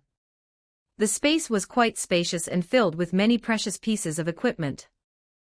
On the left, there were 2 rows of cabinets stocked with numerous materials, and the laboratory seemed unused for quite some time. Using his Byakugan, Mirai carefully scanned the surroundings to ensure there were no surveillance devices before feeling at ease. If it's all brand new, then this is a huge win. Mirai chuckled inwardly. The Konoha Hospital had been built less than 10 years ago, and shortly after its completion, Tsunade's boyfriend died in the war, leaving her with a severe fear of blood. Apart from Tsunade, almost no one used the research facilities, which worked out in Mirai's favor. After all, much of the equipment had been purchased by Tsunade herself, making it a treasure trove of sorts. Byakugan gene research and analysis of yang release chakra can be done simultaneously. I wonder if Orochimaru would be interested in genetic cell research. Maybe I can test the waters, Mirai mused. He needed to produce tangible results to demonstrate his value to those in power, so he could secure continued investment.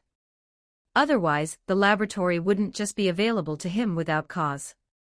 Even at Konoha Hospital, only senior-level physicians had the right to request such facilities.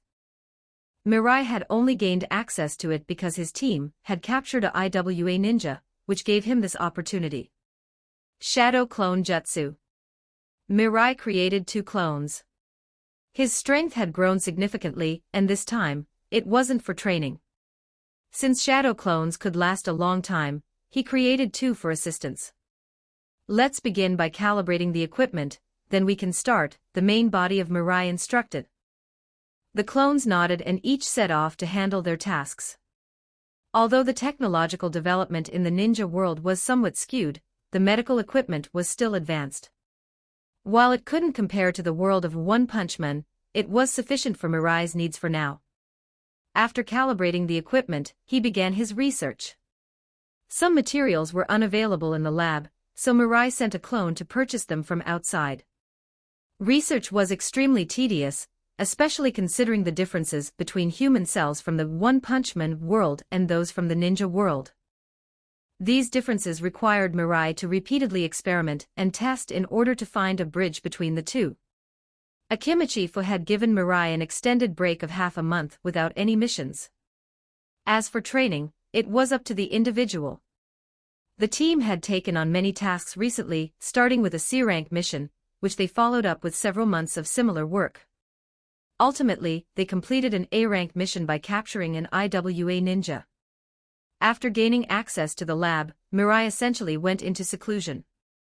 Without his coordination, his teammates, Hyuga Kiyo and Kurenai Yuhi, hadn't met up either. One was training in the main branch of the Hyuga clan using the gentle fist style, while the other was training genjutsu with her father. Mirai had also inherited knowledge from Dr. Genus, which greatly helped with his understanding of the abnormalities in cells. After much thought and experimentation, he found a solution. The molecular structure of the cell genes has altered, but the traces of this change disappear once the cells die. Could this be the effect of the caged bird? Mirai thought deeply as he tested his own cell's genetic makeup. After repeated testing, he finally identified the unusual phenomenon. The samples are too few. Looks like I'll need some cell samples from Kiyo. His clone spoke up, "Master, we're also running low on materials. Many materials can't bear yang-release chakra. I need special chakra-infused paper." Mirai sighed at the news. Chakra-infused paper isn't cheap. Looks like being a researcher is really expensive. In just 3 days, he had completely spent all his savings. Apart from money for food, Mirai was essentially broke. Though his clone had made some progress, it was still lacking in knowledge about sealing techniques. Without further advancements in material experimentation, it was unlikely that any significant progress would be made. At this point, the longest time yang-release chakra could stay on paper was only 2 minutes, after which it would dissipate. In order to show something semi-finished to the Hyuga clan, or the third Hokage, he needed to extend the time to at least 4 minutes to secure advanced sealing techniques. You guys document the experiments here. I'm going to borrow some money. Mirai left the Konoha Hospital laboratory. He knew many people in Konoha, but only 2 could possibly lend him money, Hyuga Kiyo and Kurenai Yuhi. Nakano could also lend him money, but he had a family, so he wasn't considered. Kurenai Yuhi's chances of lending him money were higher, so Mirai decided to visit her first. Upon arriving, he was met with surprise and delight, as she hadn't expected him. "Kurenai, I won't come in, but I need to ask a favor," Mirai said, lowering his voice awkwardly. "Can you lend me some money? I really need a lot right now, but I'll repay you later." Though Kurenai was curious about the reason Mirai needed to borrow money, she agreed. Between her childhood savings and mission earnings, she had even asked her father, Yuhi Shinzu, for some additional funds. In the end, she handed Mirai almost 1,000,000 ryo. After leaving Kurenai's house, Mirai went back to the Hyuga clan grounds and explained his situation to Kiyo. Although Kiyo was unhappy that Mirai had disappeared for several days, after scolding him, he still lent him a sum of money. With the money in hand, Mirai went out to purchase more materials for his experiments. Then, he returned to the laboratory and handed everything to his clone, resuming his day and night experiments. This time, when leaving the lab, Mirai didn't obtain any cell samples from Kiyo. It was simply too awkward to ask without a good reason. Blood or hair? Asking randomly might make others think he was offending the main family, and at best, he would be scolded. At worst, Kiyo might even misinterpret him as a pervert. There would be other opportunities after all. It would be easy to trick a child with the right circumstances. Mirai continued his experiments for 7 more days. During this time, Dr. Nakano visited a few times, but seeing how busy Mirai was, he simply left without disturbing him. By the time he had nearly exhausted the 2 million Ryo worth of materials, Mirai's clone finally brought him some good news. End of chapter, Chapter 29.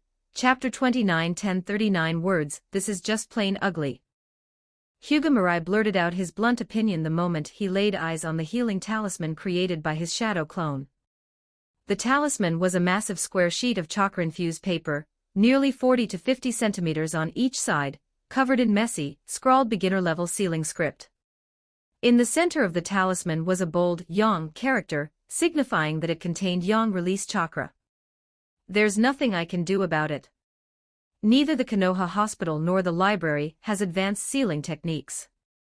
Without high-level seals, it's impossible to compress the talisman's size further. Without quality, I can only resort to quantity, the shadow clone lamented. Sealing techniques do find their place in medical ninjutsu, and the Konoha Hospital did have some basic sealing scripts in its archives. However, advanced techniques required approval from the hospital director, or joining specialized units like the barrier team, or the sealing team. Hyuga Mirai had only scratched the surface of sealing techniques, which meant he could only use this rudimentary knowledge to produce the healing talisman. To extend the retention of yang release chakra, the shadow clone had incorporated 13 layers of beginner-level sealing scripts into the talisman. However, this resulted in the talisman's massive size, nearly half a meter wide. Still, this approach allowed the yang release chakra to remain effective for 6 minutes. Come on, try it out quickly. The chakra will dissipate once time runs out, and that would be a complete waste, the shadow clone urged. Don't pressure me into self-harm, clone, Mirai snapped, clicking his tongue. He then grabbed a kunai and cut a 2-centimeter-long gash on her forearm. Without hesitation, he pressed the rough prototype talisman onto the wound and formed a single-handed seal. As the seal broke, Mirai immediately felt the surge of yang release chakra flowing from the talisman into his wound. Within moments, the energy stimulated rapid cellular regeneration, and his wound healed entirely. Mirai touched the spot on his arm where the cut had been, evaluating the results. It's exactly like mystical palm technique. I'd call this initial trial a success. The shadow clone shrugged. I'm almost out of chakra. It's up to the original now. With a puff of smoke, the clone dispersed, returning its chakra and memories to the original Hyuga Mirai. Immediately, Mirai's mind was filled with details of the past few days of experimentation. He began recording the findings, compiling a thorough summary report. Apart from the development process of the healing talisman, the report also included a wealth of information on cell biology and genetics knowledge extracted from the lifetime work of Genus. If Orochimaru had already begun researching Hashirama cells, this report was bound to attract his attention. In Konoha, Orochimaru was currently Mirai's best bet for collaboration. As long as he could offer him something of value, he would reciprocate. Moreover, Mirai wasn't just a random genin, he carried the Hyuga name, which, while not on par with the legendary Sannin, was still significant enough to make Orochimaru tread carefully. Mirai created another healing talisman, and sought out Dr. Nakano. Dr. Nakano, please take me to the deputy director immediately. Nakano, noticing Mirai's anxious demeanor, grew pale at the thought of potential damage to the hospital's valuable equipment. Something break? Nakano stammered. There's no time to explain. The deputy director should be back by now, right? Please take me to her. Mirai urged. Seeing Mirai's insistence, Nakano abandoned his stack of files and quickly led her upstairs. The deputy director of Konoha Hospital was a medical jonin in her 30s. In Tsunade's absence, he managed nearly the entire medical system of Konoha. Nakano knocked on the door and upon receiving permission, ushered Mirai inside. Behind the desk sat a middle-aged kunoichi, with her forehead protector tied around the sleeve of her right arm. She looked at them curiously. Nakano, what's this about? Deputy Director Kimura, allow me to introduce you to Hyuga. Nakano's introduction was abruptly cut off as Mirai sliced his palm with a kunai. The deputy director frowned. What are you doing? Before she could finish, Mirai took out the massive talisman, covered in messy sealing script, and slapped it onto Nakano's bleeding hand. With a single-handed seal, Mirai activated the talisman. Instantly, the yang release chakra surged into Nakano's wound. Within 10 seconds, the cut was completely healed, leaving only traces of blood behind. Nakano's hand was as good as new. This is mystical palm technique. Nakano stared in disbelief at his hand.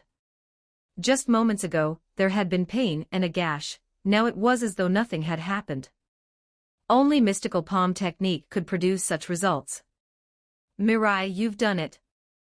The deputy director furrowed her brow, clearly puzzled. Nakano, what just happened? What did this Hyuga boy use on you? Deputy director, let me explain. Nakano recounted the events leading up to this moment, including Mirai's borrowing of the hospital's lab, and the encounter in Tsunade's office. Mirai added detailed explanations regarding the healing talisman along the way. The deputy director appeared thoughtful. The logic seemed simple: if explosive tags could store fire release chakra on paper, why not use yang release chakra for medical purposes? It was a question that had somehow gone unasked until now. Mirai, could you create another talisman for demonstration? Of course, Mirai agreed. Solidifying chakra isn't particularly difficult, most medical chunin can do it. But my sealing skills are too basic, so I had to layer multiple beginner-level seals to compensate. That explains why the talisman is so large. I thought it was a necessity for yang release chakra. The deputy director mused. After a moment of deliberation, she turned to Mirai. Mirai, I need a copy of your research report, and another healing talisman. I'll report this to Lord Hokage immediately. Mirai nodded but reminded her, Deputy Director, the chakra in the talisman only lasts about 6 minutes. If Lord Hokage is to see it, you'll need to hurry. The Deputy Director's expression grew serious. Understood. I'll head to the Hokage's office as soon as I have it. Mirai, if this healing talisman can be refined, you'll have made a monumental contribution to Konoha. End of chapter. Chapter 30. Chapter 30, reporting to the higher, after Hyuga Mirai presented his research on the healing talisman, and handed over a semi-finished product to the deputy director of Konoha Hospital, the middle-aged kunoichi immediately employed body flicker technique to leave the hospital with impressive urgency.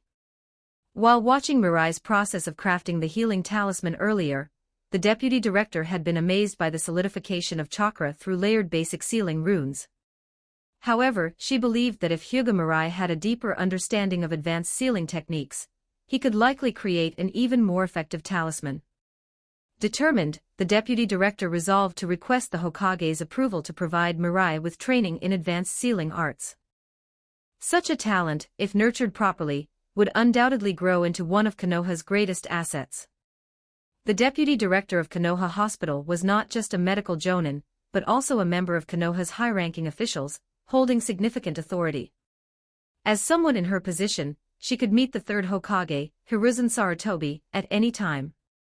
Upon arriving at the Hokage's office in the Hokage Tower, she encountered no interference from the ANBU. After knocking lightly on the door, she stepped inside. While it would have been proper to inform Tsunade first, the deputy director had bypassed protocol because Tsunade had been heavily inebriated and was still unconscious when she left the hospital. Third Hokage, I would like to show you this healing talisman, she said without further preamble. The semi-finished talisman's ability to store chakra was limited, so she acted swiftly. Without hesitation, she created a shallow wound on her arm, affixed the talisman, formed a seal, and said, "Release." Under the influence of yang release chakra, the wound on her arm quickly healed. Seeing the effect firsthand, Hiruzen Sarutobi showed the same astonishment the deputy director had experienced upon her first encounter with the healing talisman. "What is this, exactly?" "This is a healing talisman created by a young member of the Hyuga clan. Reportedly, it was only with your approval to use Konoha Hospital's lab facilities that this result was possible." The deputy director proceeded to explain the strengths and weaknesses of the talisman in detail. Training a medical ninja was no easy feat. Even though the Ninja Academy emphasized chakra control, many lacked the natural talent for it. Elevating a medical ninja's skill to the level of mastering the mystical palm technique was even more challenging. Typically, only 1 in 10 could achieve it. Currently, Konoha Hospital had nearly 100 medical ninjas, but only about a dozen had mastered the mystical palm technique, and that was thanks to Tsunade's earlier efforts to expand the medical field. With Tsunade now largely disengaged, the development of Konoha's medical system had stagnated. Although peace had persisted since the end of the Second Shinobi World War, skirmishes along the borders and tensions with enemy nations were frequent. War could erupt at any moment. Given the current number of medical ninjas, Konoha would struggle to meet the demands of battlefield medicine.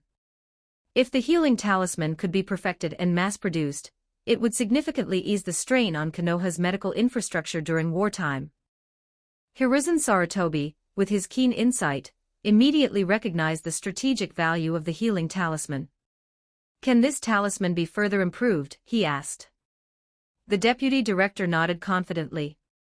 "Absolutely.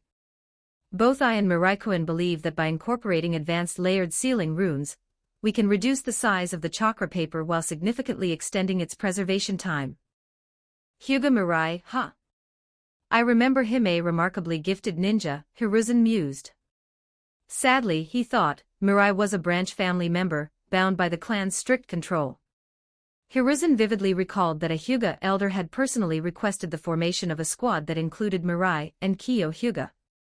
If it had been any other clan, even the Uchiha, it might have been less constrained than the Hyuga branch family system. Deputy Director, retrieve all sealing techniques from the sealing team. Additionally, assign a suitable teacher to Hyuga Mirai. Ensure this healing talisman is perfected as soon as possible. It is vital for Konoha. Yes, Hokage-sama, she responded promptly. With Hiruzen's written order in hand, she left the Hokage tower. After her departure, Hiruzen tapped his desk with his pipe, signaling for ANBU operatives. 2 masked figures instantly appeared in the room. "Bring me Hyuga Mirai's file. Also, summon the advisors," Hiruzen commanded. The ANBU disappeared in a blur, executing the Hokage's orders without question. Within minutes, a comprehensive dossier on Hyuga Mirai was placed on Hiruzen's desk. It detailed everything, from the death of his father to his most recent team missions. Comments from Academy instructor Ishii Ichiro, Konoha Hospital staff, and team leader Akimichi painted a vivid picture of Mirai's character, an exemplary embodiment of the will of fire, caring toward patients, kind to peers, and a tactical genius with remarkable medical talent. Physically, he is slightly weaker, possibly due to the main family withholding gentle fist techniques, though he shows promise in adaptive combat strategies. Even Hiruzen Sarutobi found little to criticize in this assessment. If not for his status as a branch family member, Mirai might have been a candidate for Hokage, or at least an advisor. Mirai's contribution to the healing talisman, however, was significant enough that ordinary recognition would not suffice. When the Hokage's advisors, Koharu Yutane, Hamura Mitokado, and Danzo Shimura, arrived, Hiruzen handed them the report. "What's so urgent, Hiruzen?" "I was in the middle of route operations," Danzo grumbled. Koharu and Hamura looked equally exasperated, but their expressions shifted as they read through the document. This talisman could revolutionize Konoha's medical strategy. "How soon can it be mass-produced?" Danzo asked. "With it, Route's casualty rate during missions would drastically decrease." Root's missions were inherently dangerous, and losing a single elite operative was a significant blow. For Danzo, the healing talisman was nothing short of a godsend for his forces. End of chapter. Chapter 31. Chapter 31. 1018 words after leaving Konoha Hospital, Hyuga Mirai returned briefly to the Hyuga clan compound. He informed Kiyo Hyuga about the healing talisman, intending for her to relay the matter to the Hyuga main family. If the healing talisman could be perfected, it would undoubtedly become as lucrative as explosive tags. However, due to the complexities of yang release chakra and sealing techniques, crafting healing talismans wouldn't be an easy task. While the Hyuga clan had a few medical ninjas, none were proficient in sealing techniques, making it impossible for them to produce such talismans. As expected, the elders of the Hyuga main family summoned Mirai immediately after learning of the development from Kiyo. The fourth elder brought Mirai to meet the clan head father of the next clan head, Hayashi Hyuga, as well as Hayashi himself, and the other three main family elders. After extensive questioning, they concluded that the Hyuga clan's involvement in the healing talisman business would be limited. Konoha's experts in sealing and medical ninjutsu resided within the sealing corps and Konoha Hospital, leaving the Hyuga clan barely able to produce enough talismans for their own shinobi. Unlike the Uchiha clan, whose fire affinity and basic sealing knowledge allowed them to produce explosive tags with relative ease, the Hyuga lacked such an advantage. Mirai, your father was once a formidable ninja. Although you didn't inherit his gentle fist talents, your aptitude for medical ninjutsu far surpasses others in our clan, the Hyuga clan head remarked solemnly. In the room, apart from Mirai, only members of the main family remained. The atmosphere demanded respect and formality, compelling Mirai to sit upright and maintain a tense demeanor. You flatter me, clan head. It's all thanks to the main family's guidance, Mirai replied steadily. That will be all for today. Kiyo, escort Mirai back. I'm sure Konoha Hospital still has plenty of work for him, the clan head instructed. He was aware that the third Hokage would likely pressure Mirai to expedite the healing talisman's development. Rewards for Mirai's achievements would be delivered later.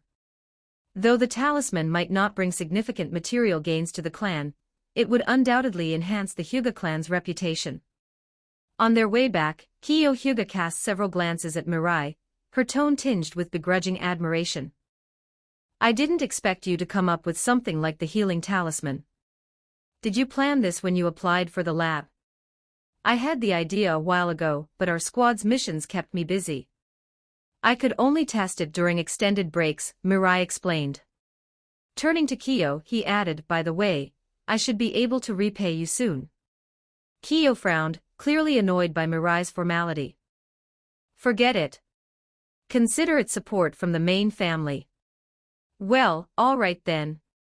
But Kiyo-sama, could I ask for a sample of your cells? Mirai's voice turned serious. I've recently noticed that yang release chakra affects individuals differently. If I can analyze these variations, it might lead to a standardized, scalable medical protocol. That could be groundbreaking. Mirai deliberately bombarded Kiyo with complex terminology, banking on her impatience to get her to agree without overthinking. Having spent years with Kiyo, Mirai knew her personality well. Though raised under the main family's strict protocols, she had an independent spirit, idolizing strength above all else. Irritated by Mirai's lengthy explanation, Kiyo cut him off. Fine, I get it, just some cells, right? She pulled out a kunai, frowning as she made a shallow cut on her arm. Mirai swiftly took out a culture dish, carefully collecting the sample before healing her wound with the mystical palm technique. Feigning excitement, Mirai said, Thank you, Kiyo-sama. Once I collect enough samples, I'll have some solid results. Kiyo raised an eyebrow. You're planning to collect Kurina Yuhi's cells too, aren't you? Of course. The more samples I gather, the better my research will be. You don't need to bother her. I'll gather enough samples for you myself. Mirai hesitated, pretending to be polite. That's a lot to ask of you, Kiyo-sama, but before he could finish, Kiyo scowled, her frustration evident. Mirai immediately changed his tone. Then I'll leave it to you, Kiyo-sama. It'd be even better if the samples came with basic information about the donors. By the time their conversation ended, they had reached Kiyo's residence. After exchanging farewells, Mirai left, pleased with his success. Kiyo's social circle was almost entirely within the Hyuga clan, meaning all the samples she gathered would likely come from Hyuga members, an immense boon for Mirai's research. As for concerns about arousing the main family's suspicions, Mirai had already considered the risks. The main family might question his intentions, but would never suspect him of attempting to break the caged bird seal. To them, the centuries-old technique was unbreakable. The only solution they recognized was death. Mirai's schedule was about to get much busier. It was unlikely he'd join his squad's missions for a while, given that perfecting the healing talisman held far greater strategic importance. Before heading to Konoha Hospital, Mirai stopped by Kurenai Yuhi's home to explain the situation. When he mentioned repayment, Kurenai simply waved it off with a cheerful smile, joking that she'd accept interest in the form of a barbecue feast later. After leaving her home, Mirai made his way to Konoha Hospital, where Chunin medic Nakano immediately dragged him off to see Vice Director Kimura. "You've done it this time, kid. I hear the Vice Director's already arranging personnel to assist you," Nakano said as they walked.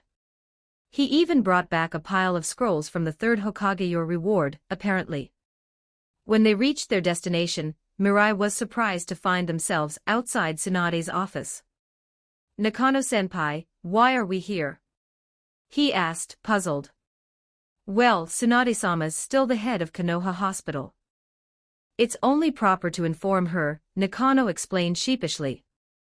Though Tsunade had been inactive for some time, her role as the founder of the village's medical system made her presence hard to ignore. Knock, knock. A brief pause followed before a voice called out from inside. End of chapter, chapter 32, chapter 32. 10:30 words. Tsunade glanced at Hyuga Mirai and scoffed. "I didn't expect you to actually succeed, though it's just a rough draft."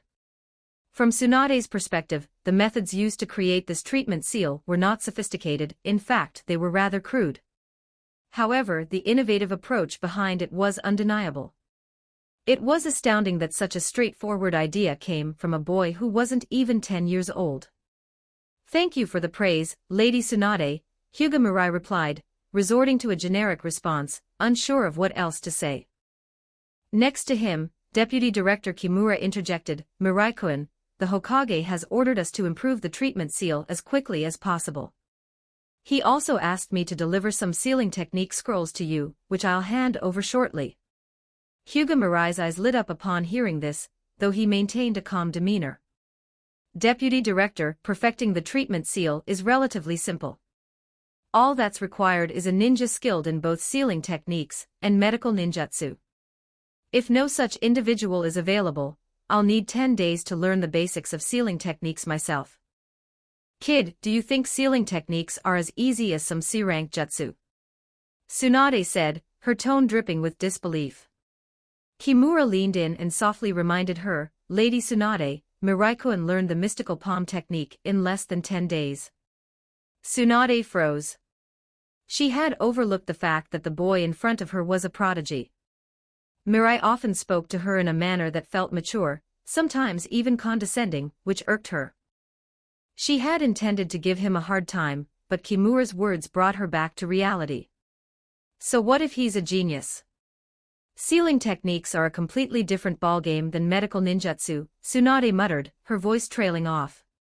She caught Mirai's composed gaze and felt a surge of irritation. Slamming her hand on the table, she barked, "All right, kid, how about we make a bet? If you can't learn enough sealing techniques to improve the treatment seal within 10 days, you'll run errands for me for half a month. But if you manage it, I'll let you consult me on sealing techniques whenever you want." "Tsunade, you might as well sacrifice a family heirloom if you want to win this bet." Mirai thought to himself but kept his opinion to himself. He didn't mind the wager. Confident in his abilities, Mirai was determined to perfect the seal in just 7 days. Having Tsunade as a resource for learning sealing techniques was an added bonus. After all, there were fewer than 5 people in Konoha who surpassed her in this field. After some consideration, he gave a slight bow. Thank you, Lady Tsunade, for the guidance. What's with that smug look? You think you've already won, don't you? Tsunade growled, her frustration mounting at Mirai's calm demeanor. If you lose, I'll make you run 50 trips to Konoha Tavern every day. Mirai refrained from provoking her further. Confident in his abilities, he saw no need to hesitate. Shortly after, Kimura handed him a chest filled with scrolls on sealing techniques. Mirai took them and headed to his office, which Kimura had specifically arranged for him. Completing the treatment seal would likely earn Mirai a promotion to medical jonin. The assessment for medical jonin was unique. It involved evaluations by the hospital's director and deputy director, who would then submit a report to the third Hokage. Once approved, the promotion would be finalized. However, medical jonin didn't hold as much sway in Konoha as combat-focused jonin. Unless they achieved extraordinary battlefield accomplishments like Tsunade, their influence remained limited. Inside his office, Mirai shut the door and began his study. Shadow Clone Jutsu. With the bed in mind, Mirai created 3 shadow clones to quadruple his learning efficiency. Dividing the scrolls into 4 equal piles, he and his clones set to work. The scrolls, ranging from beginner to intermediate and advanced levels, included annotations from members of the Sealing Corps, which made them highly useful for newcomers. With Mirai's remarkable memory, he wasn't quite at the level of photographic recall, but could memorize an entire scroll in 2 or 3 careful readings. In just over a day, he had committed all the scrolls to memory. The memories from his 3 clones rushed into his mind, causing a brief, splitting headache. After a moment of adjustment, Mirai organized the influx of knowledge. So that's how it works. The structure of sealing symbols relies on the interplay between odd and even layers. Different chakra natures require corresponding configurations, he mused. Reviewing the knowledge in his mind, he began to grasp the intricacies of sealing techniques. Thinking back to his rudimentary treatment seal, he couldn't help but cringe. Stable, precise, and seamless execution. Advanced sealing techniques also require speed. If the first symbol begins to fade before the last is drawn, the seal will fail. He knew he needed more practice to perfect the seal, ensuring the yang release chakra would function stably. Time for a test, he decided. Shadow Clone Jutsu. With a puff of smoke, Mirai created a clone. Pressing his palm to the ground, he called out, 4-layered binding seal. 16 sealing symbols spread from his palm, forming a matrix that ensnared the clone. Wow, not bad, original me. You've already modified the binding formation. I can feel chakra. Before the clone could finish, the matrix vanished with a pop. Mirai shook his head, reflecting on the failure. Too simplistic. My chakra control meets the requirements, but stability is still an issue. You also know too few sealing techniques, the clone suggested. These scrolls only covered basic applications, and you've mastered less than 5 full techniques. Maybe I should study the sealing symbols used in explosive tags or request additional scrolls, Mirai mused.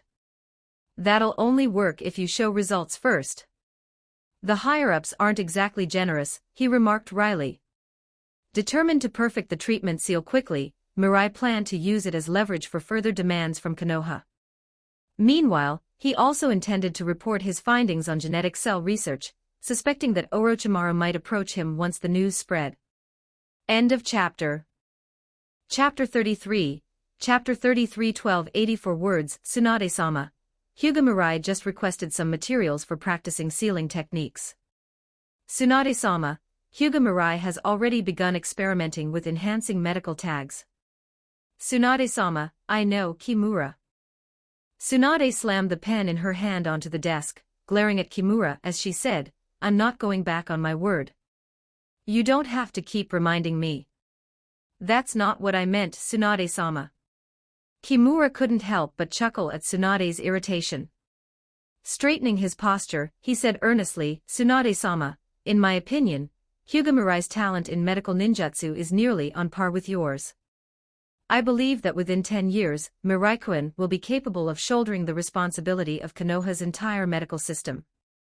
There's no need to continue. Tsunade's face darkened as she cut him off, her tone sharp and irritable. Whether it was the third Hokage or others who were aware of her decision, everyone had tried to persuade her to stay in Konoha.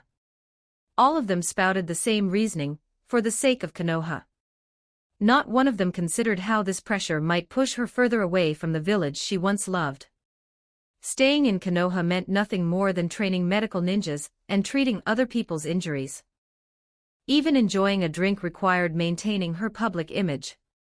What was once her place of protection now felt like a prison. If she stayed any longer, she feared she'd collapse under the weight of it all.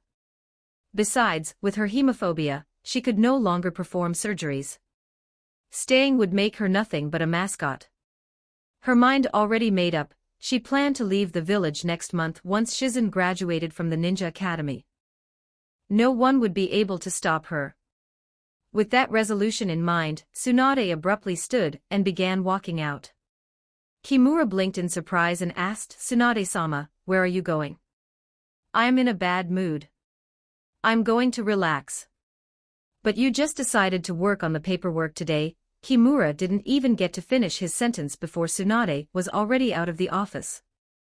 Left behind, Kimura sighed, gathered up the documents on Tsunade's desk, and carried them back to his own office to handle. Meanwhile, Hyuga Mirai's progress was coming along quite well. Thanks to the scrolls Kimura had delivered on the application of sealing techniques, Mirai was able to improve the medical tags with remarkable ease. Conducting his research at Konoha Hospital allowed him to eat well and quickly restore his stamina. With sufficient nourishment, his 3 shadow clones and main body worked tirelessly on refining the medical tags. Within days, the work achieved a significant breakthrough. After 8 days of ceaseless effort, Hyuga Mirai finally perfected the medical tags. Using a sealing array in a 3-3-4 formation should perfectly encapsulate yang release chakra within this piece of chakra paper, Mirai said, gazing at the palm-sized medical tag in his hand with a satisfied smile. "If I continue the research, I could refine the sealing patterns further or explore ways to reduce the size of the chakra paper. Alternatively, I might shift focus to embedding yang release chakra into other materials like medical uniforms with healing properties, or healing forehead protectors." He paused, considering the limitations. Internal injuries will still require a medical ninja to guide the yang release chakra. Without one present, these tags can only heal surface wounds. Still, that's more than enough. With these medical tags, field medics could conserve their chakra significantly, needing only to channel a small amount to activate the tags. This innovation could transform battlefield medicine by enabling a single medic to perform multiple surgeries with minimal effort. This was a massive industry. If developed, it could draw enormous funds from the ninja world. Moreover, advancements in medical ninja tools could act as a catalyst for war. With the assurance of injury care, ninjas would grow less fearful of war itself. However, such grand prospects were far beyond Hyuga Mirai's current situation. Perhaps in the future, once he had established his own power base, he wouldn't mind delving deeper into the study of medical tools. For now, the perfected healing tag was sufficient to satisfy Konoha's upper echelons. With the improved healing tag and its detailed creation process in hand, Hyuga Mirai walked to the office of Deputy Director Kimura. After knocking and receiving permission, he pushed open the door. Behind a mountain of paperwork, the sharp and efficient Deputy Director Kimura was busy handling affairs. Mirai couldn't fathom how such a small hospital could generate so much work. "I've completed the improved healing tag," Mirai said directly. "Since yesterday, there hasn't been any chakra leakage." "It's already done," Kimura exclaimed, rising from her chair in surprise. It had only been 8 days. Though she had always praised Hyuga Mirai's talent, the person standing before her was still just a boy. The other team tasked with improving the healing tag hadn't made any progress yet, but this lone young researcher had already succeeded. Kimura left her desk and approached Mirai, taking the healing tag from his hand. Compared to the half-finished prototype she had seen earlier, this version was significantly smaller, just a bit larger than a palm. The sealing array formed a neat 3-3-4 pattern, encircling a bold yang symbol in the center. If not unsealed, the tag emitted no detectable trace of chakra. It was perfect. Presenting this to the third Hokage would equate to completing at least 3 S-rank missions. If Konoha stockpiled enough of these healing tags, it would be like having several medical masters on the battlefield. Kimura's gaze shifted toward Mirai, tinged with complexity. It seemed she had underestimated his potential as a ninja. Perhaps he could become as accomplished as Lady Tsunade or even surpass her in the future. Mirai, come with me to see Lord Hokage, Kimura said.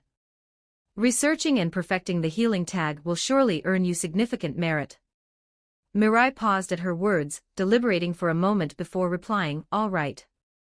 Shall we go now? Yes, right now. The deputy director didn't even bother returning to her desk to address the remaining paperwork. Taking Mirai along with the healing tag and its report, she made her way to the Hokage's office. Not long after leaving Konoha Hospital, they spotted Tsunade walking toward them. A faint flush still lingered on her face from a recent drink. Mirai's eyes lit up. He waved and called out, Lady Tsunade, I've saved up a lot of questions to ask you tomorrow. As he spoke, he held up the healing tag, giving it a playful shake. Then, without waiting for a response, Mirai continued on with Kimura toward the Hokage's office. Tsunade stood in place, staring after them for a moment. Shaking off the lingering haze of alcohol, she thought to herself, that little brat was provoking me just now, wasn't he? The more she thought about it, the more certain she became that Mirai's actions were deliberate. Anger bubbled within her. Stomping her foot, she growled, that insolent Byakugan brat. At the Hokage's office, Hiruzen Sarutobi examined the healing tag with visible satisfaction. If Konoha amassed a sufficient stockpile, the void left by Tsunade's absence could be filled. Even in the event of war, they wouldn't need to worry about a shortage of medical ninjas. What a pity. Such a talented individual belonged to the Hyuga clan's branch family. The caged bird's seal on his forehead alone was enough to deter Hiruzen from recruiting Mirai into the ANBU. Loyalty was paramount for ANBU operatives, but branch family members of the Hyuga clan would always prioritize the main family above all else. Still, Hiruzen needed to consider other ways to reward this promising young ninja. End of chapter. Chapter 34. Chapter 34. If healing talismans can be mass-produced, they could revolutionize Konoha's current squad tactics. During the Second Shinobi World War, Konoha's foreman squads were widely regarded as the most balanced and effective among the 5 great nations. However, high casualty rates were a persistent issue, an issue shared by other nations. That is, until Tsunade pioneered the medical corps system, extensively trained medical nin, and spread battlefield first aid knowledge.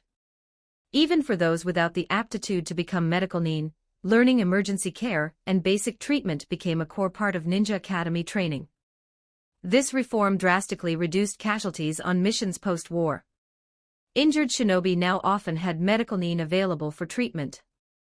Tsunade's efforts skyrocketed her reputation within Konoha, eclipsing even the other 2 Sannin. Now, with the advent of healing talismans, the structure of mission squads could transform yet again. Medical nin often lacked combat prowess, joining squads only to ensure the survival of their teammates. But if everyone carried a few healing talismans, squads could return to pre-war, combat-focused foreman teams. These talismans could essentially act as personal, portable medics for each team member. Just imagining such a scenario filled Hiruzen Sarutobi with confidence for Konoha's future. The village would no longer fear any war. Kimura, how many healing talismans can be produced in a day? Hiruzen asked. Kimura, the deputy director of Konoha Hospital, calculated the difficulty of talisman production before replying, currently, there are about 11 medical nin in the hospital capable of creating healing talismans independently. If we enlist the help of the sealing team, we can produce around 200 talismans per day.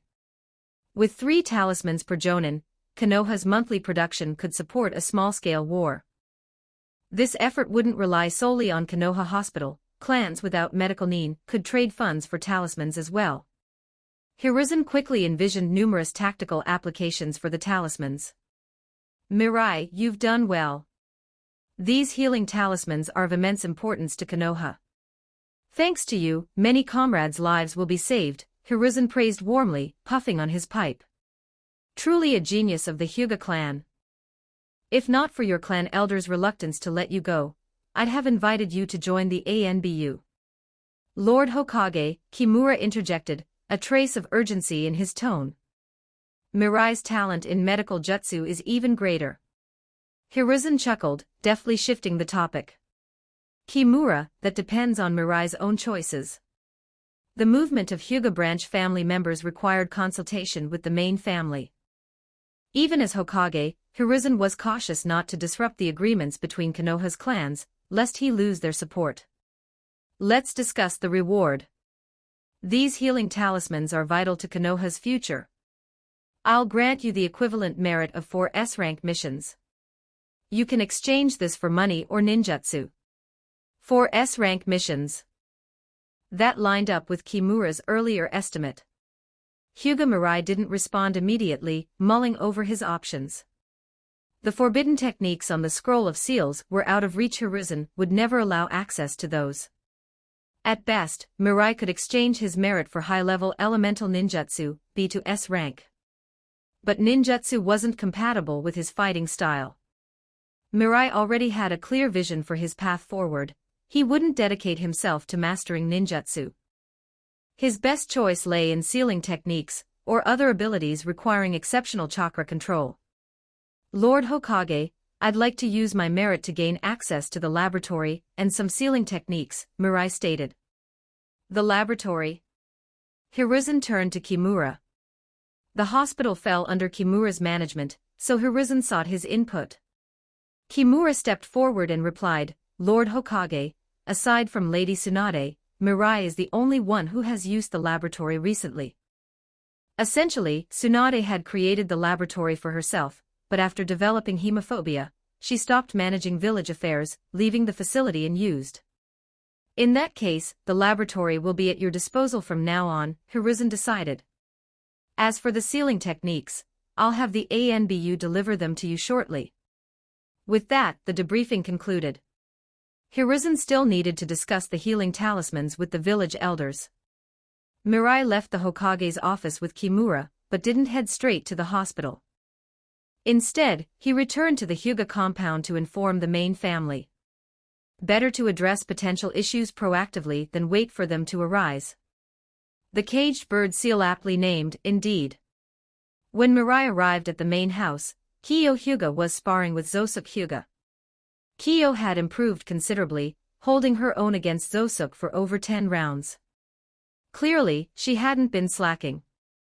By comparison, Mirai felt he'd wasted too much time researching healing talismans and cellular genetics. Moving forward, he resolved to balance both endeavors, otherwise, Kiyo might surpass him.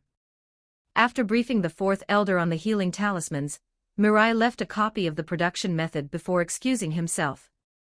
Kiyo was still training, so he didn't inquire about her progress in collecting cell samples. Given her status, she'd likely gathered plenty, and Mirai trusted her to follow through on her promise. Daily training cannot be neglected. My main body will focus on training, while shadow clones will handle research on cellular genetics and sealing techniques. This plan should suffice. With his plan finalized, Mirai made his way to the ninja tool shop. His current weights were too light, so he intended to commission a heavier set, possibly one that could be worn like a cloak. Careful not to reveal his secret training regimen, Mirai disguised himself and thoroughly scanned the area with his Byakugan to ensure no one was following him. After placing a deposit at the shop, Mirai left. Thanks to the stipend he received for completing the healing talisman, equivalent to a medical jonin's salary, he was financially secure for now. I'll send a shadow clone to the hospital while my main body trains, Mirai decided. Research wouldn't yield immediate breakthroughs, so his taijutsu training couldn't be delayed any longer. Splitting his chakra among several clones for laboratory work, Mirai headed to his usual secret training ground to begin his regimen. End of chapter. Chapter 35. Chapter 35. One main body and 3 shadow clones. Hyuga Mirai's training progressed in an orderly and efficient manner. After inventing a healing seal, he easily received approval from Hiruzen Sarutobi for a 1-month leave. During this time, he wouldn't have to return to Akimichi Fu's squad for missions. With Mirai absent, the squad had 2 options: either supplement the team with another ninja since Konoha still had a few genin without assigned squads, or wait until his leave was over. When Akimichi Fu informed Kyo Hyuga and Kurenai Yuhi about the situation, they both chose to wait for Mirai's return before resuming missions. Fu agreed with this decision. The original 3-person squad had developed a high level of synergy after completing several missions together. Hyuga Mirai, in particular, had demonstrated qualities nearing Chunin level. With a few more missions, he could potentially be promoted and lead his own squad. Introducing a new team member at this stage would only disrupt their hard-earned harmony, requiring months of readjustment. There was also some buzz about Mirai's invention of the healing seal, which Fu had heard of. Initially, he suspected Mirai might pivot toward a career in Konoha's medical corps instead of returning to the squad. However, since the 3rd Hokage hadn't issued a transfer order, the squad technically remained intact. For now, Kyo Hyuga and Kurenai Yuhi could only take on minor D-rank missions within the village or dedicate their time to training. Tsunade-sama, if yang release chakra can both promote and slow cell division, could we use sealing techniques to channel it into every acupuncture point in the body? This would maintain a state of slowed cell division, potentially extending lifespan. Brat, don't be ridiculous. Tsunade shot back. Where do you think chakra comes from? Didn't they teach you that at the Ninja Academy? Generating yang release chakra requires refining and merging physical and spiritual energy. That process inherently triggers cell division. Your idea is, I've already conducted experiments, Mirai interrupted. If the chakra generated by the 130 trillion cells in the human body is converted into yang release chakra, it can extend each cell's division cycle by 3-fold. Based on these calculations, every ninja could theoretically live twice as long. Considering Konoha's average non-combat lifespan, this could raise the life expectancy to about 162 years. That said, further research is still necessary. Before Tsunade could finish her reprimand, Mirai produced experimental data that effectively silenced her objections. This had become a daily routine ever since Mirai began learning sealing techniques and medical ninjutsu under her guidance. Due to a wager, Tsunade was obligated to answer his questions, though she often peppered her lessons with jabs, calling him a brat or an idiot. Despite her tough demeanor, Tsunade was inwardly amazed by Mirai's learning ability. The 3rd Hokage had assigned him 3 sealing techniques, and under Tsunade's tutelage, Mirai had nearly mastered 2 of them, leaving only the 4 symbols seal. His grasp went beyond basic application. Mirai constantly delved into the principles behind the seals and their symbols, forcing Tsunade to adopt a serious attitude when answering his probing questions. Every day, after learning the techniques, Mirai would pose even more profound questions, often debunking her initial responses with empirical data. Today was no exception. Before Tsunade could finish her answer, Mirai presented yet another experiment, practically slapping her arguments aside with cold, hard facts. Tsunade, who hadn't even had her first drink of the day, flushed with frustration. "Brat, send your real body here if you want to debate," she barked, dispelling the shadow clone with a single punch. The sudden feedback from the clone's dispersal momentarily paused Mirai, who was practicing the body flicker technique in a forest 10 kilometers south of Konoha. The pain was brief but enough to make him frown. "That violent, big-chested woman," he muttered. "From now on, I should stop training at this time." The unexpected feedback from a shadow clone could be dangerous, especially when practicing high-speed taijutsu techniques. Even with medical ninjutsu to heal himself, avoiding unnecessary injuries was still preferable. "The 30 days are almost up," Mirai mused. "Returning to the squad for missions has its pros and cons. If I can get promoted to Chunin and lead my own team, the advantages would outweigh the drawbacks. Looks like I need to accelerate my promotion." There were two paths to becoming a Chunin: the Chunin exams, or a direct evaluation issued by the Hokage. The former was an inter-village affair held at irregular intervals, while the latter depended on individual performance, as seen in the case of Kakashi Hatake. In the past month, Mirai had made every second count, training in gentle fist, physical conditioning, the body flicker technique, and medical ninjutsu without neglecting any aspect. His deepening research into yang release chakra had yielded several practical benefits. For instance, by using yang release chakra to stimulate and protect the digestive system, Mirai had developed a method to accelerate digestion and energy absorption. This innovation allowed him to extract energy from food more efficiently. The idea had been inspired by Tsunade and another individual. During the pain invasion, Tsunade had restored her chakra reserves by consuming massive amounts of food. Mirai spent 3 days experimenting and confirmed the viability of this approach.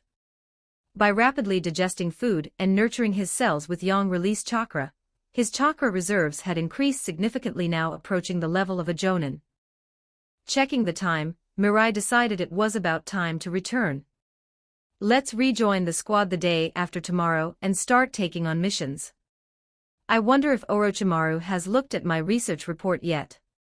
Doesn't he monitor Konoha Hospital? Although he had gained substantial knowledge from Tsunade, her departure from Konoha was imminent. Once she left, the only person who could hold a meaningful scientific discussion with him would likely be Orochimaru. After all, they were both advocates of the scientific approach. End of chapter, chapter 36, chapter 36, 1326 words. Finally, we can take on missions again. Staying in the village all this time has left my body feeling rusty, Kurina Yuhi complained. Though her words were exaggerated, she couldn't deny the monotony of training endlessly within the village.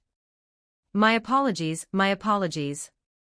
Please accept this as a token of goodwill, Hyuga Mirai said with hands pressed together in an apologetic gesture. He then handed out 15 healing talismans, 5 each. I made these myself and they work quite well. Akimichifu accepted them without hesitation. These healing talismans were highly sought after among jonin, essentially akin to having a personal medical ninja on hand. Due to their limited supply, even high-ranking jonin had trouble obtaining them. Strategic reserves, the ANBU route, and the major clans absorbed most of the production. Only when taking on high-priority A-rank or S-rank missions could a jonin manage to apply for a few. Otherwise, they had to wait until Konoha had surplus stock to sell them gradually. Being life-saving tools, these talismans were far more valuable than explosive tags. Fu didn't even consider politeness when it came to accepting them. Kurenai and Kyo Hyuga, also aware of the talisman's worth, received them with smiles and carefully placed them into their ninja tool pouches. All right, let's discuss our mission, Fu said, clapping his hands to gather the group's attention. With your current abilities, you're just one chunin short of being able to independently take on B-rank missions. Therefore, I've decided that once the team completes a sufficient number of missions, I'll recommend Hyuga Mirai for the chunin exam. Do either of you have any objections?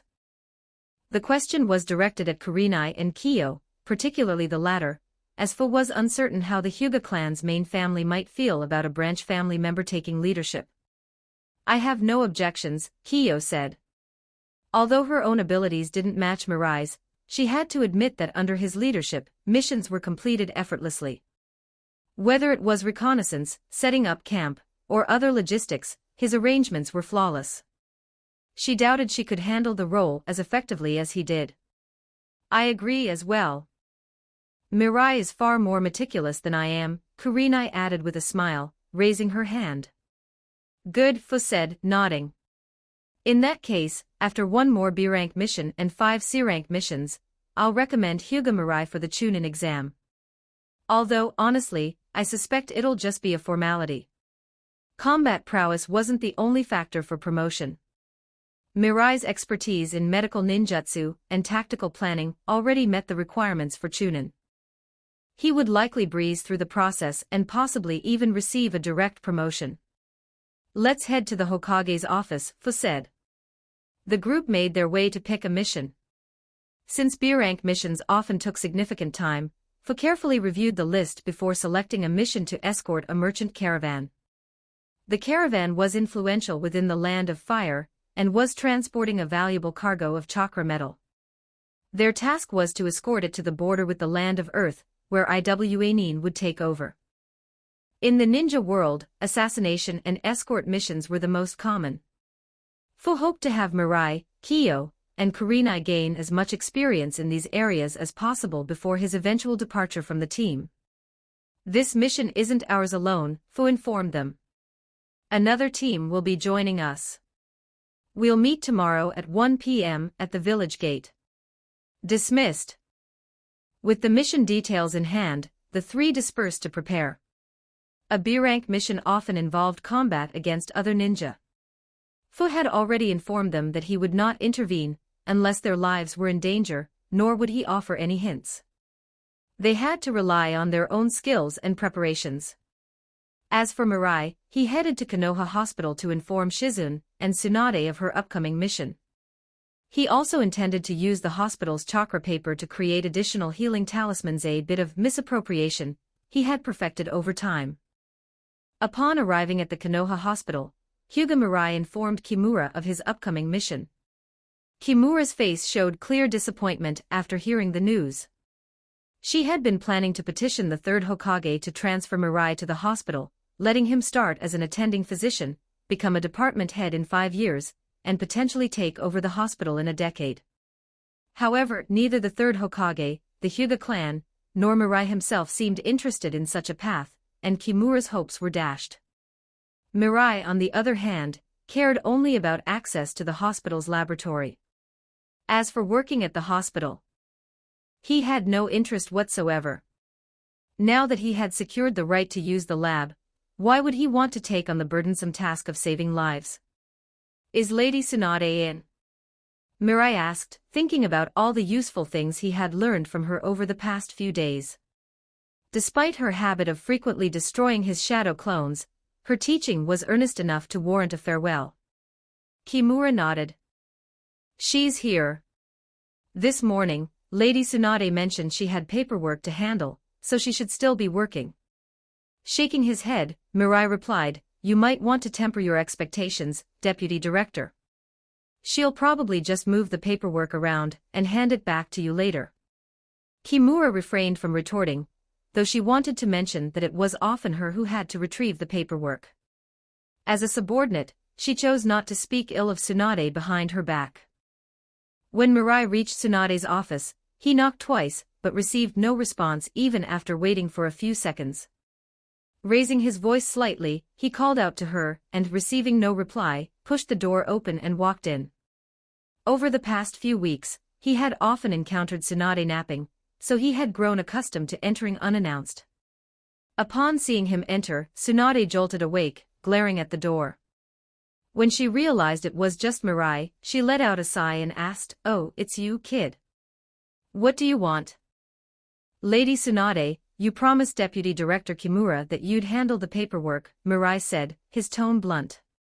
"I am handling it right now," Tsunade replied, her voice defensive. "There's still drool on your face," Mirai countered mercilessly. Tsunade immediately raised her hand to wipe her mouth, but stopped mid-motion when she realized he was bluffing. "You brat," she growled. Seeing Tsunade clenching her fist, Mirai quickly said, "I'm heading out of the village tomorrow for a mission. Since you'll probably be leaving soon too, I thought I'd stop by to say goodbye." Tsunade snorted. "So even a brat like you noticed?" "It's no secret," Mirai said with a shake of his head. "Anyone who's been around you can tell." Tsunade gave him a sharp look. "You don't have anything you want to say to me?" "Something to say." Mirai thought for a moment, his expression growing slightly more serious. Then, looking directly at her, he said, "You should stop gambling. You're hopeless at it." Tsunade slammed her fist down on her desk, glaring at him. "You little Byakugan brat, are you insulting my gambling skills?" "What gambling skills?"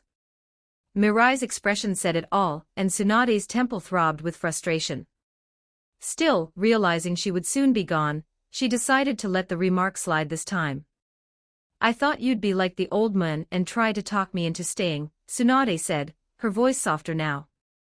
Shaking his head, Mirai replied, why would I? Just do whatever you want.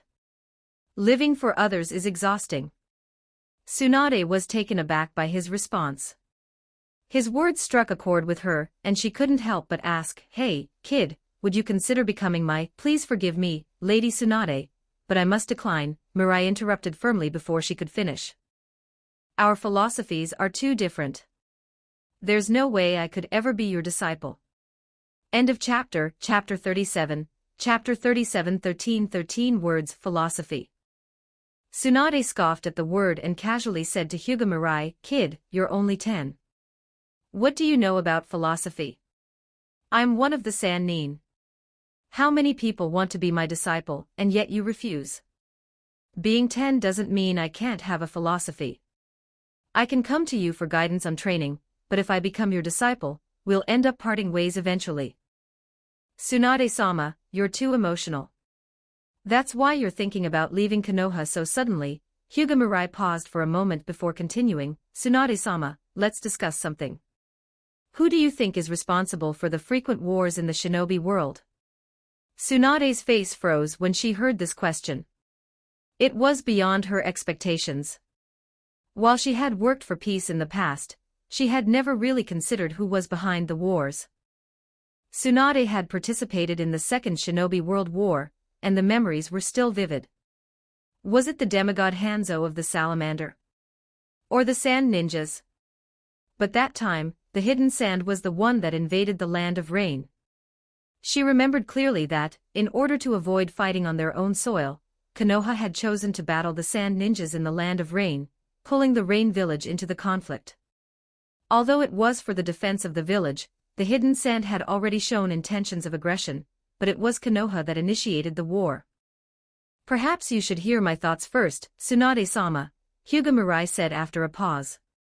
I believe the root cause is the Sage of the Six Paths and your grandfather, the god of ninjas, Senja Hashirama. What did you just say, you brat? Tsunade exclaimed. Hold on, Tsunade-sama, don't get angry just yet. Let me finish, Hyuga Mirai quickly interjected, raising his hand. He wasn't using a shadow clone this time, and if Tsunade's punch hit, he'd be bedridden for half a month. Alright, let's see what nonsense you have to say, Tsunade said angrily, slamming her fist on the desk. She crossed her arms and coldly stared at Hyuga Mirai. In her heart, her grandfather was the legendary ninja who had brought peace to a chaotic world, and she had always been proud of him. This wasn't just her personal view, it was shared by the whole of Konoha.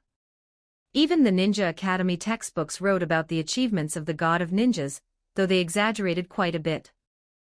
Tell me, Tsunade-sama, how many people can an ordinary person kill? Hyuga Mirai asked. Tsunade frowned. How would I know? Hyuga Mirai didn't mind and continued, let's assume the opponent fights back. If we take the physical strength of an average person into account, after killing more than 10 people, they would be exhausted. If they had weapons, they might manage to kill 30 to 50 people. But if you replace the weapon with chakra, even a genin can easily kill dozens of ordinary people. If they can use ninjutsu, the efficiency increases even more. You could say that chakra is more effective than any weapon. Even the samurai have started to learn chakra because it makes them stronger. The source of the widespread use of chakra must be the Sage of the Six Paths, right? He spread chakra to connect people's minds, isn't that right? Tsunade didn't contradict him on this point, as it was true that chakra and the Sage of the Six Paths legacy were well known. Hyuga Mirai then asked, Tsunade-sama, would you let me connect to your mind and see everything you're thinking? Are you joking, you brat? Tsunade responded sharply. Wasn't that one of the Yamanaka clan's interrogation techniques? There was no way she'd agree to something like that. Hyuga Mirai shook his head. Looks like the Sage of the Six Paths vision failed. But chakra has spread widely, and now there are more than 100,000 people who possess it. The samurai under the daimyo used to fight in wars where only dozens would die. But with ninjas, casualties are often in the hundreds. This is the result of the Sage of the Six Paths' intent. His idea was good, and when he was alive, he achieved it. But after he passed away, his plan slowly unraveled. Just like your grandfather. While he was alive, his powerful strength brought peace to the world, but after the first Hokage passed, Hyuga Mirai continued to explain his thoughts. If we sum up the actions of the Sage of the Six Paths, it's clear that he didn't think things through far enough. With his overwhelming power, he could make others follow his lead, but once he died, everything fell apart. The roots of the struggles could even be traced back to Ashura and Indra, although Black Zetsu took half the blame. If chakra hadn't spread so widely, and instead was controlled by only a few, even if there were still conflicts today, they would only involve a few hundred people with swords and spears fighting for a while before negotiating. The casualties would be much less than the ones caused by ninja battles. If the Sage of the Six Paths started something that didn't end well, I don't understand what your grandfather, Senja Hashirama, was thinking. Hyuga Mirai directly complained to Tsunade. What was the idea behind the tailed beasts? Was it to balance the power between the nations and prevent wars from breaking out easily? Why didn't he just send Konoha's ninjutsu scrolls out to everyone? Now look, once war breaks out, Konoha ninjas will have to face the very tailed beasts they sent out. Tsunade retorted, "You brat, the power of the tailed beasts is not so easy to control. The decision to give them away was made after much consideration." Hyuga Mirai spoke again, "But the current result is completely opposite to what your grandfather wanted. If Konoha ninjas saw the Jinchuriki from the Hidden Cloud village on the battlefield, even ordinary ninjas would probably be scared out of their wits. The Hidden Cloud had found the perfect method to train Jinchuriki, and the Hidden Mist was also training them. The Hidden Stone's Four Tails Jinchuriki wasn't very cooperative, but the Five Tails Jinchuriki was already ready for the battlefield. Moreover, at that time, there was Senju Tobarama, the great inventor, who even created the jutsu to summon the dead." Hyuga Mirai didn't believe that Tobarama couldn't figure out a way to control the tailed beasts. In simple terms, the problem lay in being too focused on peace while disregarding the reality of how things could backfire. "You brat." Tsunade's face turned red with anger. "I'm leaving now, Tsunade-sama," Hyuga Mirai said, noticing the vein on her forehead was about to pop. He decided to take his leave. But before leaving, he added, "Tsunade-sama, what I said might not be entirely correct, but you can consider it as a reference. If you have other thoughts, we can discuss them further." Hyuga Mirai didn't regret what he said once he stepped out of the door. Even if Tsunade asked him again, once was enough. If she couldn't understand it, then there would be no need for further discussion. In any case, he had already asked most of what he wanted to know about the sealing jutsu and medical ninjutsu. Although Tsunade hadn't taught him specific techniques, Hyuga Mirai had understood the principles behind two S-rank jutsus. In the future, he planned to create his own S-rank ninjutsu. Everything Hyuga Mirai was doing was for the sake of improving his strength. Even studying the caged bird technique was aimed at eliminating his deadly weaknesses. As he left Konoha Hospital and made his way home, Hyuga Mirai couldn't stop thinking, why hasn't Orochimaru come looking for me yet? Should I release more of the cell gene research? End of chapter. Chapter 38. Chapter 38 1069 words. The team that took on the same B-rank mission as Akimichi Fuz was led by Hitaki Kakashi. Normally, a lone ninja like Kakashi wouldn't qualify for a B-rank mission, but since he was accompanying Fu, an elite jonin, the third Hokage, Sarutobi Hiruzen, had allowed him to join. The members of Fu's team, under the guidance of Hyuga Mirai, were exceptionally coordinated. Hiruzen had hoped to give Kakashi a chance to witness such teamwork in action, otherwise, Kakashi would likely have trouble finding a team willing to accept him. Since the suicide of the Leaf's White Fang, Kakashi had struggled to integrate into any squad, having already been the subject of complaints from two mission teams.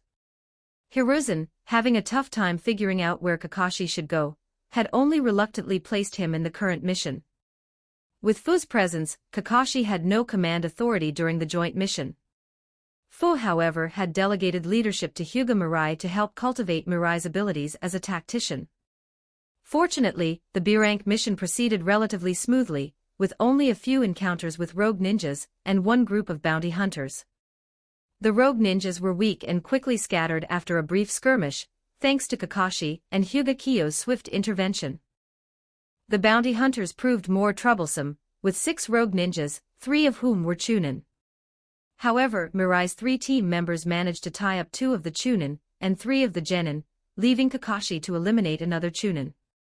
Once he arrived with reinforcements, they successfully repelled the bounty hunters. Although Fu didn't engage in the battle directly, he observed the entire conflict from the side, ready to intervene if any of the team members were in danger. He was satisfied with the outcome, as Mirai's team demonstrated impeccable coordination, managing to hold off enemies who outnumbered them by more than 2 to 1. Mirai's strategic commands were crucial, enabling Kyo and Kurenai Yuhi to fully leverage their respective abilities at critical moments. As long as he continued to build up enough mission experience, Mirai could soon be promoted to Chunin. After completing enough missions, Mirai received his official Chunin appointment. At the same time, Fu was reassigned to another team, and as a result, he treated the 3 team members to a farewell meal. Holding the Chunin certificate, Mirai felt a slight sense of relief. At least he no longer had to worry about Fu pressuring them to complete missions. As he studied the certificate, Kyo remarked with a touch of jealousy, "What's the big deal? It's just a Chunin certificate. How long are you going to stare at it? I'll join the next Chunin exam and pass too." "I'll join too, Kyo-chan. We'll work hard together," Kurenai added, wanting to make her presence known. Mirai, putting away the certificate, responded with a quiet smile, "This isn't just any Chunin certificate, it has special meaning." "What do you mean?" Kyo asked, tilting her head. "Well, it means freedom," Mirai explained. "We won't have to rush to take on missions anymore. Isn't that great?" Both Kyo and Kurenai considered this. The past few missions had been exhausting, clearing out bandits, escorting merchant caravans, and barely any rest in between. They realized that Mirai's perspective had a point. Mirai then declared with a grin, "I, as team captain, hereby announce that we'll take a proper break for a while before tackling any more missions." Using his authority as team leader, he granted himself and his team a well-earned vacation. After all, unless it was a B-rank mission, there was little use for these low-level missions.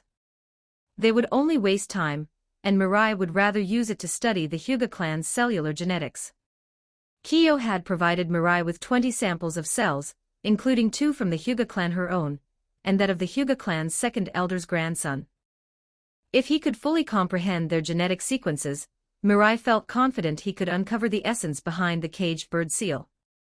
As Mirai's team disbanded after the meal, he made an excuse about needing to visit Konoha Hospital, thus avoiding Kyo's offer for practice. The Hyuga clan head had given him permission to develop his skills at the hospital, and his invention of the healing seals had enhanced the Hyuga clan's standing within Konoha. Although Konoha Hospital wasn't a particularly influential department within the village, becoming its head would significantly improve the Hyuga clan's position. Upon arriving at the hospital's laboratory, Mirai found a visitor waiting for him, Orochimaru. With his long black hair, golden slitted eyes, and light purple eyeshadow, the former Sannin was unmistakable. Orochimaru's snake-like eyes appraised Mirai, and he spoke, "I've been waiting here ever since I heard you were promoted to Chunin. Shall we have a little chat, Mirai-kun?" "Of course. Please come inside, Orochimaru-sama," Mirai replied with a smile, opening the door to let Orochimaru into the lab. After closing the door, Mirai quickly formed hand seals and placed his hand on it. A series of sealing symbols immediately spread across the entire laboratory, sealing the room off from external sound or prying eyes.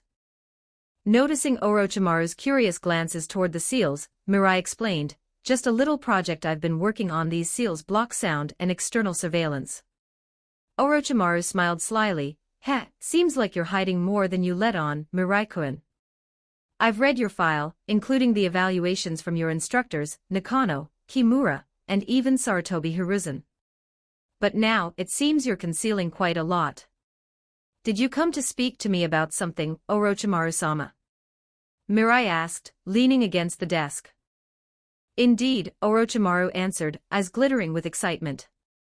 Regarding your research on cellular genetics, it's far too advanced for the average medical nin in Konoha. Besides me, I imagine only Tsunade would be able to fully comprehend it. But if your target was Tsunade, you wouldn't have let this research leak outside the village. Mirai smiled, setting 2 cups of tea on the table, and handing one to Orochimaru. Tsunade-sama is certainly a master in medical ninjutsu, and her knowledge of cells is impressive. But our philosophies don't align. Eventually, we'll part ways. Orochimaru raised an eyebrow. So you're certain our philosophies will align? Of course, Mirai said, a slight seriousness in his tone. Because you and I are both part of the scientific camp. We believe in the existence of truth, and we're both striving to understand and control it. End of chapter, chapter 39. Chapter 39 12-10 words. After hearing Hyuga Mirai's words, Orochimaru felt a certain level of agreement, but he wouldn't open up just because of a few sentences. He had come here today because his research had hit a roadblock, and coincidentally, he had come across a research paper by Hyuga Mirai on cells, which sparked some new ideas. So he decided to pay a visit to this genius, whose reputation in Konoha was well known. However, Orochimaru hadn't expected that upon meeting, Hyuga Mirai would treat him like an old friend, showing such warmth. Especially when Hyuga Mirai spoke about his pursuit of truth, it resonated with Orochimaru deeply. In Konoha, Orochimaru had thought that everyone was just pushing the same old, decaying windmill, but to his surprise, he had encountered a refreshing breeze here. At present, it was a small breeze, but one that could potentially grow into a storm capable of shaking the entire ninja world. While sipping his tea, this thought suddenly crossed Orochimaru's mind, though he couldn't quite explain why he felt that way. Lord Orochimaru, how far have you progressed in your research? Or is there any specific problem that's stumping you? Hyuga Mirai asked, all the while suspecting that Orochimaru had already begun experimenting with Hashirama's cells, though not very smoothly. I've obtained a type of cell. It possesses immense vitality, even decades after the owner of the cells has died. The cells remain highly active, Orochimaru explained, getting into the topic of his research. Aside from mentioning the name of Hashirama's cells and the specific experimental data, he elaborated on his research progress and the challenges he had encountered. At this point, Orochimaru had not been researching Hashirama's cells for long, and most of his experiments were based on the research left by the second Hokage. His understanding of cell genes was still quite basic. After listening to Orochimaru's explanation, Hyuga Mirai began to give him targeted advice, explaining the research behind genetic sequences and the information he had gathered from the cells of a branch family member of the Hyuga clan. Genetic sequences contained a wealth of information, and thoroughly studying them could provide significant help in future experiments. Hyuga Mirai had inherited the full knowledge of Dr. Genus, a top genetic biologist known for his ability to increase cell division and achieve perfect cloning. In terms of biological genetics, Orochimaru was the only one in the Boruto timeline who could rival Dr. Genus in expertise.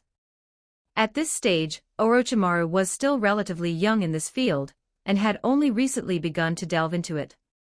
However, he had an immense talent for research, managing to catch up with a century's worth of scientific development in other worlds in just a few decades. Hyuga Mirai even suspected that, if left undisturbed, Orochimaru might eventually outlast the Otsutsuki clan. The two spent several hours in the Konoha Hospital laboratory, with most of the time spent in a question-and-answer format, where Orochimaru asked and Hyuga Mirai answered. By the time evening fell, Orochimaru reluctantly stood up to leave, his voice hoarse as he said with a smile, "Mirai-kun, coming to find you was undoubtedly the right decision. With your answers, I believe my experiment will succeed very soon." Although they had been discussing, most of the time Hyuga Mirai had been helping Orochimaru organize his experimental methods. When Orochimaru mentioned the problems he faced in his experiments, Hyuga Mirai couldn't help but frown. It was too crude. Orochimaru's experimental methods were not only rough, but inefficient. He was trying to conduct human trials in order to quickly eliminate incorrect directions, without any conclusive results so far. This kind of method struck Hyuga Mirai as wasteful of both time and resources. It wasn't that he was concerned for the test subjects' lives, but this approach was neither productive nor effective. However, Hyuga Mirai was confident that after today, Orochimaru would begin to adopt a more scientific approach in his research on Hashirama's cells. Judging by Orochimaru's excited expression, Mirai estimated that he would likely stay up all night studying the genetic sequence in those cells. Mirai-kun, I came in such a rush today, but next time I'll bring you some gifts. I'll take my leave for now. With that, Orochimaru quickly stood up and left. Hyuga Mirai, hearing those last words, finally felt content. He had spent the entire afternoon explaining genetics to Orochimaru. But Orochimaru really is sharp. If he had this kind of mind in another world, he'd at least be starting out as a double PH. Sighing, Hyuga Mirai tidied up the laboratory before leaving Konoha Hospital. In the future, he could exchange ideas with Orochimaru a few more times. There was much more to learn from this Sannin than from Tsunade. Not to mention, just the summoning scrolls of the Ryuchi cave were tempting to him. In battle, Hyuga Mirai lacked large-scale offensive techniques, but the giant snakes of Ryuchi cave could make up for that shortcoming. Additionally, Ryuchi cave held the legacy of Sage Mode, something Mirai didn't intend to learn directly from the snakes, but could certainly use as a reference to develop his own human-based sage techniques. While Tsunade had the legacy of Shikatsu Forest, with its medical-oriented summons like the slug, Hyuga Mirai wasn't particularly fond of them. His goal in studying medical ninjutsu was for research purposes, not to save people.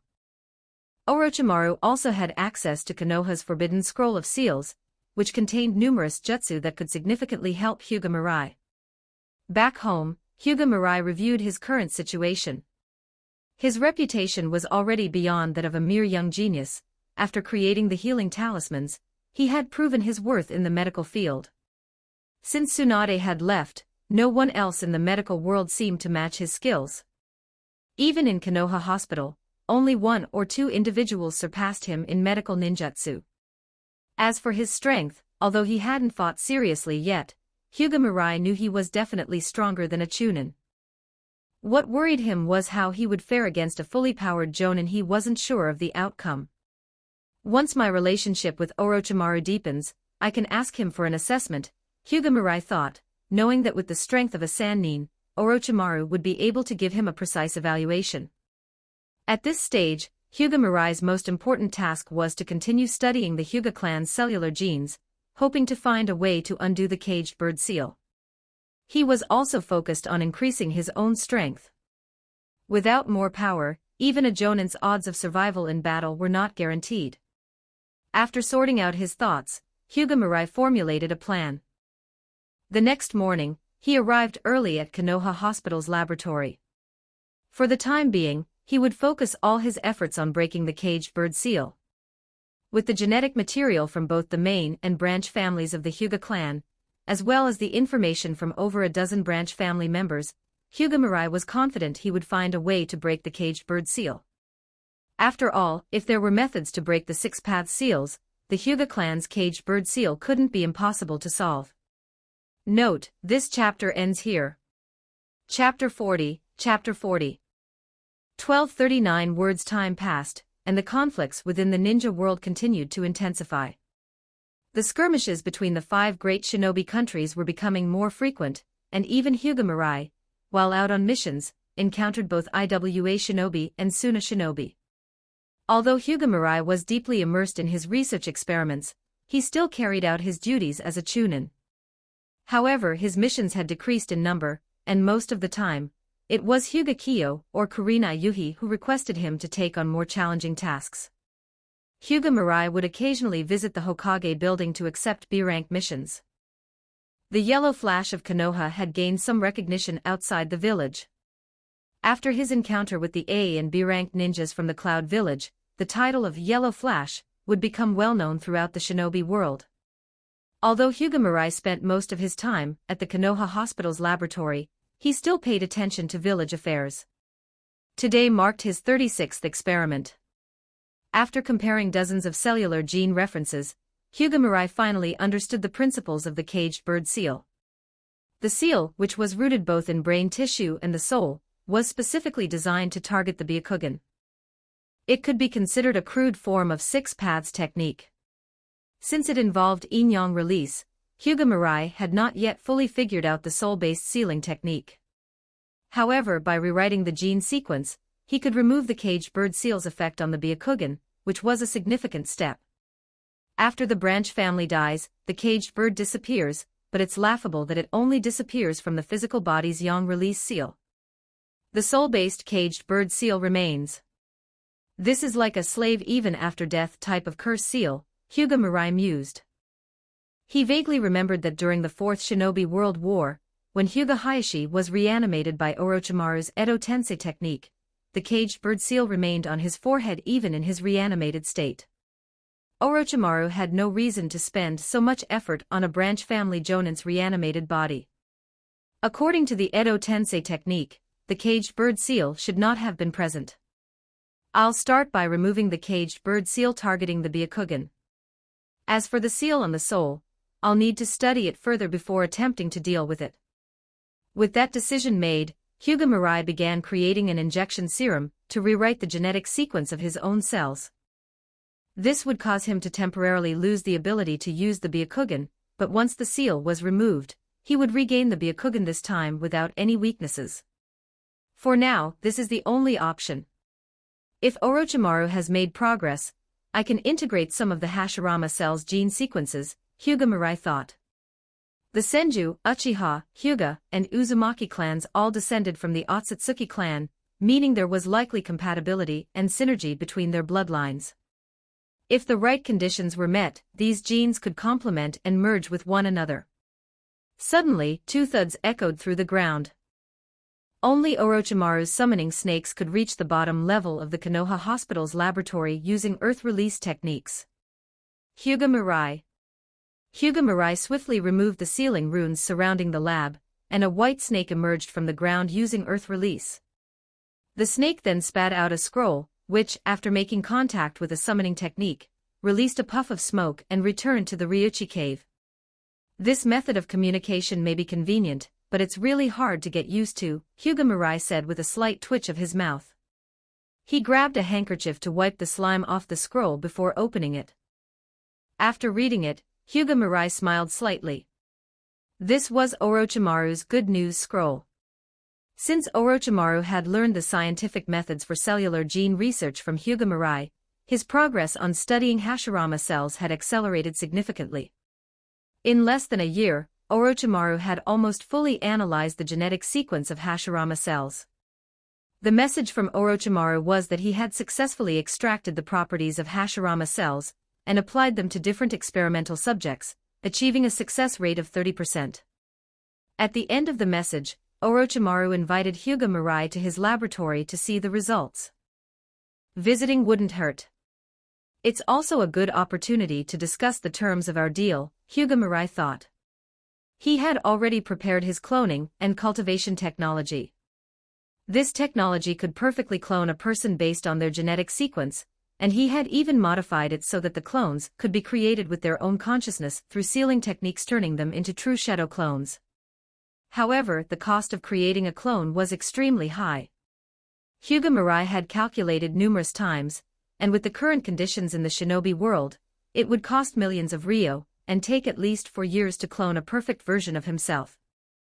The costs were immense, the time required was long, and he would need a private space for the cloning process. With his current living situation in Konoha, only a 30-square-meter apartment, and no personal laboratory, Hyuga Mirai had no means to cultivate his own clones. Although many of Dr. Gina's research methods were practical, the technological environment in the shinobi world made it impossible to rapidly replicate his breakthroughs. But Orochimaru would undoubtedly be very interested in this.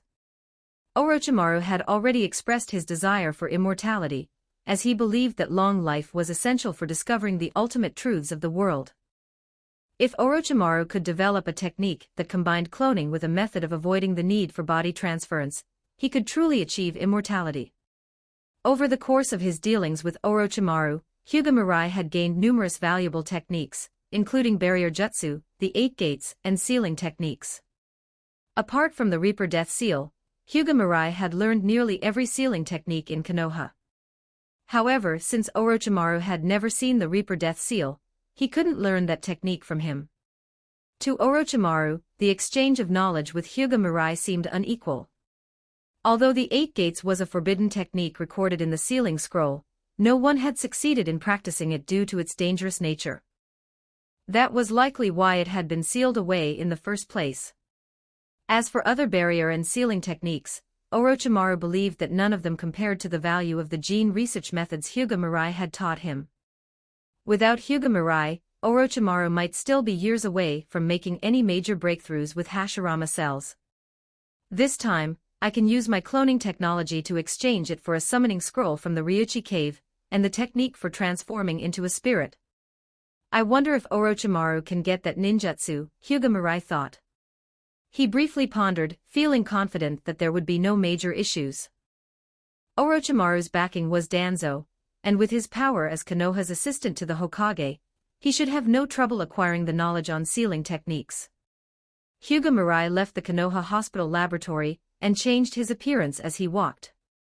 He activated his Byakugan to ensure that no one noticed his movements before heading towards Orochimaru's laboratory.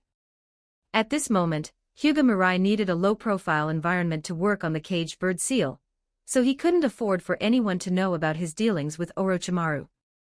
Otherwise, he might find himself caught up in Konoha's internal power struggles. End of chapter. Chapter 41. Chapter 41 1129 words. Orochimaru's laboratory was located in an underground space at the edge of the village, an area likely constructed by the Root organization before being handed over to him. Its location was highly secretive, and there was no surveillance from Root outside the laboratory. Although Orochimaru was conducting experiments for Danzo, the two shared an equal partnership. If Danzo treated Orochimaru as a subordinate, the research on Hashirama's cells would be ruined. Hyuga Mirai arrived at the entrance of Orochimaru's laboratory.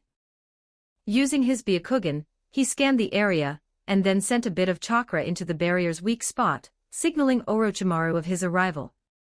After the barrier activated, Orochimaru emerged from the laboratory.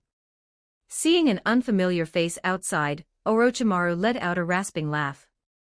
Mirai-kun, still so cautious. Research is at a critical stage, so caution is necessary. Hyuga Mirai casually responded as he followed Orochimaru inside the lab. Orochimaru-sama, has the experiment really reached that point? Have you been able to replicate the genetic traits from Hashirama's cells in the test subjects? Orochimaru's face showed a brief flash of surprise before he smiled. If I didn't know that you were at Konoha Hospital, I'd have thought you were keeping an eye on me. Has it really reached that point? Mirai asked, his voice filled with disbelief. The question he had asked concerned the ability to replicate the key elements of Hashirama's power from his cells. He hadn't expected Orochimaru to have already achieved that. Mirai thought that merely accomplishing what was described in the scroll would have been an impressive feat, but to his surprise, Orochimaru had hidden even more progress. He had already managed to reproduce Hashirama's genetic traits in the test subjects. In less than a year, Orochimaru's progress with the cellular experiments was nothing short of rapid. It's still just barely manageable, though. The mortality rate of the test subjects is still quite high, Orochimaru said hoarsely, though his smile suggested that he was quite pleased with the current state of the experiment. Achieving this step meant that they were very close to success. After descending a set of stairs and walking a bit further, Hyuga Mirai arrived at Orochimaru's laboratory. Following his suggestion, Orochimaru had heightened the lab's cleanliness standards, even assigning his temporary assistant to maintain the space. Inside, 3 test subjects were secured to beds, surrounded by various instruments monitoring their bodily changes. May I see the data from these experiments? Mirai asked. Of course, Mirai-kun. That's precisely why I wanted to talk to you, Orochimaru said, stepping aside with a rasp. Mirai took the test data and began reading it. He had always been interested in Hashirama's cells, but due to his numerous other commitments, he had yet to dive into researching them. He planned to focus on Hashirama's cells once he had unlocked the seal on the caged bird curse mark. After reviewing the data, Mirai nodded in agreement.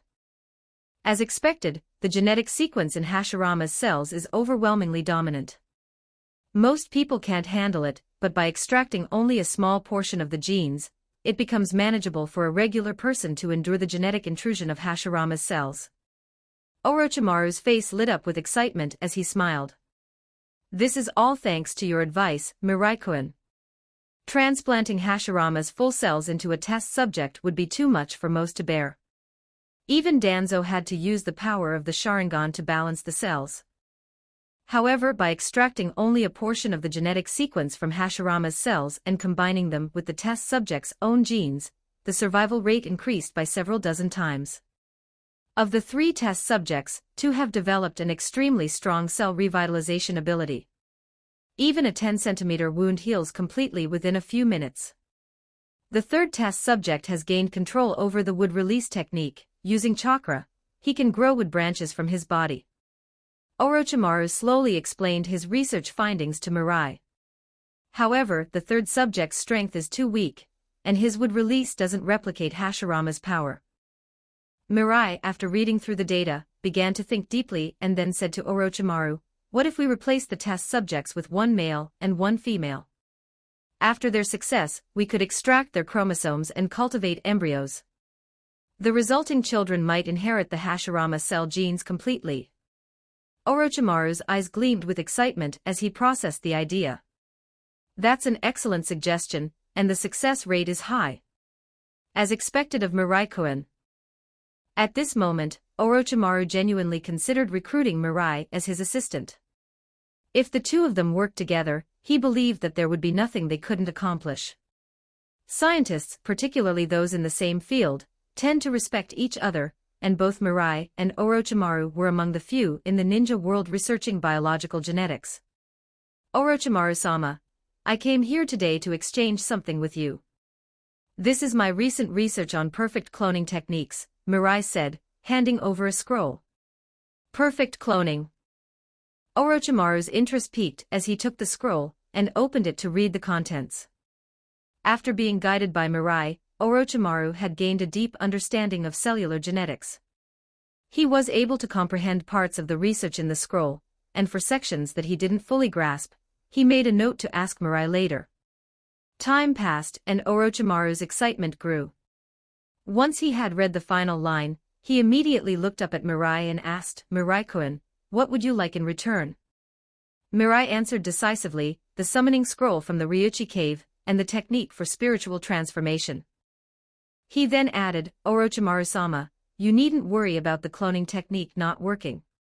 I'm confident in it, though I lack the time and funding to proceed." Orochimaru chuckled hoarsely. "Heh, I don't doubt you, Mirai-kun. There's much in this technique that will greatly inspire my research, but aren't you worried that asking for the Ryuchi cave's summoning scroll might expose our connection?" Mirai shrugged. "I'll likely only use it to save my life. Mostly, I'm interested in studying Sage Jutsu once I'm done with my current research." Orochimaru thought for a moment and then said, "Sage Jutsu, huh? It is indeed a powerful ability, but it requires a very high level of training." Mirai shook his head. "Their method is too crude. They can study and control Hashirama's power, so why not Sage Jutsu?" "That's true." Orochimaru agreed. With a wave of his hand, Orochimaru performed the summoning jutsu, bringing forth a 10-meter-long snake. The snake's body coiled around a half-meter-high scroll, which it slowly unfurled before Mirai. "Mirai-kun, this is the summoning scroll of the Ryuchi cave. As for the spiritual transformation technique, I'll have the white snake deliver it to you later." End of chapter, Chapter 42, Chapter 42 12-15 words. Sage Jutsu enhances a ninja's body, chakra, and genjutsu in all aspects, even boosting their energy the longer they fight. The reason behind this is the natural energy. When body energy and mental energy combine, it forms chakra, and by adding natural energy into this mixture while maintaining a proper balance between the 3, it becomes Sage Chakra. Natural energy shares a striking similarity with Hashirama cells, both capable of significantly enhancing the user's abilities, but at great risk. Normally, one would need a vast amount of chakra to even have the chance of training in Sage Jutsu, but to Hyuga Mirai, having abundant chakra isn't a qualification for training in Sage Jutsu, it's more about minimizing the chances of dying. Absorbing natural energy is incredibly dangerous. If a ninja's chakra isn't strong enough, the natural energy might flood into their body in an instant, making it impossible for them to control the three types of energy within themselves, ultimately resulting in death by natural energy contamination. Despite the risks, the benefits of Sage Jutsu are undeniable, making it an enticing option for many. Mirai firmly believes in practice makes perfect. To study Sage Jutsu from the Ryuchi cave, he asked Orochimaru for the summoning scroll of that place. Though he intended to study Sage Jutsu there, he didn't plan on relying on a bunch of snakes to learn it. If Mirai were to practice Sage Jutsu, he would rely on experimentation to master his own Sage mode. When Mirai left Orochimaru's lab, he had taken a small piece of Hashirama's cells with him, a request he made of Orochimaru. The quantity wasn't much, but it was enough for Mirai to extract the gene sequences and combine them with the Byakugan's gene sequences to develop a new type of injection. Back in his lab, Mirai split himself into 10 shadow clones to speed up the process of developing the injection. During this time, his chakra had been rapidly growing, and he had not neglected his taijutsu training either. His proficiency in the 8 gates had already allowed him to open the gate of opening. Each time his physical strength was exhausted, Mirai would eat a lot of food. Using yang-release chakra to stimulate his stomach and other organs, he could quickly digest the food in his body, replenishing his energy. Moreover, consistently using yang-release chakra to nourish his cells had made his body significantly stronger. At just under 11 years old, Mirai had already reached a height of 1.6 meters, standing out among his peers. In the Konoha Hospital's lab, the 10 shadow clones had extracted the gene sequences from Hashirama's cells, and began experimenting with the fusion of those sequences with the Byakugans. Once they succeeded, Mirai would be able to create the injection he needed.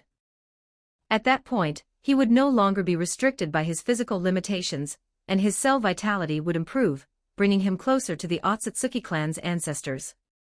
At this rate, it seems we should succeed within a month, said one of the clones. Mirai nodded. I'm counting on you. With that, he left the lab. Today was supposed to be the day Kurenai Yuhi had invited him to a gathering. Many of the students from his class who had advanced to Chunin were gathering, and Kurenai had invited him to join them. For B class, aside from Mirai, none were expected to graduate early. It would likely be a few more months before the genin exams would take place, and the students would be sent to the borders. Recently, the friction at the borders had been escalating, and many medical ninjas had been assigned to the front line. Even Vice Director Kimura had hinted to Mirai that he would likely be sent there soon. Mirai knew that he had to complete the injection that would break the caged bird seal before being sent to the front lines. If the war broke out, he wouldn't have time for research. The Konoha lab was small, with equipment enough for only 10 people at a time. If the lab were bigger, Mirai could have assigned more shadow clones. His chakra level was already on par with that of a jonin, but since he rarely fought, and with his identity as a medical ninja, people still saw him only as a skilled medical chunin. He was regarded as a medical ninja with exceptional research abilities, advanced healing skills, but with weaker combat abilities. His strongest technique, the 8 trigrams 32 palms, could only barely handle a relatively weaker chunin. Should be here, Mirai murmured as he arrived at the entrance of a newly opened barbecue restaurant. Rumor had it that the food was delicious, so Kurenai and the others had decided to hold their gathering here. Mirai-kun, you finally made it. Kurenai called out as she ran out from the restaurant. Her ruby-like eyes squinted into crescent moons as she smiled at him. You're the last one. Everyone else is already here. Come in, I'll introduce you. Kurenai pulled Mirai into the private room, where more than 10 people were already seated. 2 large tables were pushed together, with 4 grills for barbecue. Seeing Kurenai pulling at Mirai's sleeve, Kiyo Hyuga's pale eyes flashed with irritation. This woman. She was supposed to go out to order food, but she was holding on to him like that. Everyone, sorry I'm late. I'm Hyuga Mirai, and I'm on the same team as Kurenai and Kiyo, Mirai greeted with a smile as he entered. He only really knew Kakashi and Noera Rin among the group, while the others were classmates he'd only interacted with occasionally. Mirai, sit down, Rin called from across the room.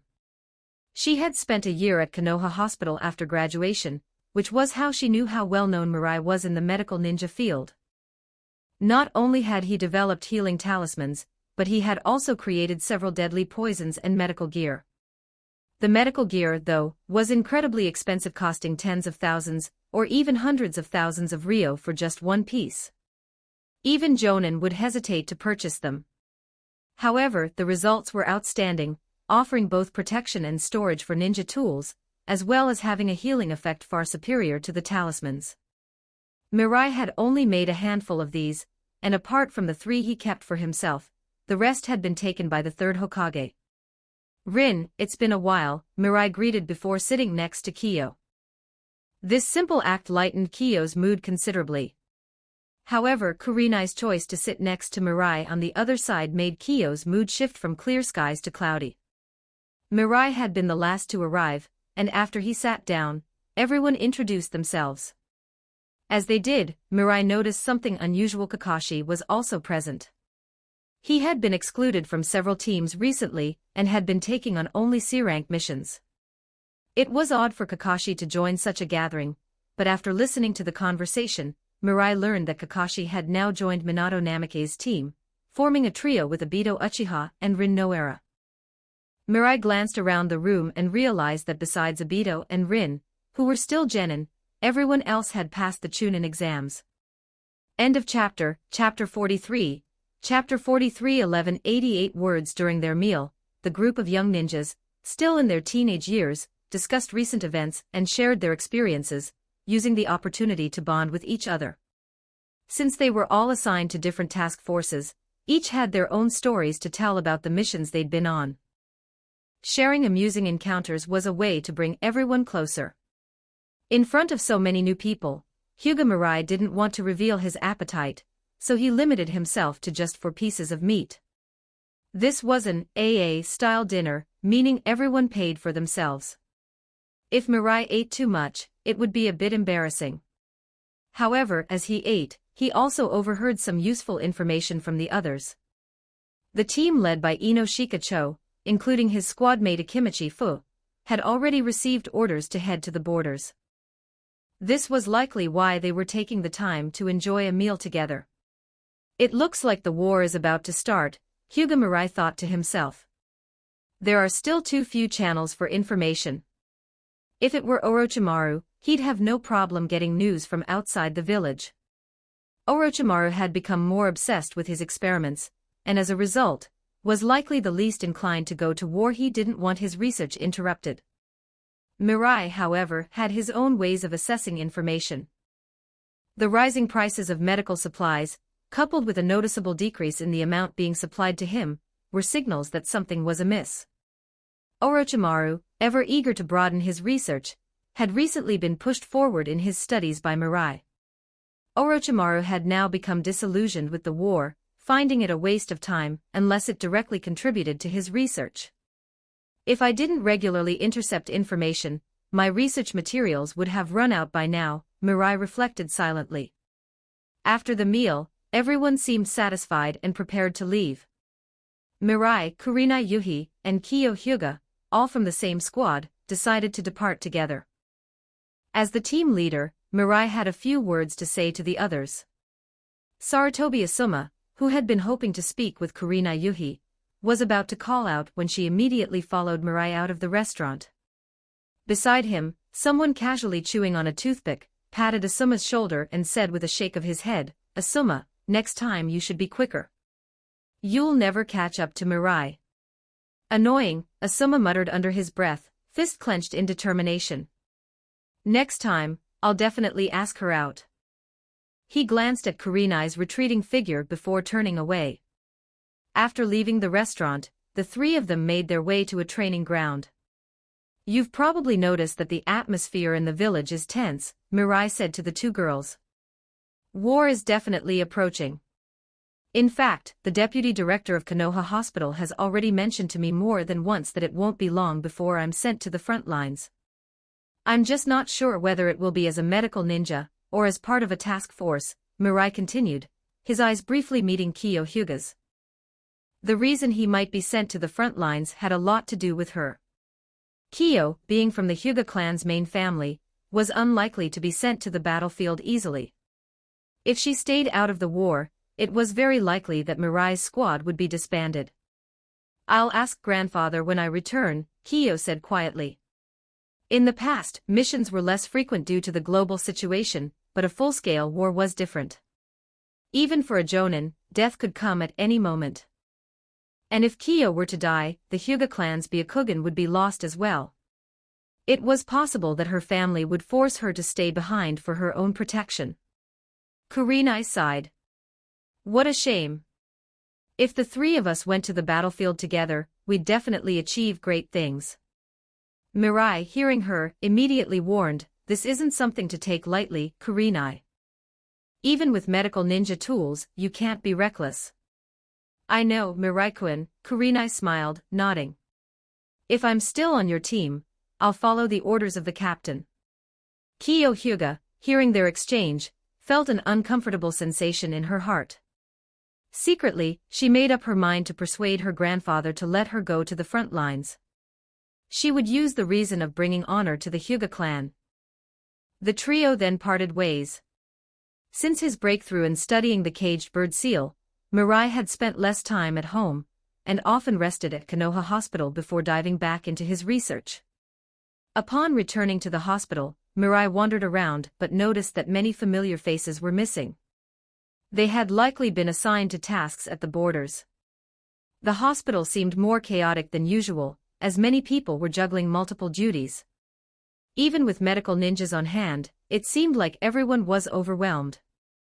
Realizing that the situation was too hectic, Mirai quickly left, worried about being seen, and pressed into labor. Back at his lab, 10 shadow clones were still working tirelessly on the experiment. Mirai glanced at them, noting that progress was being made effectively, though the lab was packed with clones, making it difficult for him to squeeze in. With a brief look, he left the lab again. "Let's do some training," Mirai decided, heading toward a forest he often used as his training ground. After improving his strength, he had moved his training area further from the village. At his current level, Mirai felt confident that he could survive on the battlefield, as long as he didn't attract the attention of high-profile enemy ninjas. His gentle fist technique remained his most skilled taijutsu, and now he could smoothly perform techniques like the 8 trigrams, 128 palms, the rotation, and the air palm. His Byakugan, nourished by yang release chakra, now allowed him to see up to 6 kilometers away. In terms of the standard for Konoha's Jonin, Mirai was nearly there, only lacking in mission experience and personal history. For the Forbidden Jutsu, the 8 gates technique, Mirai planned to only train in the first 3 gates as they were the safest to use. Once he fully understood the 8 gates' effects on the body, he might consider advancing. The first 3 gates only led to fatigue as their side effect, without causing permanent harm. Even with 40 kilograms of extra weight, Mirai's speed now far exceeded that of a regular Chunin, especially when using his body flicker technique, which he kept honing. After several hours of taijutsu training, Mirai paused, breathing slightly heavier, before taking a break. Back in his lab, the shadow clones were gradually dispersing. The final clone would clean up and seal the research findings before disappearing. Mirai closed his eyes, reviewing the memories transmitted by the shadow clones. Progress is good. 13 gene fusions completed in a single day. Looks like I'll have the antidote to the caged bird seal ready in less than 10 days. Tonight, I'll try training in the spirit transformation technique, he muttered to himself. End of chapter, Chapter 44. Chapter 44. 1306 words. The disappearance of the third Kazekage had already been going on for some time. During this period, Sunagakure had sent out numerous ninjas, yet there were no traces of the Kazekage. Given that he was the village leader, his sudden and silent disappearance likely meant one thing: he was most probably killed.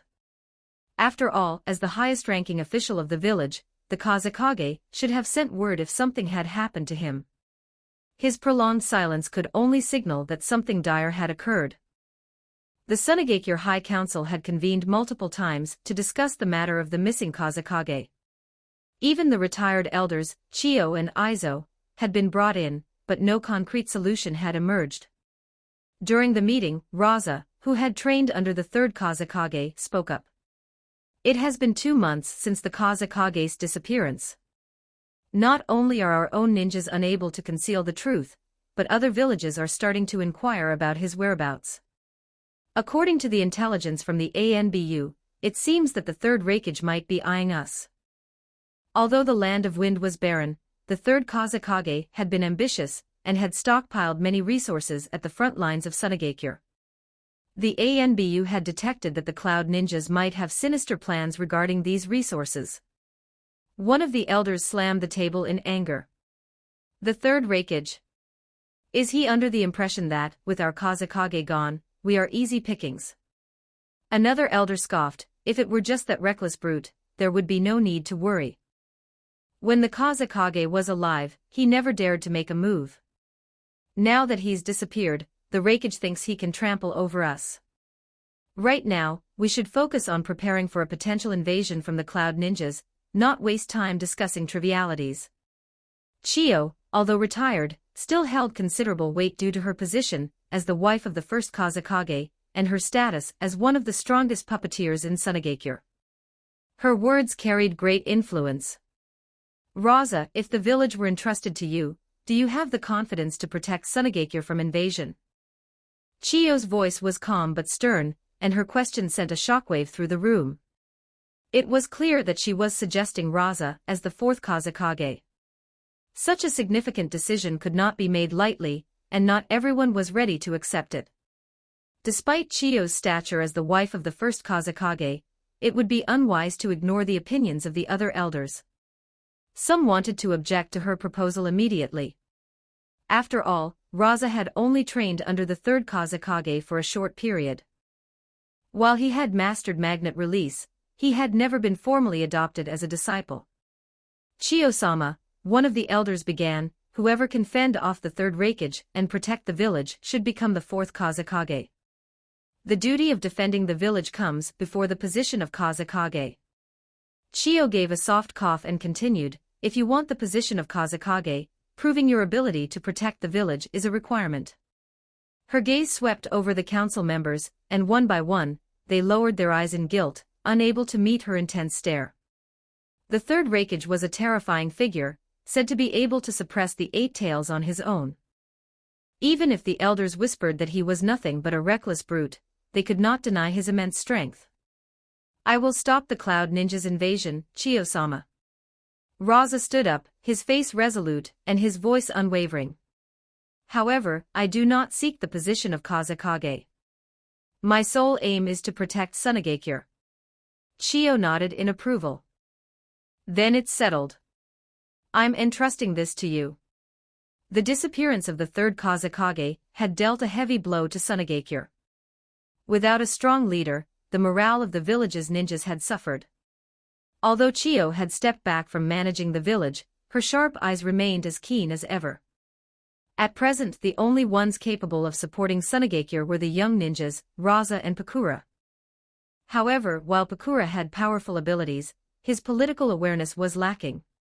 Meanwhile, in Konoha, despite the internal peace, the situation at the borders was escalating. Previously, there were escort missions traveling through the fire, grass, and stone countries, but now, all such missions had been suspended. At the same time, Konoha had begun stockpiling strategic materials such as kunai, shuriken, and explosive tags. This led to a 20% increase in the price of weapons in the village's ninja tool stores. This price hike hit the lower and mid-ranked ninjas the hardest. Since their primary combat abilities were based on tools like shuriken and kunai, the price increase meant they could afford fewer weapons. If they went into battle with inadequate supplies, it was highly likely that they would be killed in critical moments due to running out of shuriken. Even Hyuga Mirai, a special figure in Konoha Hospital, received a compulsory mission. He was required to submit 10 healing tags every day, with the deadline for submission being every 2 days for B-rank wartime tasks. Hyuga Mirai, who held a position almost equal to that of a deputy director at the hospital, but had no real administrative duties, found himself burdened with such a task. This was a clear indication of the severity of the situation, and the weight of the third Hokage's decisions. Thus, Mirai reluctantly used his shadow clones to complete the task, using this excuse to avoid training with Kyo Hyuga and Kurenai Yuhi. Meanwhile, at Konoha Hospital's laboratory, Mirai focused intensely on the genetic fusion process displayed in the instruments.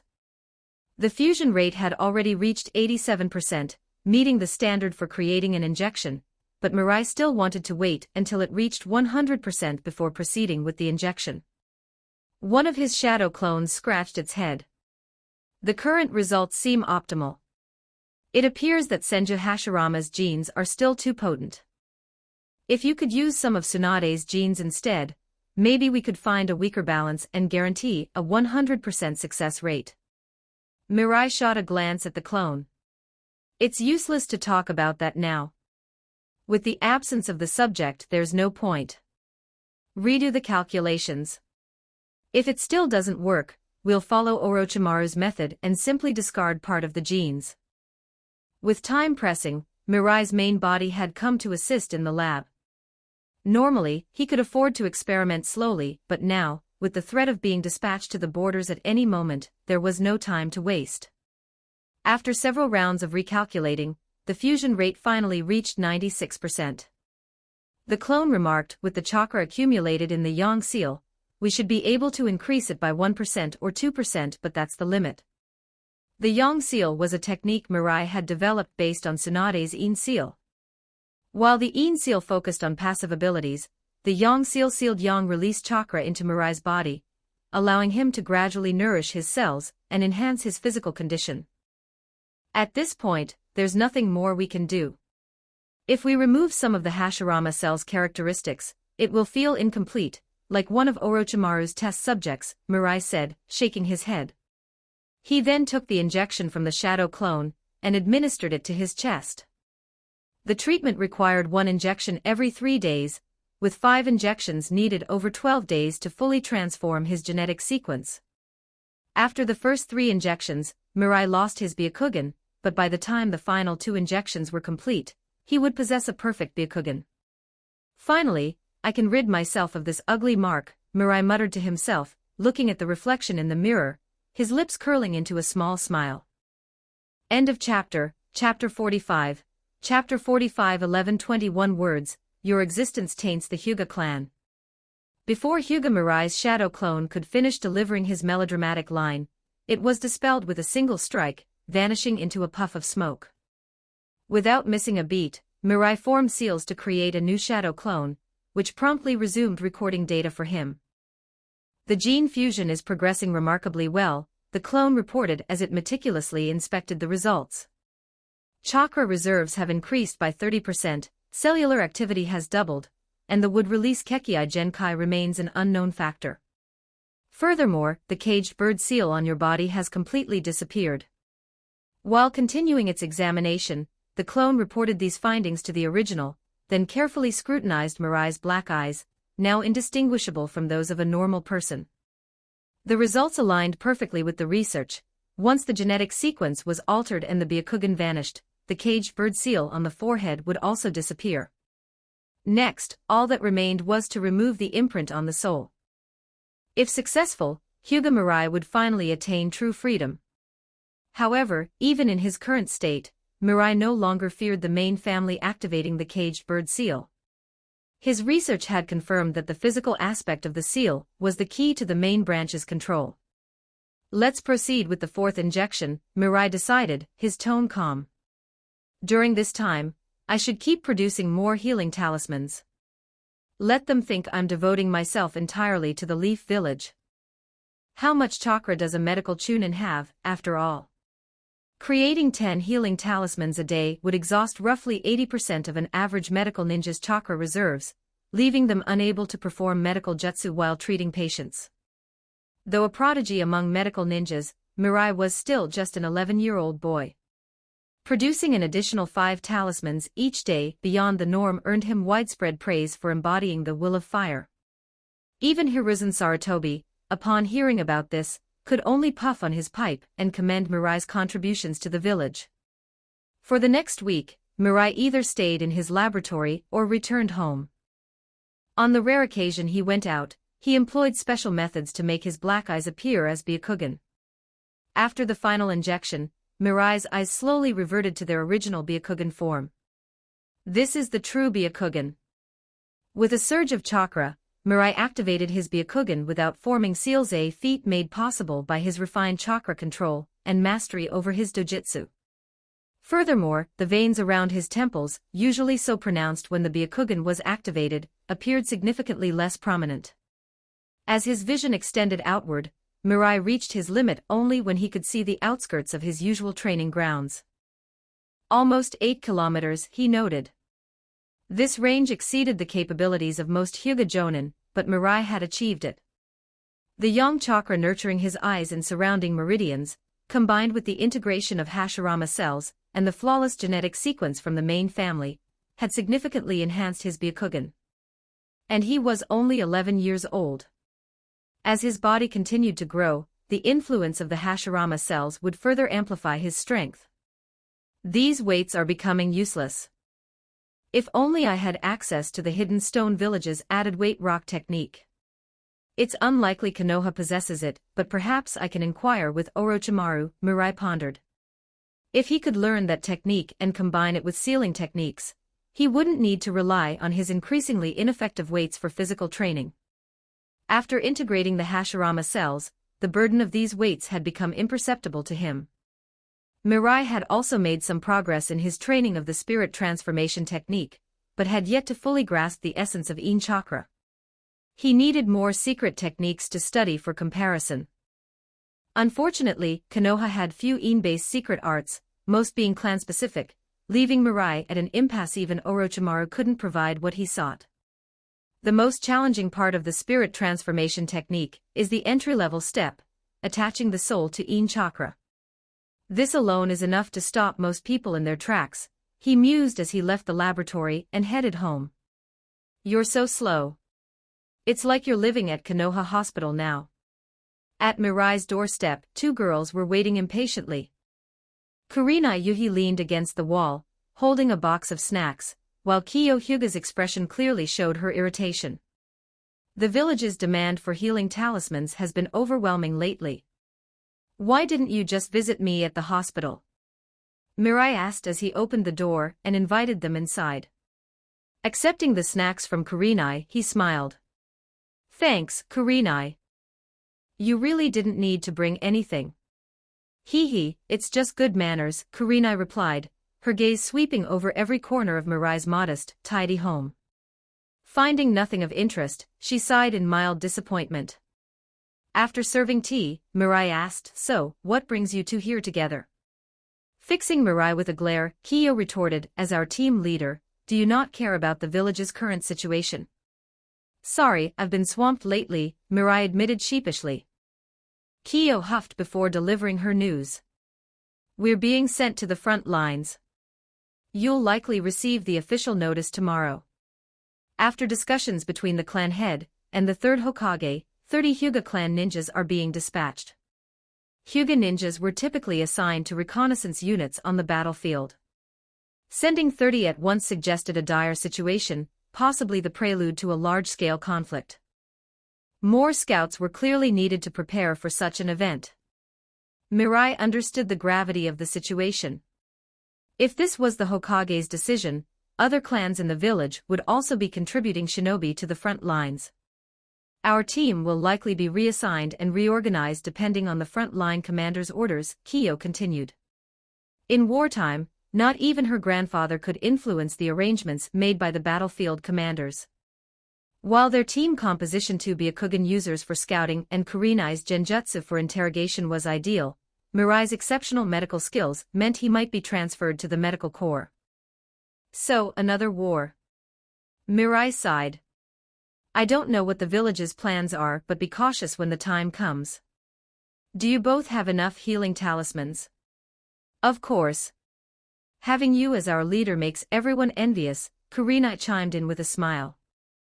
Apart from the village higher-ups, only she and Kyo possess specialized medical equipment crafted by Mirai. Even Kurenai's father couldn't hide his envy. Carrying a personal medical ninja significantly increased survival rates during missions. The Hyuga main family had tried to commission similar items from Mirai, but the materials had already been purchased by Hiruzen Sarutobi for the village's use, forcing them to abandon the idea. The three discussed battlefield precautions until nightfall, then went their separate ways. End of chapter. Chapter 46. Chapter 46 1094 words. The next morning, Vice Director Kimura was summoned to the Hokage building. Ninja who had already sensed the looming war were aware of the situation's unusual nature. Hyuga Mirai had learned about the news a day earlier from the Hyuga clan, so he was not surprised. He had also made ample preparations for supplies, including shuriken, kunai, and explosive tags. He had long since prepared 2 sealing scrolls, and had enough medical supplies and antidotes. Now, it was just a matter of waiting for the orders from above. With only a day or two until departure, Hyuga Mirai didn't continue his research. Instead, he cleaned up the Konoha Hospital laboratory, recording the data on various equipment before erasing them. He then arranged everything back to its original state according to memory. Even if someone were to investigate later, they would only find signs of equipment use but no further information. Hyuga Mirai activated his system, and a transparent panel appeared before him. Scientific Template System, Host, Hyuga Mirai Extract Function, Status, Loading 100%. Traversal Function, Not Enabled, Loading 23. The second extraction opportunity is available, but this isn't a good time. A few days ago, the extraction function had finished loading. At that time, Hyuga Mirai was documenting the fusion of his gene sequence, and he couldn't afford to spend an entire day loading another scientist's template knowledge. Besides, now that he was about to head to the front lines, even if he had good luck and acquired an excellent scientist's template, it wouldn't be of much use. Mirai lacked materials and time, and even the laboratory was only available through mission achievements. In that aspect, he couldn't compare to Orochimaru. If he had the resources that Orochimaru had, not only could he have researched the cells of Hashirama, but he could have also created powerful summon beasts and mutant creatures. Soon, Vice Director Kimura returned to Konoha Hospital. As soon as she got back, she gathered all the medical ninjas and Hyuga Mirai. Although Mirai was still only a chunin, his medical ninjutsu was excellent, to the point that even Kimura, despite her seniority, couldn't claim to be better in that field. The only area where she might have an advantage was chakra quantity, but that was something Mirai deliberately concealed. Otherwise, he would have already been promoted to a medical jonin at the age of 11. Listen carefully. What I'm about to say must not leave this room, Kimura said, her face serious. After scanning the room, she continued, the pressure on the borders is intense. There are 2 places with many injured soldiers, and they won't be able to make it back to the village in time. We need medical ninjas to go to the front lines for treatment. As she spoke, Kimura laid out a map and pointed to a few locations. According to the Hokage-sama, Iwagakure has sent 300 ninjas to the Land of Grass, and Sunagakure has selected the 4th Kazekage, and sent nearly 1,000 ninjas to the border. Both places were facing the threat of war, and both were from the 5 great shinobi countries. The other ninjas in the room, except for Hyuga Mirai, couldn't help but show nervous expressions. Even though Konoha had many talented ninjas, facing attacks from 2 of the 5 great nations at once would result in devastating consequences. I've decided to send 20 medical ninjas to Kikyo City, and 10 to Konoha town. When you arrive, the front-line commanders will direct you, Kimura said. Then she began selecting personnel. Since Sunagakure's puppeteers were known to be numerous and skilled with poisons, more medical ninjas were needed at Kikyo City. This time, it seemed that Sunagakure was determined to strike Konoha. Fortunately, Konoha had stocked up on supplies early, and this time, along with the medical ninjas, reinforcement troops would also be sent to the front lines. Hyuga Mirai was assigned to Kikyo City. His research on cell genetics made him especially adept at researching antidotes. Once the personnel for the front lines were chosen, Kimura ordered everyone to disperse to deliver the news, and Hyuga Mirai left to prepare. As soon as he returned home, and before he could even make tea, he felt the reverse summoning technique calling him. It was a signal method that he and Orochimaru had used for communication. Summoning technique. Hyuga Mirai quickly drew a small cut on his palm, formed the necessary hand seals, and pressed his hand to the ground. With a pop, a white snake appeared in front of him. The snake spat out a scroll from its mouth, which it then unsealed, before it deactivated the summoning technique. "Do you want me to visit your lab?" The scroll didn't contain much information. Perhaps Orochimaru had many things to communicate, and one scroll couldn't contain it all.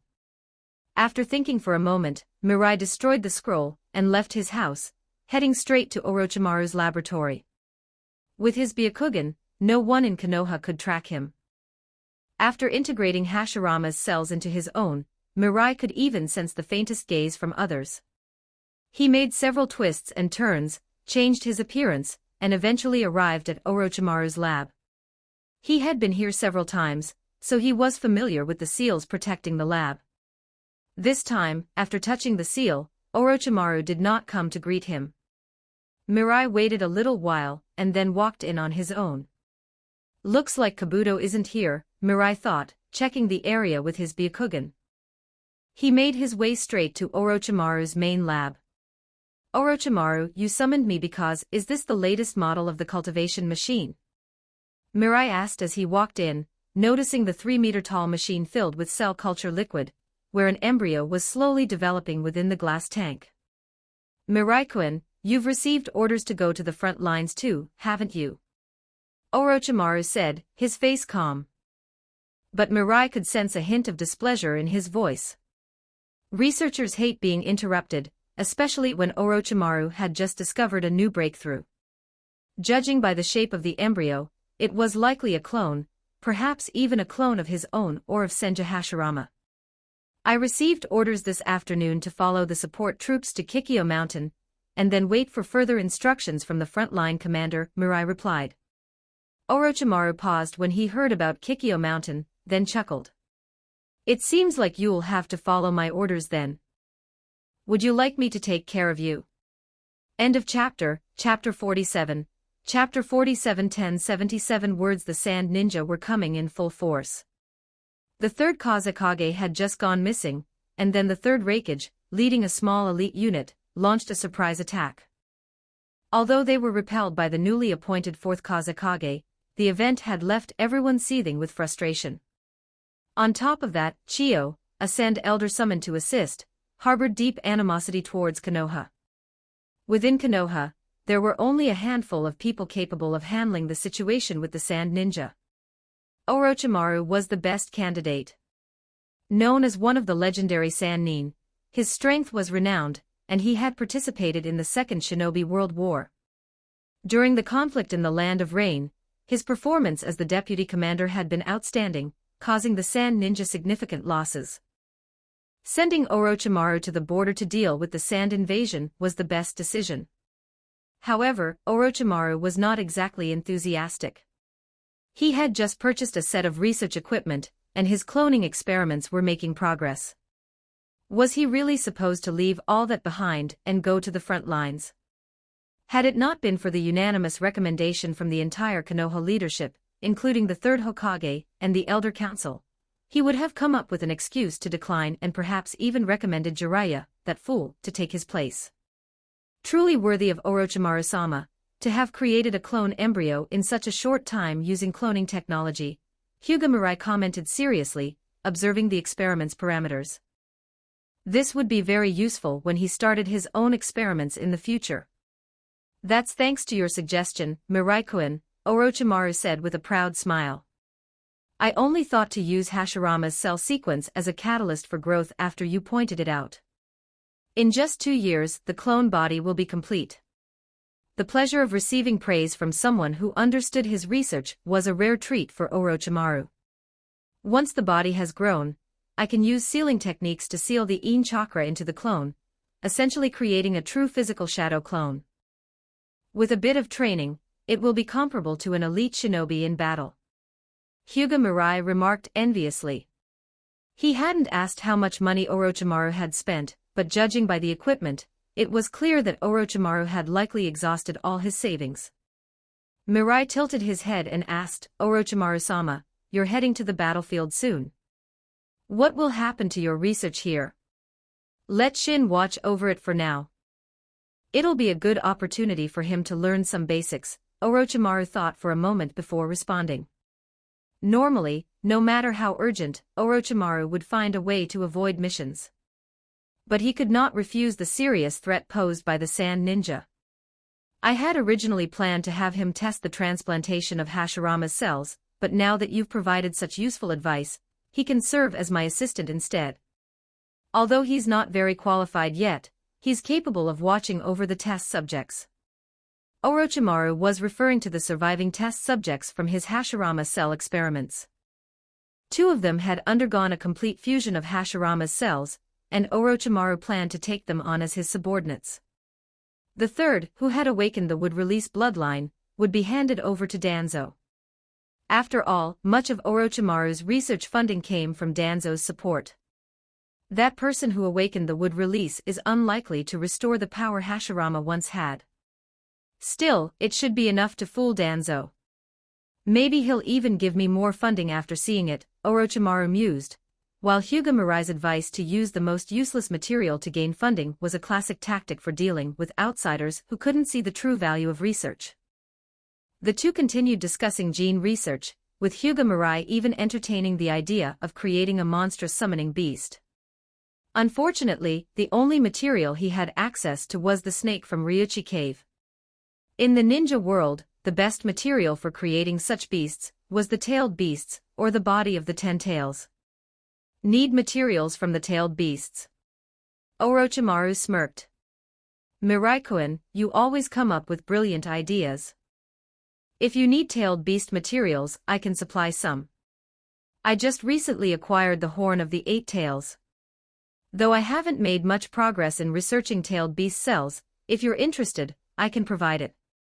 Mirai took the cue and responded, I'll make sure to provide you with a full copy of the experimental parameters. I never imagined you could acquire the 8 tails horn. I'm truly amazed. Orochimaru laughed. Compared to your ideas and talents, it's your work that is truly impressive. The 8 tails horn wasn't located in the current lab, and Konoha Hospital lacked the facilities to culture tailed beast cells. Mirai's idea of creating a monstrous summoning beast was feasible, but it lacked the necessary research equipment, laboratory, and materials. Looks like I'll need to make a big profit during the Third Shinobi World War, Hyuga Mirai and Orochimaru both thought, knowing that research required immense funds. Despite Orochimaru's current success, if Mirai were to ask for $1 million, Orochimaru would probably change the subject. The costs of cultivating a clone embryo were astronomical, often running into the tens of thousands of ryo daily. Without Danzo's support, Orochimaru would not have been able to proceed with the next steps after purchasing the equipment. After leaving Orochimaru's lab, Hyuga Mirai felt a sense of satisfaction. Every time he exchanged knowledge, he got what he wanted from Orochimaru. But from another perspective, Orochimaru had profited too. Knowledge was something that couldn't easily be measured by money, especially in abundance. The next day, Hyuga Mirai checked his ninja tool pouch and left his house, heading toward the Hokage building with the Hyuga clan. By the time everyone had gathered, he counted about 500 ninja in the first wave heading to Kikyo City. Fortunately, the streets in front of the Hokage building were large, or else such a crowd couldn't have fit. At the front of the group was Orochimaru, followed by various clan leaders and high-ranking ninjas. As soon as everyone had assembled, the third Hokage, Hiruzen Sarutobi, along with the Elder Council, appeared on the Hokage building's balcony to address the ninjas about to depart for the front lines, delivering an inspiring speech. As long as there are leaves fluttering, the fire will never die. End of chapter. Chapter 48. Chapter 48. 1092 words following the main group was the least worrisome task. With Orochimaru as the leader and over 300 elite ninja, there was no need to be concerned. Unless the third Raikage led an elite squad deep into the land of fire, the Hyuga clan's future was certain to remain safe and sound. To ensure their safety, the Hyuga clan's ninja took turns scouting ahead. If any enemies were approaching, they would be discovered long before they could pose a threat. Hyuga Mirai had been assigned to a reconnaissance mission. Not wanting to reveal his connection to Orochimaru, he received no special treatment from the leader. Instead, he was given a task suited to his skills. His squad was a standard reconnaissance team. During the 3-day march, his team spent over 2 days scouting the area, with only a few hours for rest along the way. Though ninja were known for their resilience, a lack of rest still led to fatigue. Fortunately, the group of 500 soon arrived at Kikyo City, where they were able to rest after settling in. However, while the rest of the ninja could take a break, the commanding Jonin had to continue their strategy meetings. The Jonin strategy meeting in Kikyo City. Orochimaru, the commander of the frontline forces, sat at the head of the table. His deputy, Narashikaku, the head of the current Inoshikacho trio, was beside him. Orochimaru, with his raspy voice, began, "Report on the situation at the front." "Yes, Lord Orochimaru." The Kikyo City Jonin, who had previously been responsible for gathering intel on the Sand Village, spoke up. "The Sand Village has been gathering more forces at the front. Recently, a town was attacked by an elite force led by the third Raikage. While the fourth Kazekage and his team managed to repel the attack, there were casualties. As a result, it has become extremely difficult to gather any accurate information from the area. However, the number of sand ninja in Bosha town has already exceeded 1,000, and strategic supplies have been continuously brought in by the fourth Kazekage since his time there," the Jonin continued. "It seems that things are getting tense." After listening to the report, Orochimaru pondered for a moment before glancing at the map. "Shikaku, how many explosive tags and healing tags do we have?" 10,000 explosive tags, 1,000 healing tags." "Lord Orochimaru, are you planning something?" Orochimaru smiled slyly. "Just as you thought, Shikaku. If you're surprised, the fourth Kazekage will be even more so." Shikaku paused, then responded, "But a preemptive strike would harm the reputation of Konoha." "I care about victory, not reputation," Orochimaru said, his golden vertical eyes glinting as he surveyed the other Jonin. "If we can achieve a significant victory, that's all that matters. Shikaku, I'm not like Jiraiya, the fool. Distribute the strategic supplies within a day, and wait for further orders." With that settled, the meeting moved on, and Mirai, exhausted from the long journey, lay down inside the tent. He pulled out a bottle of eye drops, preparing to relieve the strain on his eyes. Kiyo Hyuga noticed him about to apply the drops and made a small gesture, as if to say something, but then swallowed her words, her pride keeping her silent. "Do you need some, Kiyo?" "I made this myself, and it works pretty well," Mirai said, noticing Kiyo's hesitation. He assumed she might also want to use some of the eye drops. The environment here was harsh, close to the wind country. Word had it that beyond here, the land was all desert. With the wind blowing, it would be difficult for anyone, even ninja, to open their eyes in such conditions. Mirai's Byakugan had also been straining, and his vision would sometimes blur, though it soon returned to normal. Just then, Kurenai Yuhi entered the tent, smiling as she said, "Mirai-kun, let me help you with the drops." "No need, just a quick drop will do," Mirai replied firmly. He wasn't fond of others getting too close, even if he knew Kurenai and Kiyo wouldn't discover his secret. It was more of a reflexive discomfort. Kurenai, not at all offended, sat down and asked, "All right then, Mirai-kun. Do you know what our next mission will be?" "Probably another reconnaissance mission. But given Orochimaru's character, we won't just sit around waiting for an attack," Mirai said slowly, applying the drops to his eyes. "I've heard that nearly half of the sand ninja are puppeteers.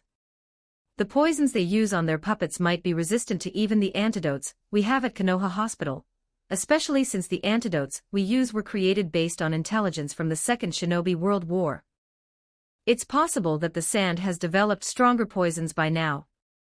Just be careful and always remember to prioritize survival, just like my father used to say, Kurenai teased, cutting him off before Mirai could go into his usual long-winded warnings. Kiyo, however, was more direct. "What's going on with your eyes?" she asked, her brow furrowing as she saw Mirai apply the eye drops again. "I'm not sure. Maybe it's just the dryness." "My eyes are a bit itchy," Mirai answered, though he was secretly beginning to suspect something more serious. The Byakugan might be changing in ways he hadn't anticipated. His body had merged the Senju cells and the bloodlines of both the main and branch families of the Hyuga clan. Considering the genetic information inherited from the progenitors, his Byakugan should be improving, becoming more perfect. Could the Senju cells be acting as a catalyst? Mirai wondered. He could study his own genetic sequence, but chakra was another matter. Playing with it could lead to unexpected results. After a moment of careful consideration, he reassured himself, "It's probably nothing. It's just that I've had the Byakugan active for so long that I'm not used to it." The two women, hearing his explanation, accepted it. It made sense after all. They hadn't seen Mirai use the Byakugan often. He had mostly stayed in Konoha Hospital, and his missions had become fewer. "Don't forget the foundation of the Hyuga clan," Kiyo said, her tone slightly sharp. "If word of this gets out, it could cause trouble." Mirai smiled. "I know, Kiyo. I'll practice my gentle fist more." Did Mirai's eyes just flash with blue light? Kurenai thought, feeling a strange unease, though she had observed Mirai for quite some time, and nothing seemed out of the ordinary. End of chapter, Chapter 49, Chapter 49. 1220 words, go to Baosha town to gather intelligence on the enemy. If we encounter enemies and can't gather any information, don't reveal our whereabouts. Upon receiving the mission, Hyuga Mirai's face showed a brief look of surprise. They had barely rested for half a day. While it might have been enough to regain some energy, it hardly seemed urgent to send them out so soon. Mirai didn't believe that their superiors were intentionally making things difficult for them, and it wasn't just their squad that had received this reconnaissance mission. "Ugh, we haven't rested long at all, and now we have to go on another mission," Kurenai Yuhi complained while checking her ninja tool pouch. After confirming everything was in order, she waited for Mirai's instructions. "Take the initiative." Seems like Orochimaru is thinking along those lines. Mirai mused to herself. While there were quite a few elite ninjas in the first wave from Konoha, their numbers were still limited. If they waited for the sand ninjas to arrive at their doorstep, even if they managed to repel the enemies, they would likely suffer considerable losses. However, if they used these elite ninjas to take the initiative, they could catch the sand ninjas off guard. After all, no one would expect Konoha, once a village advocating for peace, to launch a surprise attack on a neighboring country without any reason. This move would practically be a case of prioritizing results over reputation. Even if the surprise attack on the sand ninjas ended in a decisive victory, Mirai was 80% sure that Orochimaru would be called to account by the third Hokage. "Let's go, Kiyo." Kurenai. Once Mirai had finished preparing, she smiled at Kurenai. "Kurenai, whether or not we complete this mission might depend on your genjutsu skills." Baosha town was located on the border of the Land of Winds desert. Just a few dozen miles further would bring them into the Land of Rivers, a country nestled between two major ninja villages. The Land of Rivers had been influenced by both nations, with half of it covered by desert mountains and the other half by forests. After leaving their camp, it wasn't long before Kurenai asked, "Captain, where should we gather intelligence?" Mirai thought for a moment, then took out a map to examine it before answering. "The sand ninjas in the Land of Rivers are probably skilled intelligence operatives, and there might even be sand ninjas from their ANBU.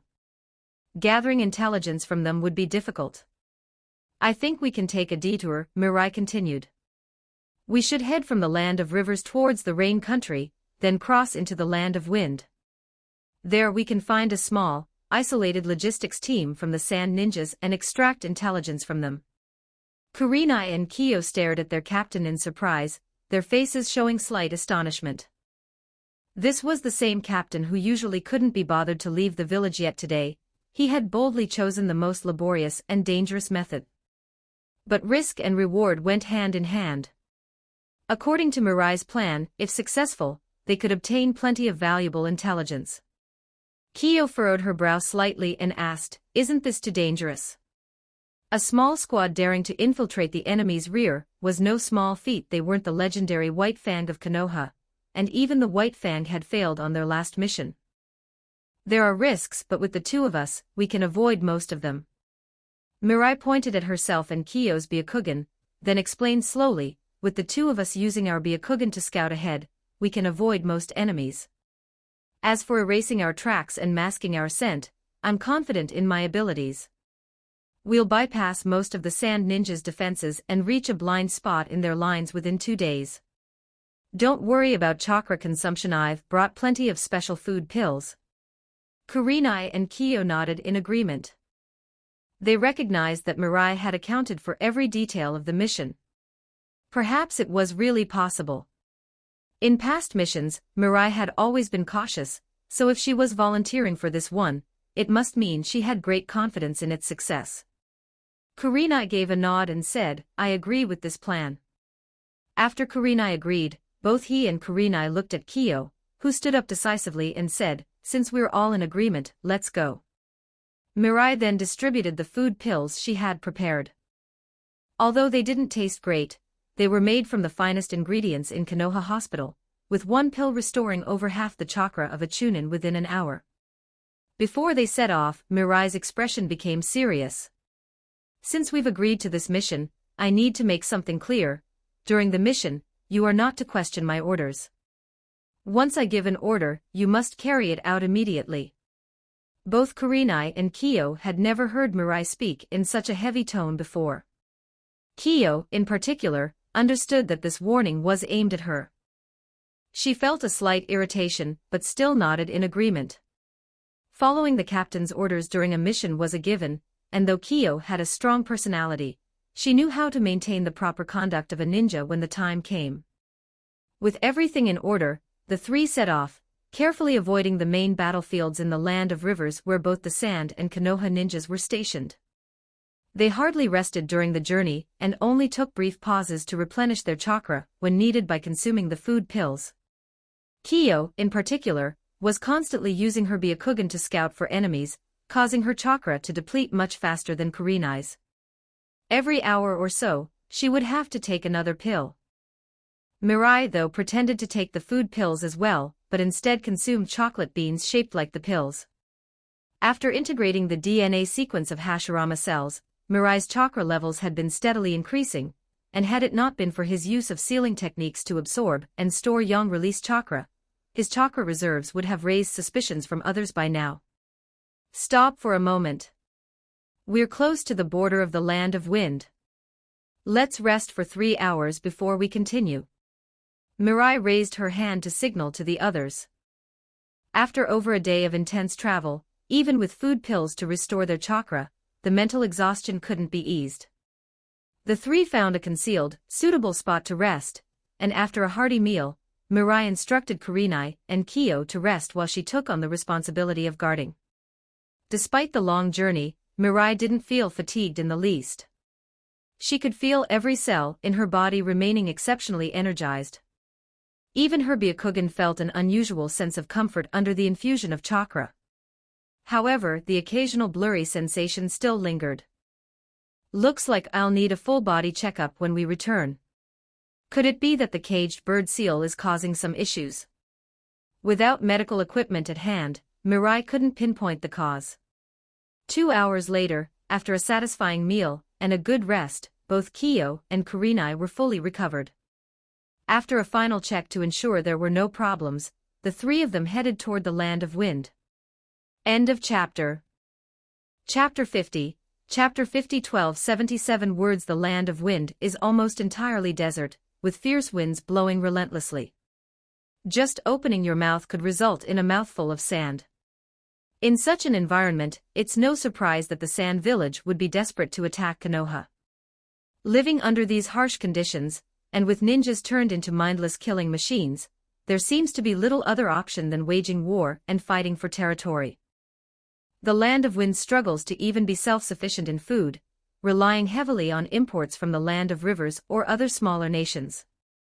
On the other hand, Konoha not only has enough arable land, but also has the capacity to export grain. After entering the desert, Hyuga Mirai and his two companions used the sand to camouflage themselves, blending their bodies into the desert terrain. Even if a keen-eyed sand ninja spotted them from afar, they would remain undetected as long as they stayed still. There are 3 main logistical routes for the sand village. We'll set traps along this one with explosive tags. If no more than 10 ninjas come through, we'll strike as soon as they walk into the trap, Hyuga Mirai explained to his 2 female companions. He had meticulously planned the trap. Once a sand ninja stepped into it, even a jonin would struggle to escape alive. The traps were designed to be hidden, almost impossible to detect. This was the base of the Land of Wind, behind the town of Storm Sand. Back in the day, only Konoha's White Fan could lead a small team to strike deep behind enemy lines, like a dagger thrusting into the heart of the enemy. After the White Fang died, no one in Konoha had been able to perform such operations. Since the 2 countries hadn't officially gone to war yet, the Sand Village was merely amassing forces along the border. Based on Konoha's usual tactics, they would likely send emissaries advocating for peace, not send ninjas into the interior of the Land of Wind to cause trouble. Hyuga Mirai wasn't confident that any sand ninjas would definitely pass through this particular route. So they could only wait patiently. It was also possible that no one would come by in time, and Mirai would have to declare the mission a failure and return the same way they came. Fortunately, they had good luck. After just half a day of waiting, 3 small teams approached from the distance. *10 ninjas, 3 of whom seemed to be freshly graduated genin. The rest are chunin. Hyuga Mirai's Byakugan allowed him to detect movements from as far as 8 kilometers away, and the moment these sand ninjas entered his line of sight, he could see them clearly. A moment later, after getting closer, Hyuga Kiyo, one of his companions, alerted him, there are 10 in total. 3 of them have weaker chakra levels, the rest are likely chunin. Upon hearing this, Hyuga Mirai immediately ordered, we can engage. Once the traps activate, we strike. The 3 of them quickly dispersed and lay flat against the ground, using the sand as cover. Even at 100 meters away, anyone would have difficulty seeing them lying there. Sensei, we're almost at Storm Sand. Can you tell us about the war? One of the freshly graduated genin asked their leader, an older ninja named Sujimoku. They were all excited, eager for their first taste of war. Despite their excitement, they weren't afraid. In fact, they were determined to make their families proud by becoming heroes of the Sand Village. Most sand ninjas at the time believed their village was strong, as the 3rd Kazekage had been the strongest in history. Although he was killed by Konoha's underhanded methods, the 4th Kazekage had defeated the powerful Raikage from the Cloud Village. Under the leadership of the 4th Kazekage, many sand ninjas believed that they could easily crush Konoha and seize more hospitable lands. Sujimoku, seeing that the 3 younger ninjas had been asking questions throughout the journey, and that they were nearing the town of Storm Sand, decided to share some wisdom with them, fulfilling his duty as a senior ninja. Listen up, you young ones. Never underestimate war.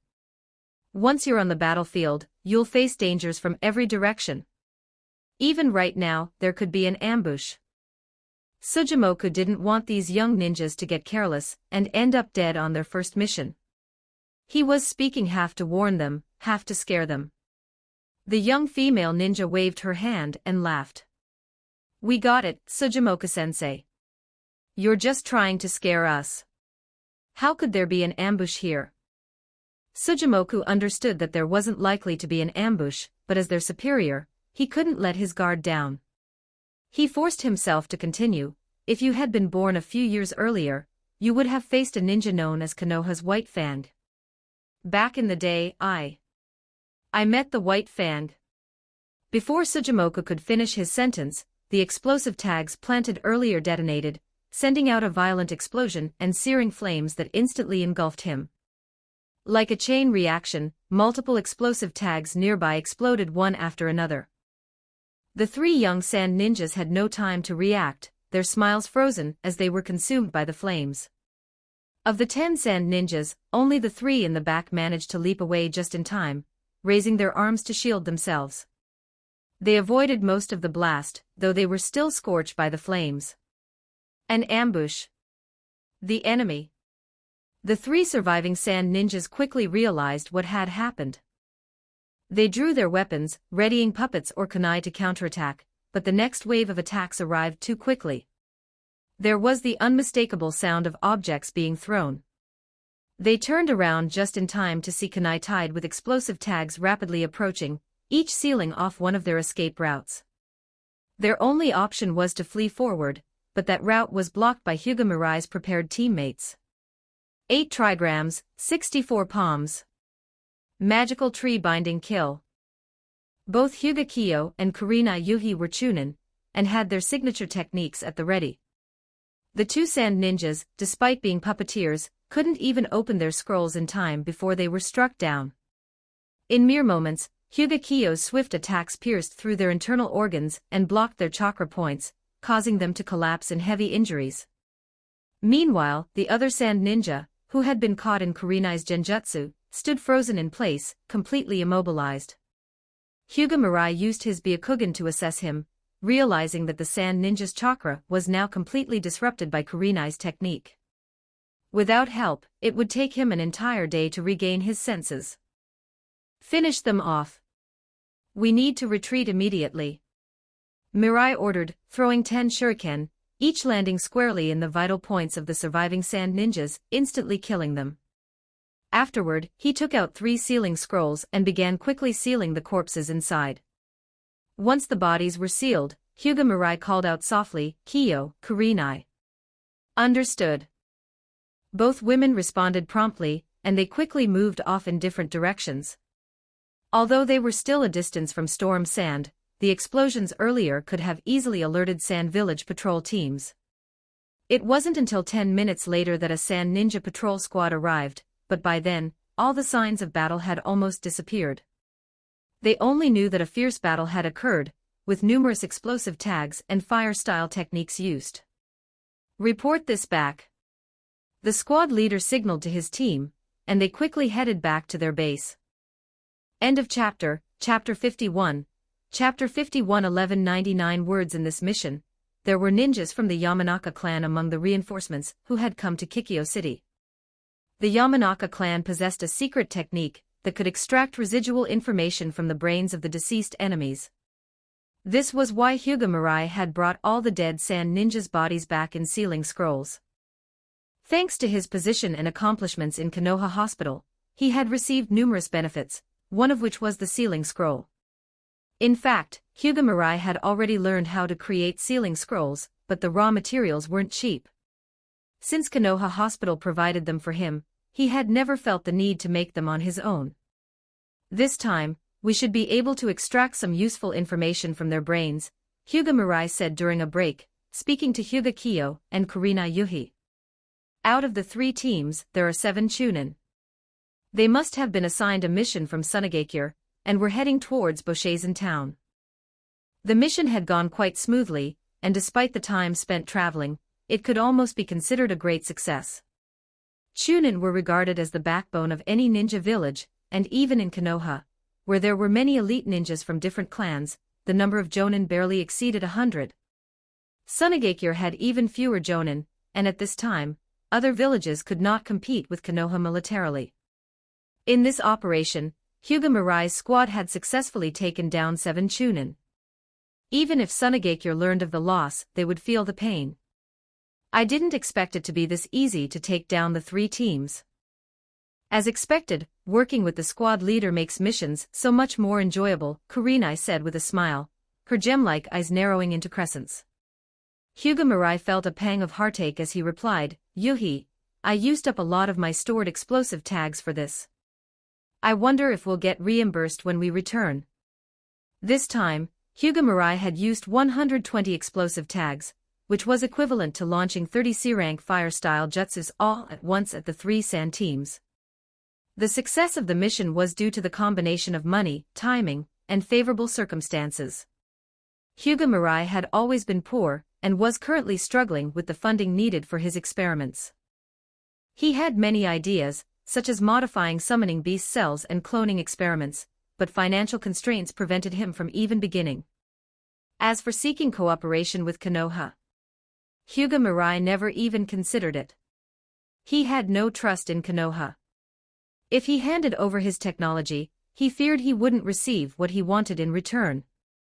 I still need to find a profitable business opportunity, he thought.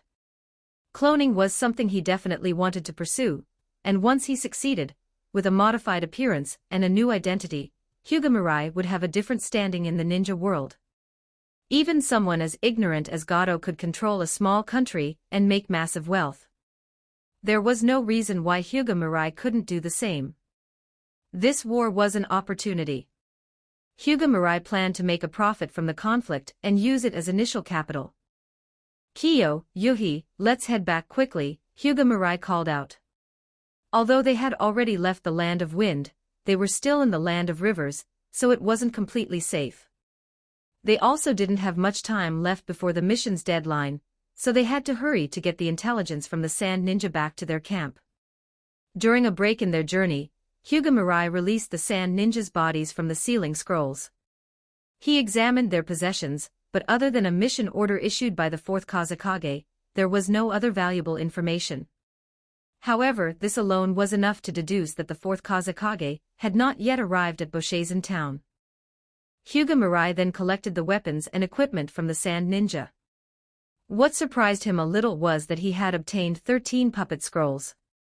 These were valuable, not just for research but also for a good sum of money in the black market. Sand Ninja were famous for their puppet manipulation techniques, but since they were from one of the 5 great nations, bounty hunters rarely targeted them.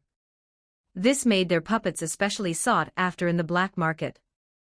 A single puppet with a manipulation method could fetch hundreds of thousands of ryo. As for how to use the puppets, Hyuga Mirai wasn't worried.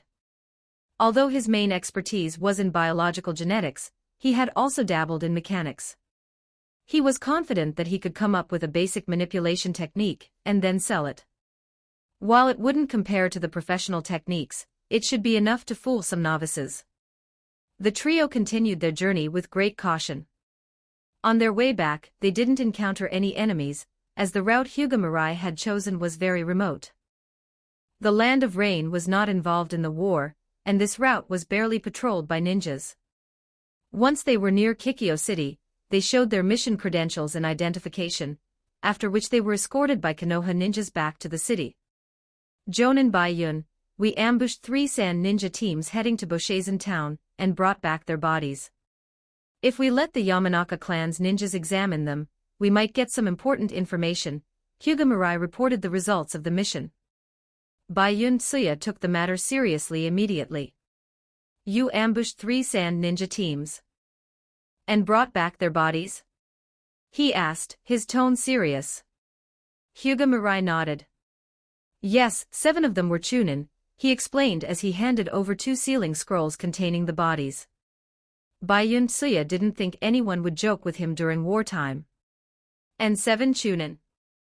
That was already an A-rank mission, as per mission classification. Follow me. We'll report this to Lord Orochimaru, Baiyun Tsuya said, leading them to the war room in Kikyo City. Inside the room, there were Orochimaru and 4 other Jonin. Aside from Narashikaku, whose pineapple hairstyle Hyuga Mirai recognized, he didn't know the others. After Hyuga Mirai detailed the mission, everyone in the room, except for Orochimaru, looked at him with surprise. For just 3 people to ambush the back line of Boshazen town was incredibly daring. Even with the Byakugan's ability to scout out enemies, their behavior was bold, to say the least. Furthermore, one of the squad members was from the Hyuga main house.